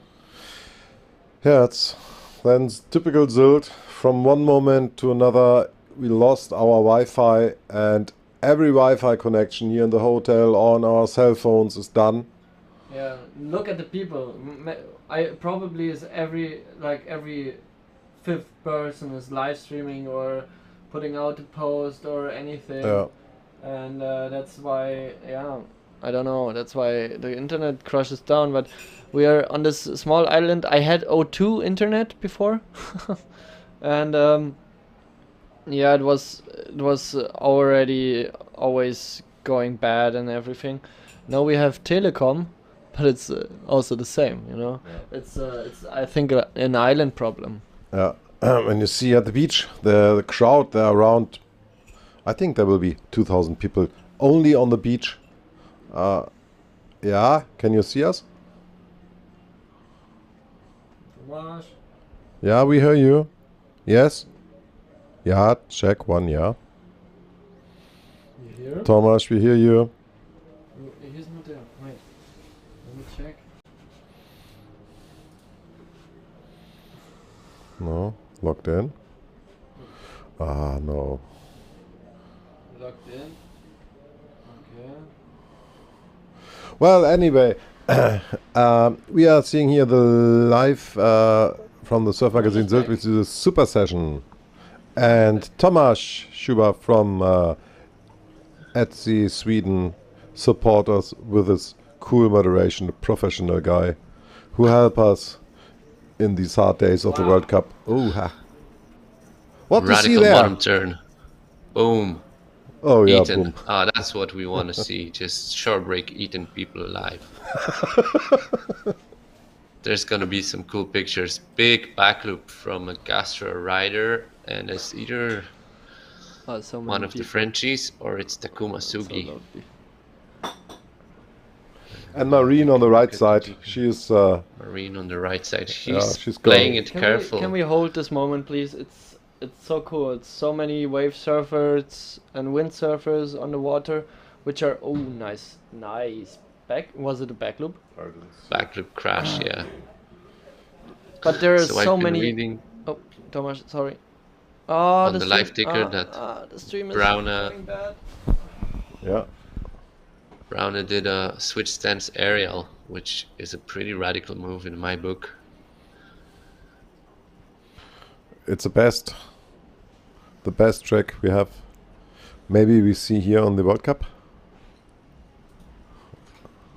Yeah, it's cool because people are gonna do tricks that they will not try in the competition because they are too risky. But now you can let your imagination run wild, do whatever you want, not worry about crashing. Yeah. It doesn't matter because you have 30 minutes. Yeah, and you need to do only one. Yeah. 30 minutes. So we have here from the left it's Prozinho, then it's Pauline Katz probably, or Sol Degerik. There's Marino Gill, and then there's a duotone rider that could be Glass, that could be Victor, but on the blue ones, right? Who else is on the duotone? Which one is Soul? Which one is Soul? I'm not like the white one on the right part. Or there's a knight making attack now. That's either Pauline Katz or that's Sol Degerik, I think, because they're using the red back model. And I think It's that's crazy. The red back. She's so crazy. She's not crazy, but it is crazy. She's 12 years old. She was here, a little girl, like my daughter, just a little bit younger, and so small. She's doing it. And she's rocking. She shreds. She's fearless, absolutely. She shreds and she's fearless, and let's hope she keeps her interest in windsurfing and just keeps getting better year after year. She loves what she does, so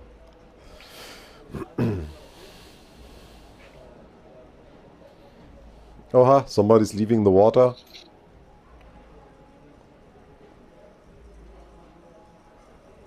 Or retry. Yeah, there's guys going left and right. There's Philip Koster on the left edge of the screen. We could follow him. There's Pons with a forward off the lip back into the wave, and he gets back on the ground. Sorry. Yeah. Whitewater just took him for a washing. Could be expensive here on the island if you drop your sail in the shore break. Yeah. And it's only 500 for the winner, so it's not even worth a sail. No. But Philip I'm Koster pretty sure back. on this level you don't have to pay for the sail. I think some of the guys do actually from the lower part of the rankings. Maybe they get like production prices, but they still have to pay a little bit for their equipment. It's not easy. The top teams like are really small. Yeah. For each brand. So we saw a lot of guys in the whitewater try to get in or out. Yeah, and now look, there's so many guys on the water, and actually there is quite little action, and that also shows how difficult the conditions are. So if we would have only 4 guys in a heat, it would be almost nothing. Yeah. And the wind is not as strong as we would like to, and it's completely onshore almost, so it's tricky. There's Philip Koster. Yeah, we could actually follow him for a while, see if he makes a big jump, but we should watch everybody else as well. He's one of the favorites to win the Super Session, no doubt about it. Yeah, but Marsilio Braune did a nice move, you told us. Yeah, they wrote in the ticker that he did a nice aerial, switch stance. So like he did a bottom turn, flipped the sail, and then did an air off the lip. I can start to go because I have to catch a train. Oh, okay. So is the shop open? Brian need to go. Hold on. Please say bye to Brian from me and thank him for the presence in the stream and all the good vibes and everything. Yeah. Brian is leaving now. He goes straight to London and then back to Barbados. Yeah, maybe. Awesome. Safe travels, safe flights. In another year we will meet him there. Or he will back come to our island. Never know. 360. Oh, gets it. Come on. No, that was so close. That would have been a massive 360 actually. That could be Mark Parra maybe, or could be Victor. That was looking good actually. Too bad he didn't pull it. That would be the best move so far. Oh, Marine accelerate on the left side, but now she's gone. Yeah, they are pretty slow there. It's not much wind. You are right. Rosinho coming in. Pumping. There's the wave is already broken. So tricky to get your moves in. Ooh. Forward from Neil Pride. That could be Jules Denel maybe, or Morgan, or Robbie. With the Prides, it's actually really hard to tell. It's pumping. That's Traversa on a wave. Oh, no, wow. That was an expensive move. That was an expensive move. Yeah. Oh boy. The whole lip crashes on his. The gear was traveling with the lip like whole circle. I think now it fits in the back of paper. Ouch. The sail made it. So it's a good quality. Antoine Martin doing Let Go Superman. Marine in the mix, in the break. Another Neil Pride rider, Shavit. Nice. Oh, no. Almost. Yeah, I think everybody's pretty relaxed about the moves and just throwing something. Playing with the water and the waves. Having fun. Experimenting. That's good to have. Yeah, I wish to do it often. or once a day or something like this, if the sessions are not so hard, because I think it must be good for the riders. They can test but it's some like stuff. pushing each other. Yeah. It's good for the spectators as well. You can. I'm sure they have all the big smile in their face. Yeah, all the people on the first row in the beach, they must be having a good time trying to spot all the best guys. And I think it's mostly for them the super session. Obviously, we're not seeing it as good as they are being there on the beach, but we see it better because it's a wave ride. Ricardo, it's a Ricardo, or it's he got eaten again. Eaten or again. It's the German guy. El Chachu, Rosinho, going down. Hello.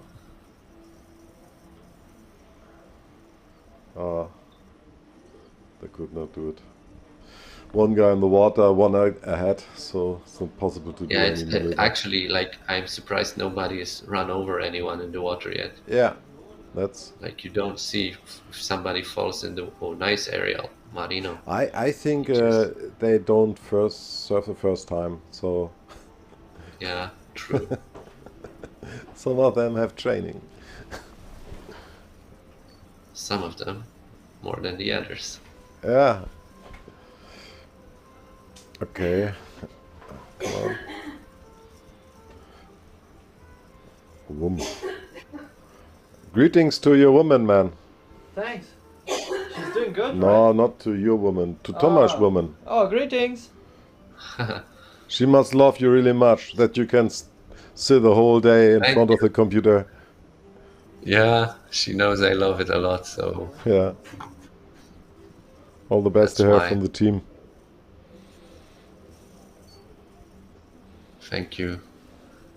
Thank you, I'm gonna tell her. The team is saying all the best to you, baby. She can probably hear me from the other room. Oh, Brian. I have to say bye to Brian. Yeah, so we don't have that much power in the super session. No, the wind... It looks like the wind drop. Even we have 24 knots in the top of the monitor on the weather station. Yeah, that's optimistic. No, it's computer, so... No, but the measurement is it's high on the building, right? So it could be stronger than. This is where we are. And then there's current with the onshore wind, so it's not easy for sure. So I have to say bye to Brian. Coming back in 1 minute. Yeah, please do that. Absolutely. So this back loop let go from Antoine Martin has been pretty costly. There's an info on the ticker that after a bail he broke his mast. He got a heavy section. Fernandez winding up for an eagle wing, almost nails it but not quite. So an eagle wing is like a tabletop when you let go of the backhand and you roll around one-handed, like really around the mast. It used to be called Jesus Christ back in the days, I think, but now they call it eagle wing. Nice shaka on the wave, and that must be Takuma Sugi. That's not a bad move. Freestyling, mixing up freestyle in the waves. So we got Brozinho gunning full speed. He would want a double. He can make a double on starboard like no one else. Is there a ramp for him to make a double though? Doesn't look like it.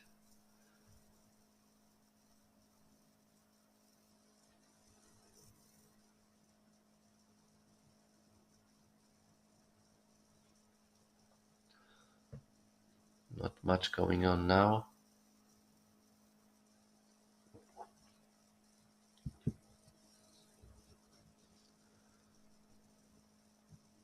Yeah, that was Sugi with a stylish shaka and then a little backside aerial. I wonder if they scored the wave as a whole or just the shaka separately and the aerial separately. It was a nice combination. We got here Pons falling down on 0.7. I think it Pons. It could be also Tati, but I'm pretty sure it's Pons. And people struggling to get on the plane. The blue duotone, that could be Victor, or that could be Marc Paré, I think. They are both using the same color.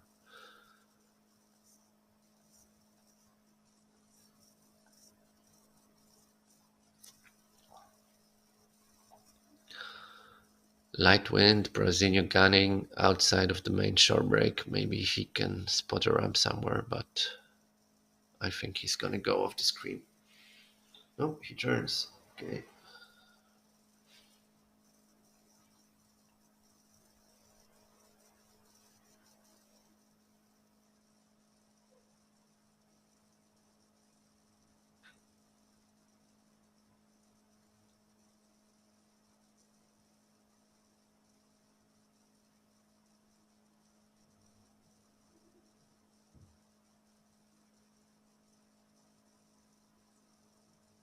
So now I think if we can send a word to the cameraman or camera lady, the best tactic would be to follow anyone who has speed, because most of the guys are wobbling around, so they're not going to do any moves. But if we find someone who's got speed, there's a chance they're going to make a move. So there's Pons and Marine on the same wave, pumping for it. Pons took it, and 360 attempt or goiter, or nothing. Little aerial maybe. Antoine outrunning a section is tacking. Nothing happening. So cool, we have still over 250 people watching. I hope you are enjoying the super session a little bit at least. Takuma mixing up the freestyle moves, doing a flaka on a wave, turning it into a front side ride, and then there's Baptiste Clorec or Takara Ishii with a crash on the front side hit.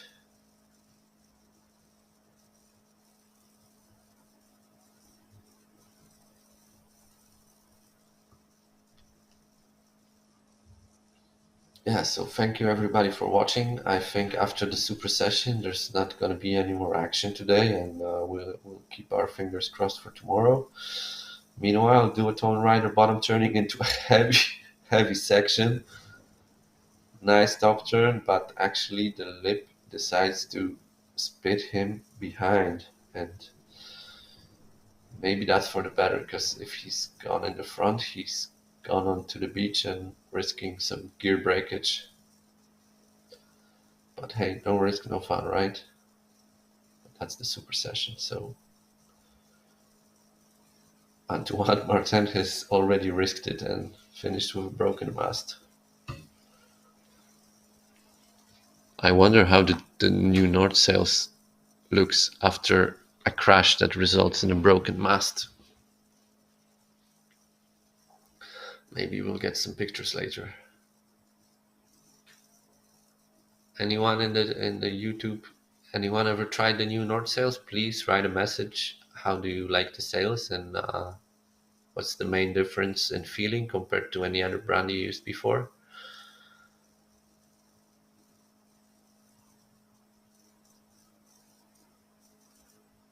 Who we got here? Victor Fernandez is my bet. Going full speed. He can get a ramp over there. He's actually going quite downwind. Looks like Martin didn't worry about broken mast and took another sail right away. And another guy going down on the front side in the pit.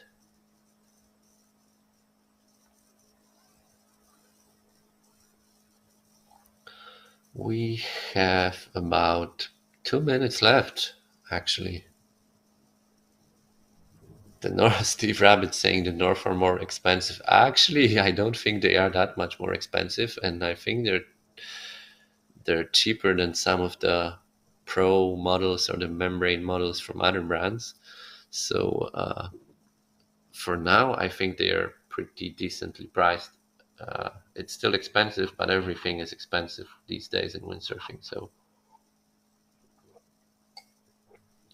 definitely, like, you cannot compare them to the low end brands, but it could be quite good value for money. I don't know. I'm a big fan of Ezzy sails for many reasons, and I love how they feel and how they are made and built. And I can recommend everybody try an Ezzy sail first, and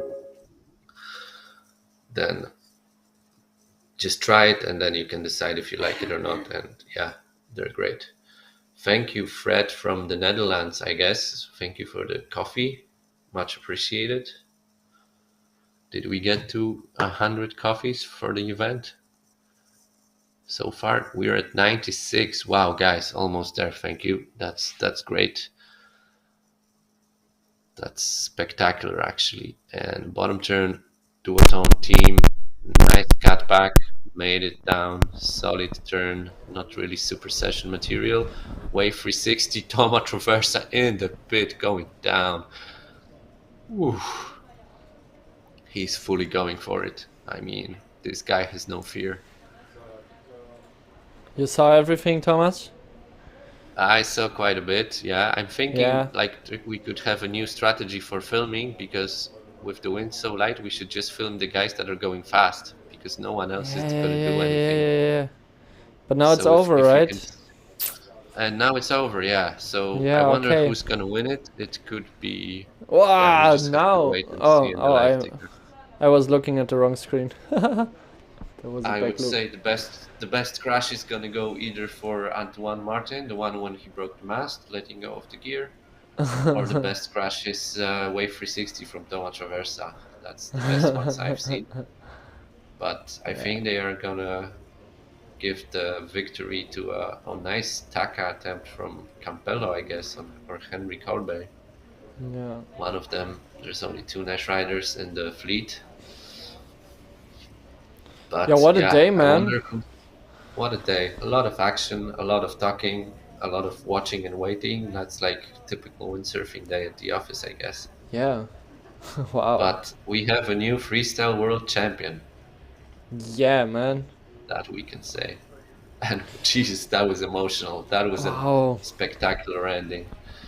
I mean, was it? I think it was also Bosson on the first day, right?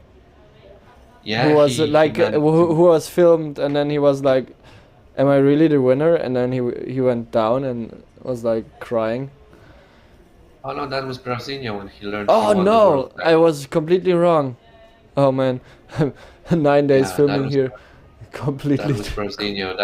That was such a good visual moment. It's gonna go down in the history of windsurfing.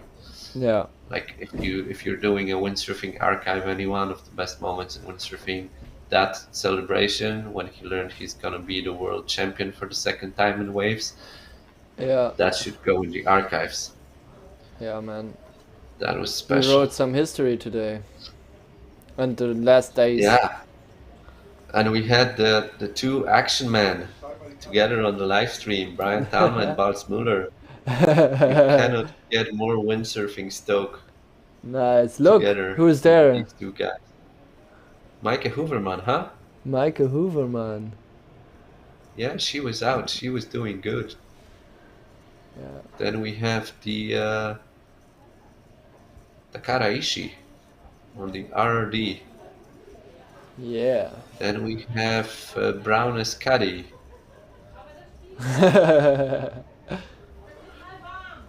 Someone kind enough to carry his sail, right? Yeah, that's Brazil 105. Yeah, but, we have Takuma. What do you think? Shouldn't everybody have a caddy? I mean, yes, it's sharp, Alex. Shouldn't everybody have a caddy, or is it like if you have enough money, you can pay someone, and if you don't, you don't? Yeah, so that's how it is right now. Thank you, Judy. We're back online. Oh, YouTube is saying we have a pretty good connection. Tomasz probably comes in a second.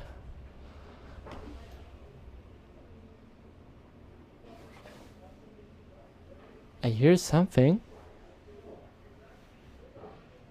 But don't. What? It's crazy. I hear something in the completely in the background. But Thomas, can you reconnect, please? Thomas, reconnect.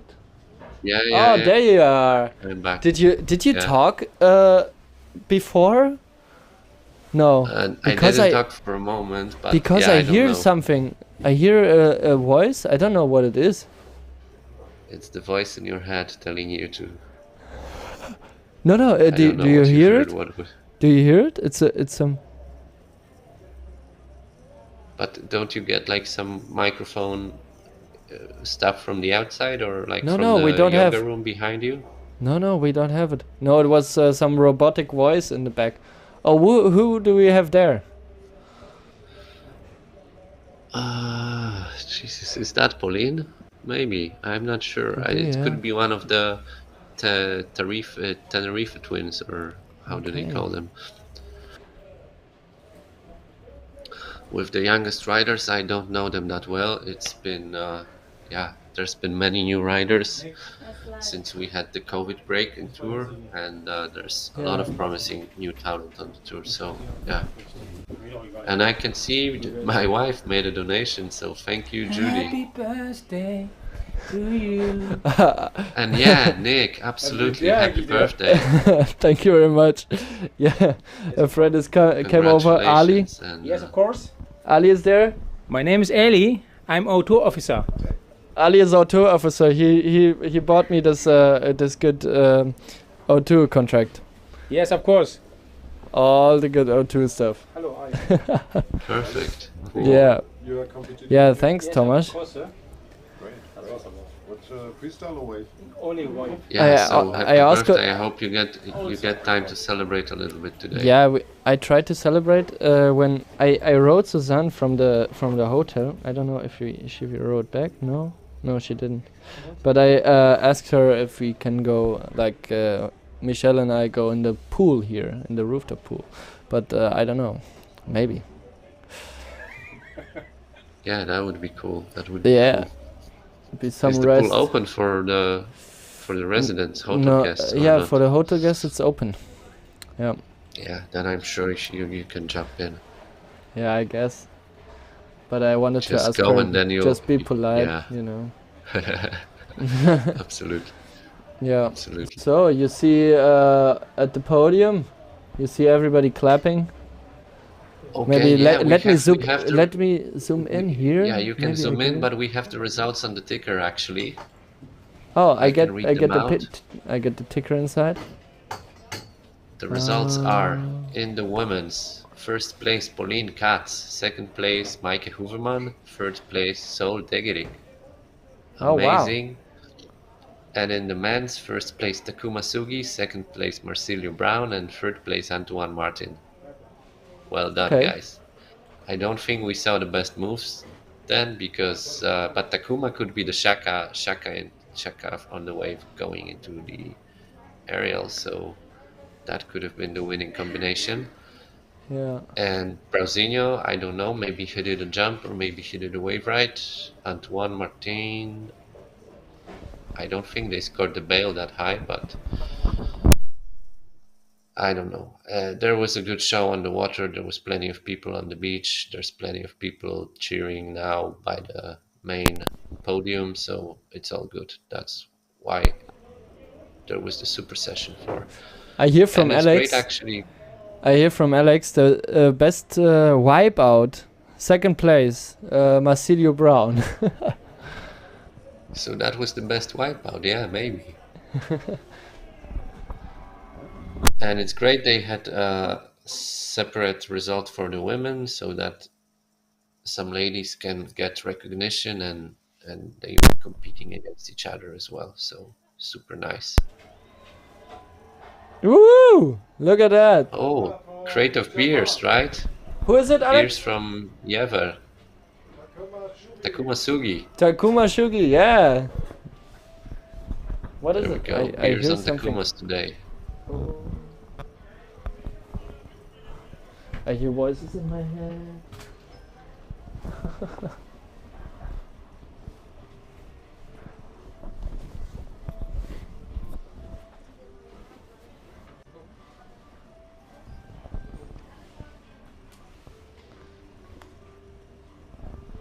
Wow. What is that? Thomas, do you hear me? Yeah, I can hear you. Ah, cool. Okay. There was some issue in with my audio. No, I can hear you, and there's some sound in the Pauline background. wins. What? Candlelight dinner. Who? From Switzerland. You can read it there. Takuma from Japan. Oh, Pauline from Switzerland, and yeah, you can read it on the right side. Yeah. I already did. Because She moved Alex to- was she telling moved me. to Pozo, actually. She moved to Pozo wow. now. She's Swiss. She moved to Pozo. She can work remotely. She's living in Pozo. She was in Klitmüller along when the youth event was there. We were sailing together a little bit. And, Oh, cool. Yeah, so I hear from Alex that they are closing the event right now. Alex, can you look? That's a picture. Can you tell the put the crosshair a little bit to the left? What do you want to see? The podium. Over there. No more. Other side. Other side. Other side. Other side. To the right. Yes. Yeah. Stop. Perfect. Perfect. Ah, perfect. Now it's good. Nice picture. yeah, so the beer sponsor is sponsoring the super session, I guess. Oh no. Happen anymore. It's done. The Oh wow. What is that? Wait. Did you hear that? Why there is Victor and Marc Parent in the middle? Like they are calling the. Suki wins. Are they calling the wave result or what? No, they're just standing there. 'Cause Wow. there's Do still you competition also tomorrow. hear those voices? Yeah, I already these voices in my head since I was born. But No. Did you also hear the voices? No. yes. That's crazy. Ja, die ganze Zeit irgendwelche schrägen Funken. We have Maciek outside here in our studio. Tomasz Maciek is. Rutkowski. Yes, we have Maciek here. Cool, bring him on. Should we bring him on? Okay, maybe I should put the camera back. We don't have Or the is he zoom. going for a sauna session or what? A Jever session? No. Yeah. Okay, let's No, I let's think try to get him he on. is Okay. still hopeful for tomorrow. Oh, thank you, Martin, for this donation. Thank you. It's really helping us out. Alex. We're at 99 coffees, guys. Oh, we're One at more. 99 coffees. One coffee more, and we One get the more and we 100 can coffees. Celebrate. Give it up for Nick's birthday today. Cool. Get him So- 100 coffees, guys. Oh. Okay, so there's a new message on the PWA ticker. That concludes the penultimate day here in Sylt. Huge congratulations to Adrian Bosson, who wins the first event of the World Tour, and with it he claims the 2022 PWA World title ahead of Jacopo Testa and Intel Kers. We'll be back for the last day tomorrow from 9 a.m. with the skipper meetings for waves and slalom. Thanks for tuning in. See you tomorrow. That's the Thank you, official message Tomasz. from PWA. And I will try to get. Wait, I set the camera. Okay, maybe they want, but I think they're good now. I think they just want to chill here, so I don't want to disturb them. Yeah, it's okay. I think he I guess still it's needs to enough. be focused on the slalom tomorrow, Yeah, so yeah, we yeah. should finish the day now and yeah. Okay, then we finished the day. It was so great having you, Tomasz. Oh, Thanks a there lot. we go. I It's enjoyed 100. Guido. Hooray, Thank Guido. you. Wow. It's 100 coffees. What a Congratulations, guys. finish of the Good- day. Thank you. Good job. Good job with the stream. Yeah, now Ah, we can thanks. finish 100 coffees. No, no, we can finish, man. And Finish yeah, for today, of wow. course. But not finished And complete. to all 173 subscribers, if not subscribers, maybe if you're not subscribed, may please subscribe. It would be so great to have you back on at another time, at another stream, maybe another land, I don't know, maybe another continent. We will see. And leave a subscribe, put the bell on, and you will get notified whenever we post something and whenever we go live. So if you want to hear Thomas again, if you want to hear all the writers again, Alex, if you want to see the great camera work of my girl, come on. And yeah, just follow us, and we love your support. Thank you very much. This was a great day. And now we yeah. Do you have any interviews scheduled for tomorrow already? Oh, I don't think Can you so, share some because news about that? maybe You should try and get Adrian Bosson in the studio. Bosson. The new Yeah, winner. we already got him, you know. Yeah, but now he's gonna be a different person. Yeah, he's gonna be a different one. Maybe I should write it in the group. Bosson interview tomorrow.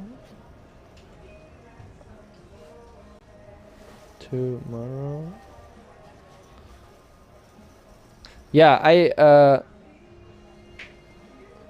let's figure out. Maybe we can get him up here. That would be so great. Absolutely. Yeah, And then anyone you will. interesting, I guess follow Surfmagazin Sylt on Instagram as well, and there you will get some news about who's coming up for the interviews and stuff. Yeah. But you're so great plugging your stuff. I mean, Thank you. that's the best way to follow you, right? Like, Yeah. Actually, yes. And yeah, we're trying our best to give it all to you, and we also want to stay real, you know. It's not that we want to be under somebody and cannot tell like some funny stories, or you know, if somebody comes now and says, I give you 50k money, I don't know, but you don't say this and this word, or you don't do so much fun in the stream, I don't think that would be the best option. I think it should be so as open as we did it now. What do you think? Absolutely.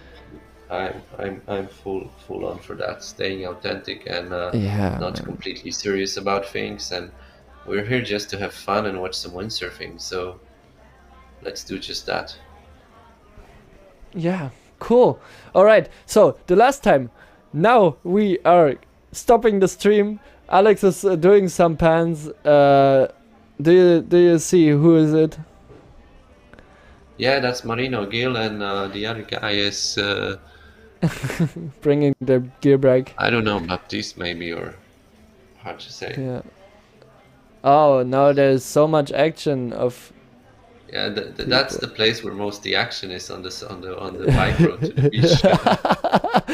That's the action. There's Mark Parr. He was on the red sail then. Yeah. Yeah, and the action man is still here.